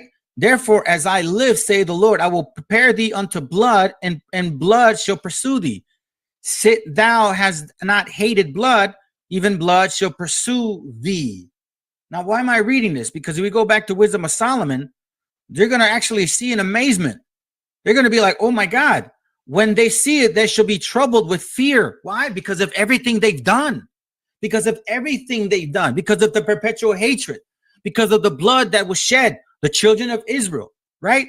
It says here, and shall be amazed at the strangeness of his salvation, so far beyond all that they look for. And they repenting and groaning for anguish of the spirit shall say within themselves, this was he, you mean us, Hispanic and Native Indians, whom we, you mean so-called, the so-called white man, the so-called Arab, the so-called Elamite, the so-called Asian, the so-called Chinese, Japanese, the so-called, I mean, every other nation except Israel, basically. This was he whom we had sometimes in derision and a proverb in reproach. We just went through all that. We fools counted his life madness and his end to be without honor. That's how they see our people. How is it he numbered among the children of God and his lot is among the saints? So you brothers and sisters, those bones, start waking up. Start teaching our brothers and sisters. Start keeping the commandments of God. Okay? Because judgment is coming. It's right around the corner. We're at the 11th hour. Ecclesiastes chapter 12 and verse 14. Don't forget, for God shall bring every work into judgment with every secret thing, whether it be good or whether it be evil. Lord willing, this was an edifying class. You brothers and sisters, shalom, most high God bless, man. Y'all take care of yourselves.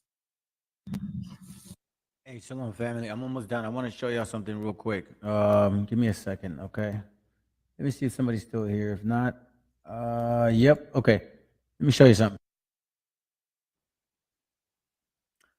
There is something called And I've been saying that I was going to do this, so I want to do this, and this will be the last time.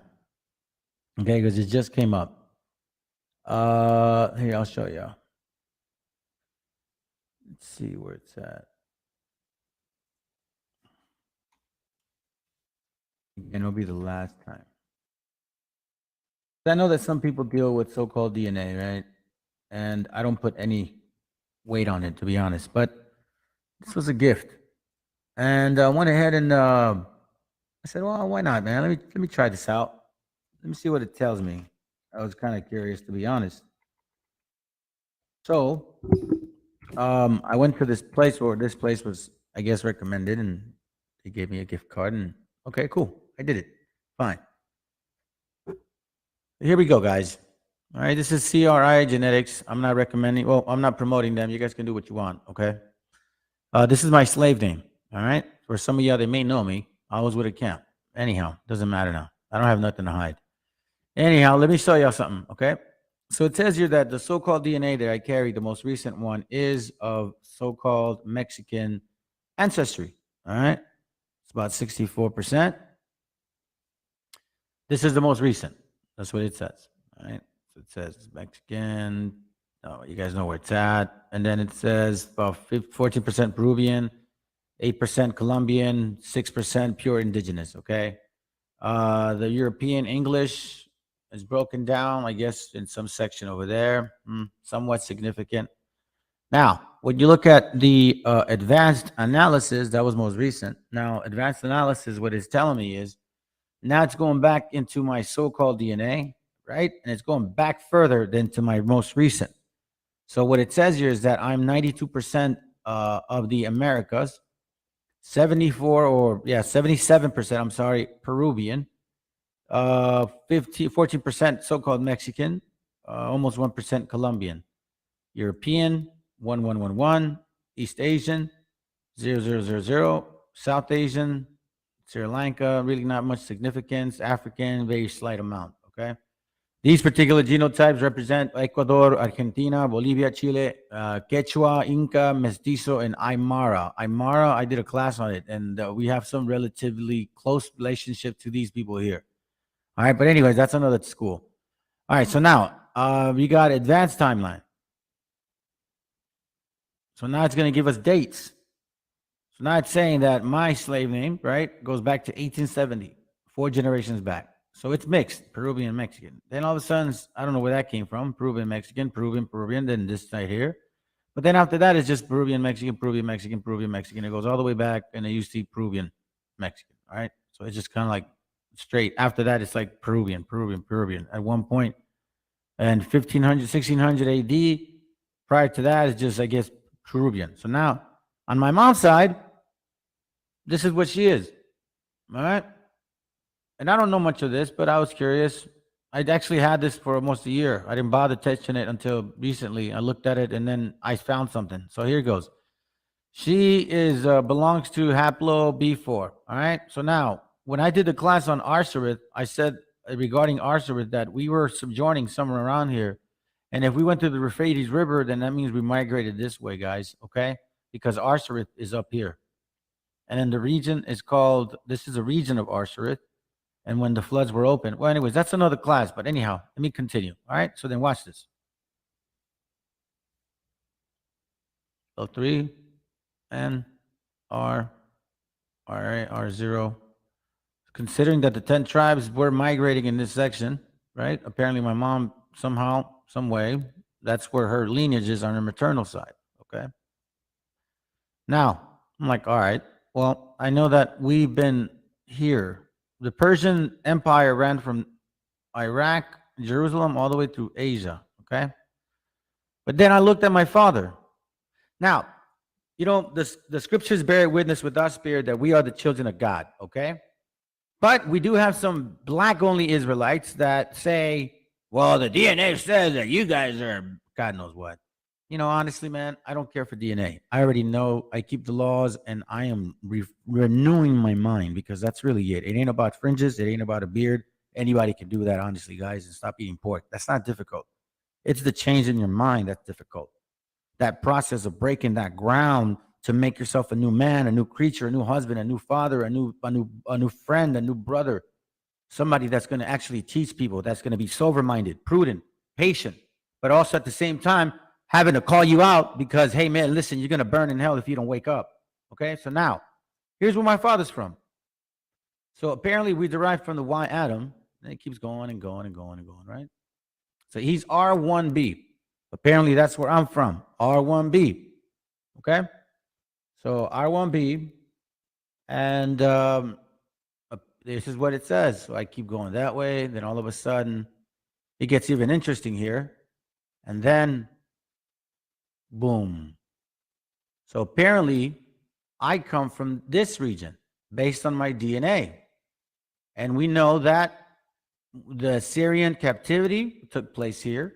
We also know that Abraham sojourned in Haran, around here. Okay?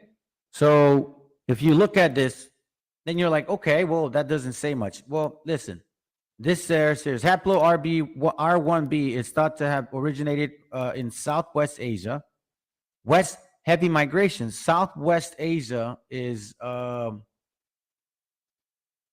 Southwest Asia, somewhere around here, right? Because this is Asia. This used to be Asia back in the day. Now it says heavy migration brought forth evidence of ancestry, Euro-Asia, Africa. This haplo descendant are often associated with the Cadic language, okay? So now I went and looked at this. I'm like, Cadic language? All right, so then it's showing that I'm somewhere from that region. Fine, okay, I'll believe you. Cadic language, it says it's spoken in Nigeria, Niger, South Cade, Africa, Northern Cameroon. Is mentioning several things, right? But then one of the things that really stood out is the branch of this language is Arabic. It's Afro-Asiatic, okay? This Afro-Asiatic has a branch of several different languages, which one of them is Hebrew. With Semitic family, Akkadian, Hebrew, Phoenician, Canaanites. We know that the Canaanites were there before we got there, because obviously the Most High gave us that land eventually. And also Aramaic. So based on the white science, it looks like, my friends, I'm a Hebrew of the Hebrews, okay? So based on white science and based on the scriptures, I can actually testify that it seems like I'm getting some understanding. Lord willing, it's not but some wicked spirit. I don't think so, because the spirit bear witness. The laws are spiritual. We know that for a fact. And in order for us to be disciplined, we need the spiritual aspect of ourselves to understand that. So anyhow, let me finish up with this family. Listen, I love y'all, man. I appreciate y'all being here this late. I went 4 hours. Now, listen, I stuck around for the whole time because I know that there's people out there that need this food right now. There are people trying to commit suicide, trying to continue doing that drug, trying to continue getting drunk, trying to continue maybe fornicating, committing adultery, or even attempting to take advantage of a child. Listen, man. Our people suffer from a lot of issues, but one of the ones that we suffer the most is bitterness.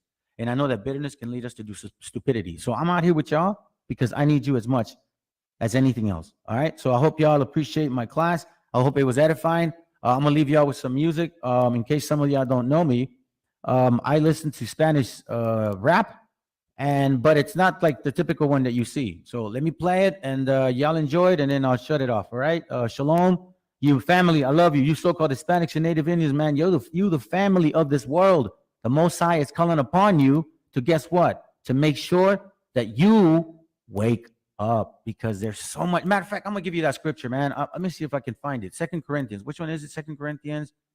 Oh God, let me try to remember. Hold on. Let me try to. I'm gonna be a Google prophet right now. Let's see. Hold on. Hold on. Don't. Just bear with me. I'm gonna do a little Google. I haven't seen it in a bit. Hold on, man. Come on, this demon. Okay. Let's see. Neither.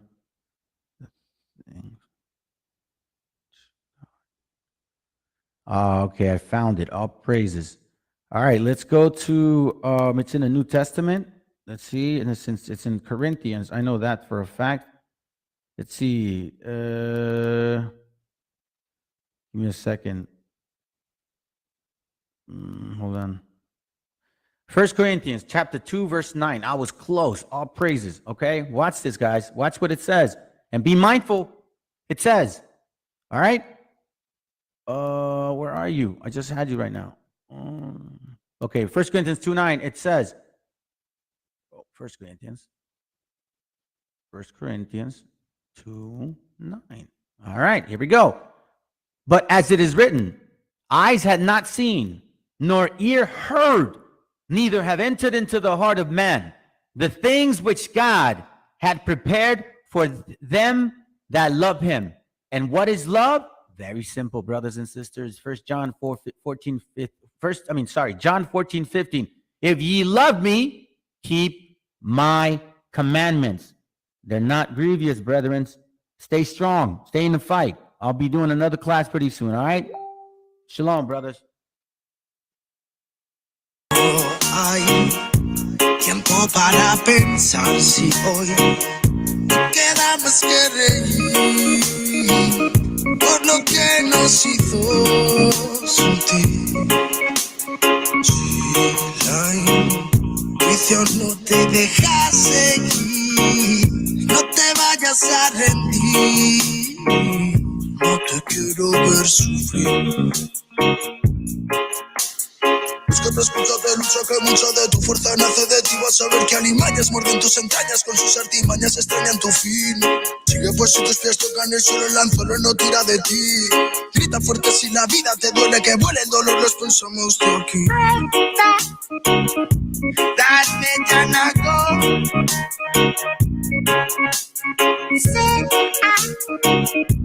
Mi llorafio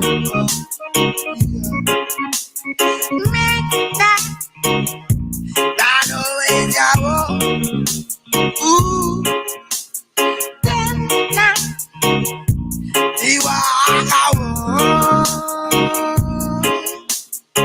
Mira las nubes antes de perder las formas.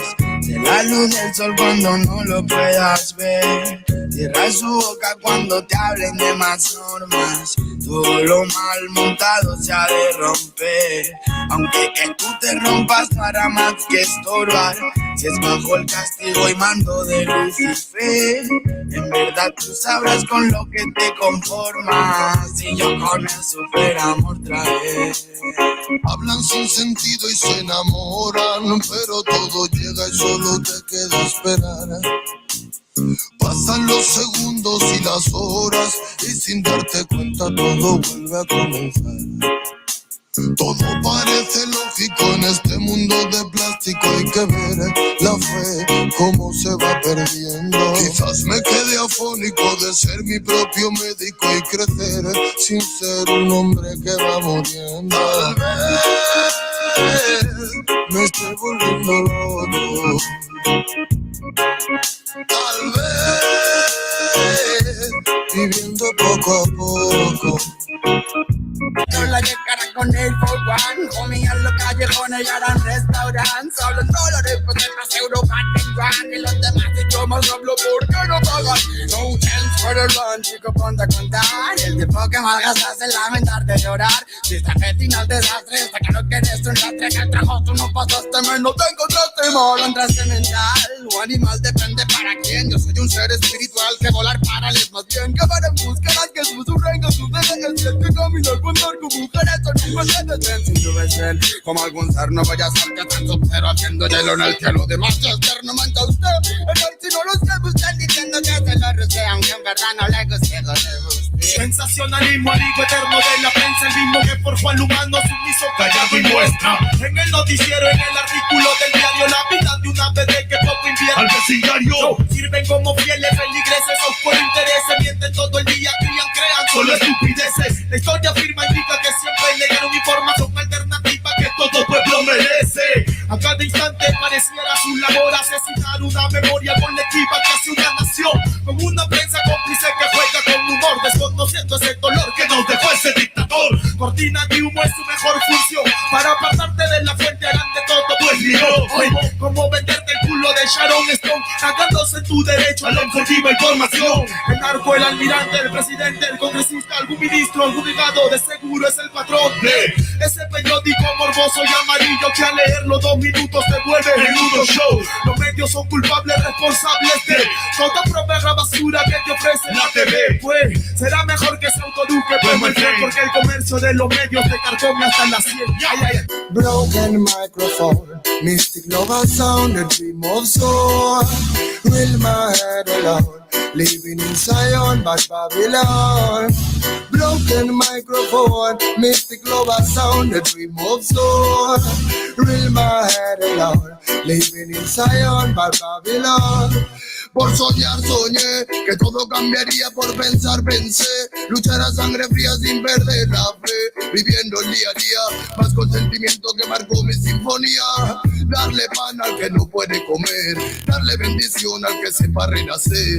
3000 errores solemos cometer, pero solo un gran hombre lo sabrá reconocer. Y me di cuenta hoy de tantas cosas, algunas crudas, otras bastante hermosas. Son los más sabios, personas poderosas, no aquellos bastardos que destrozan nuestras prosas. Es la perdición, mala situación de manchar tu corazón por tu mala acción. Dame una razón para darte mi perdón. Siento que tu alma se consume como el humo de este blon. Derramo poesía, arte mensajero que reclamo cada día. Pretendo ser sincero, más comparto mi alegría con todo caballero que mantenga la presión cuando andamos bajo cero. Sentimientos perdidos con calma, malos actos mancharon tu alma. No pide perdón quien dispara el arma, no sabe que un ladrón se bate con el karma. ¿De qué manera sufre el alma cuando alguien se va? No hay medicina que cure esa larga enfermedad. La vitamina de la vida en esta sociedad es tan divina que por nombre tiene libertad. Libérate de la mentira que está por llegar. Mide tu orgullo antes de empezar a hablar. Cierra la puerta a quien no merezca entrar, porque hay mucho que se fue y sueña con regresar.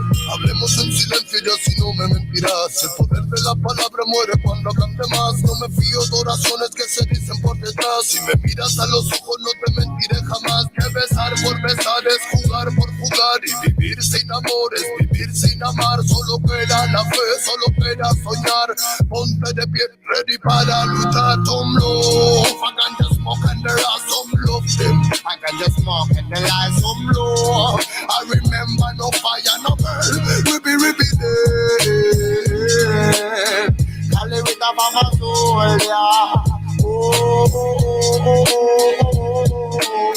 Tell me, Mariah. ¿De cuánto tiempo hablamos cuando hablamos de querer? Si la mitad lo malgastamos solo en comprender. ¿De qué manera es más fácil aprender? Que nacemos para ganar y morimos al perder. No puedo dejar de animarte, que cuando te caigas debes levantarte. Llegué para contarte que no todo artista muere por su arte. Traigo el honor de un humano con valor que utiliza poesía para respirar mejor. Escribo prosa para vengar al amor y recuerda aquella rosa que tiraron al contenedor. ¿Dónde se quedó el amor? Hey, no veas sitio, no microphone forever and ever. Tell me, roll some love. I can just smoke and the light, some love them. I Rastafari, my life, some love. I remember no fire, no burn. Ribby day. I live with a mama soul, yeah. Reggae man, a mama warrior, warrior day. Veo la luz que ilumina mi vida y da amor a los que más quiero. Siento el mensaje que llega hacia mi corazón, me habla el universo. Veo personas que pasan de largo en mi vida y en verdad eso es bueno, porque ahora sé lo que tengo y lo que ya no pierdo. Demasiada coincidencia para no ser verdad. Lo de que no van a esperar en el más allá. Tú vas a seguir siguiendo el curso en la espiral, mientras que yo evoluciono, llego al despertar. Fuente celestial, de luz que saber, no hay punto final. Amar para aprender, que yo no quiero obedecerte, ya sé lo que hacer. Cuando me muero de calor, de frío, de hambre o sed, ya solo pienso en ser aquel que siempre fui, pero por miedo que mostraba otra versión de mí. ¿A qué solía llorar? Ahora no sé reír. Si me ponemos de por medio un poquito de weed, eso me hace estar bien, más efecto de pill. No quiero ser tu fe, te necesito a ti. Aunque la fe cuando lo soy la actriz. Si vinimos de pa' morir, chicos.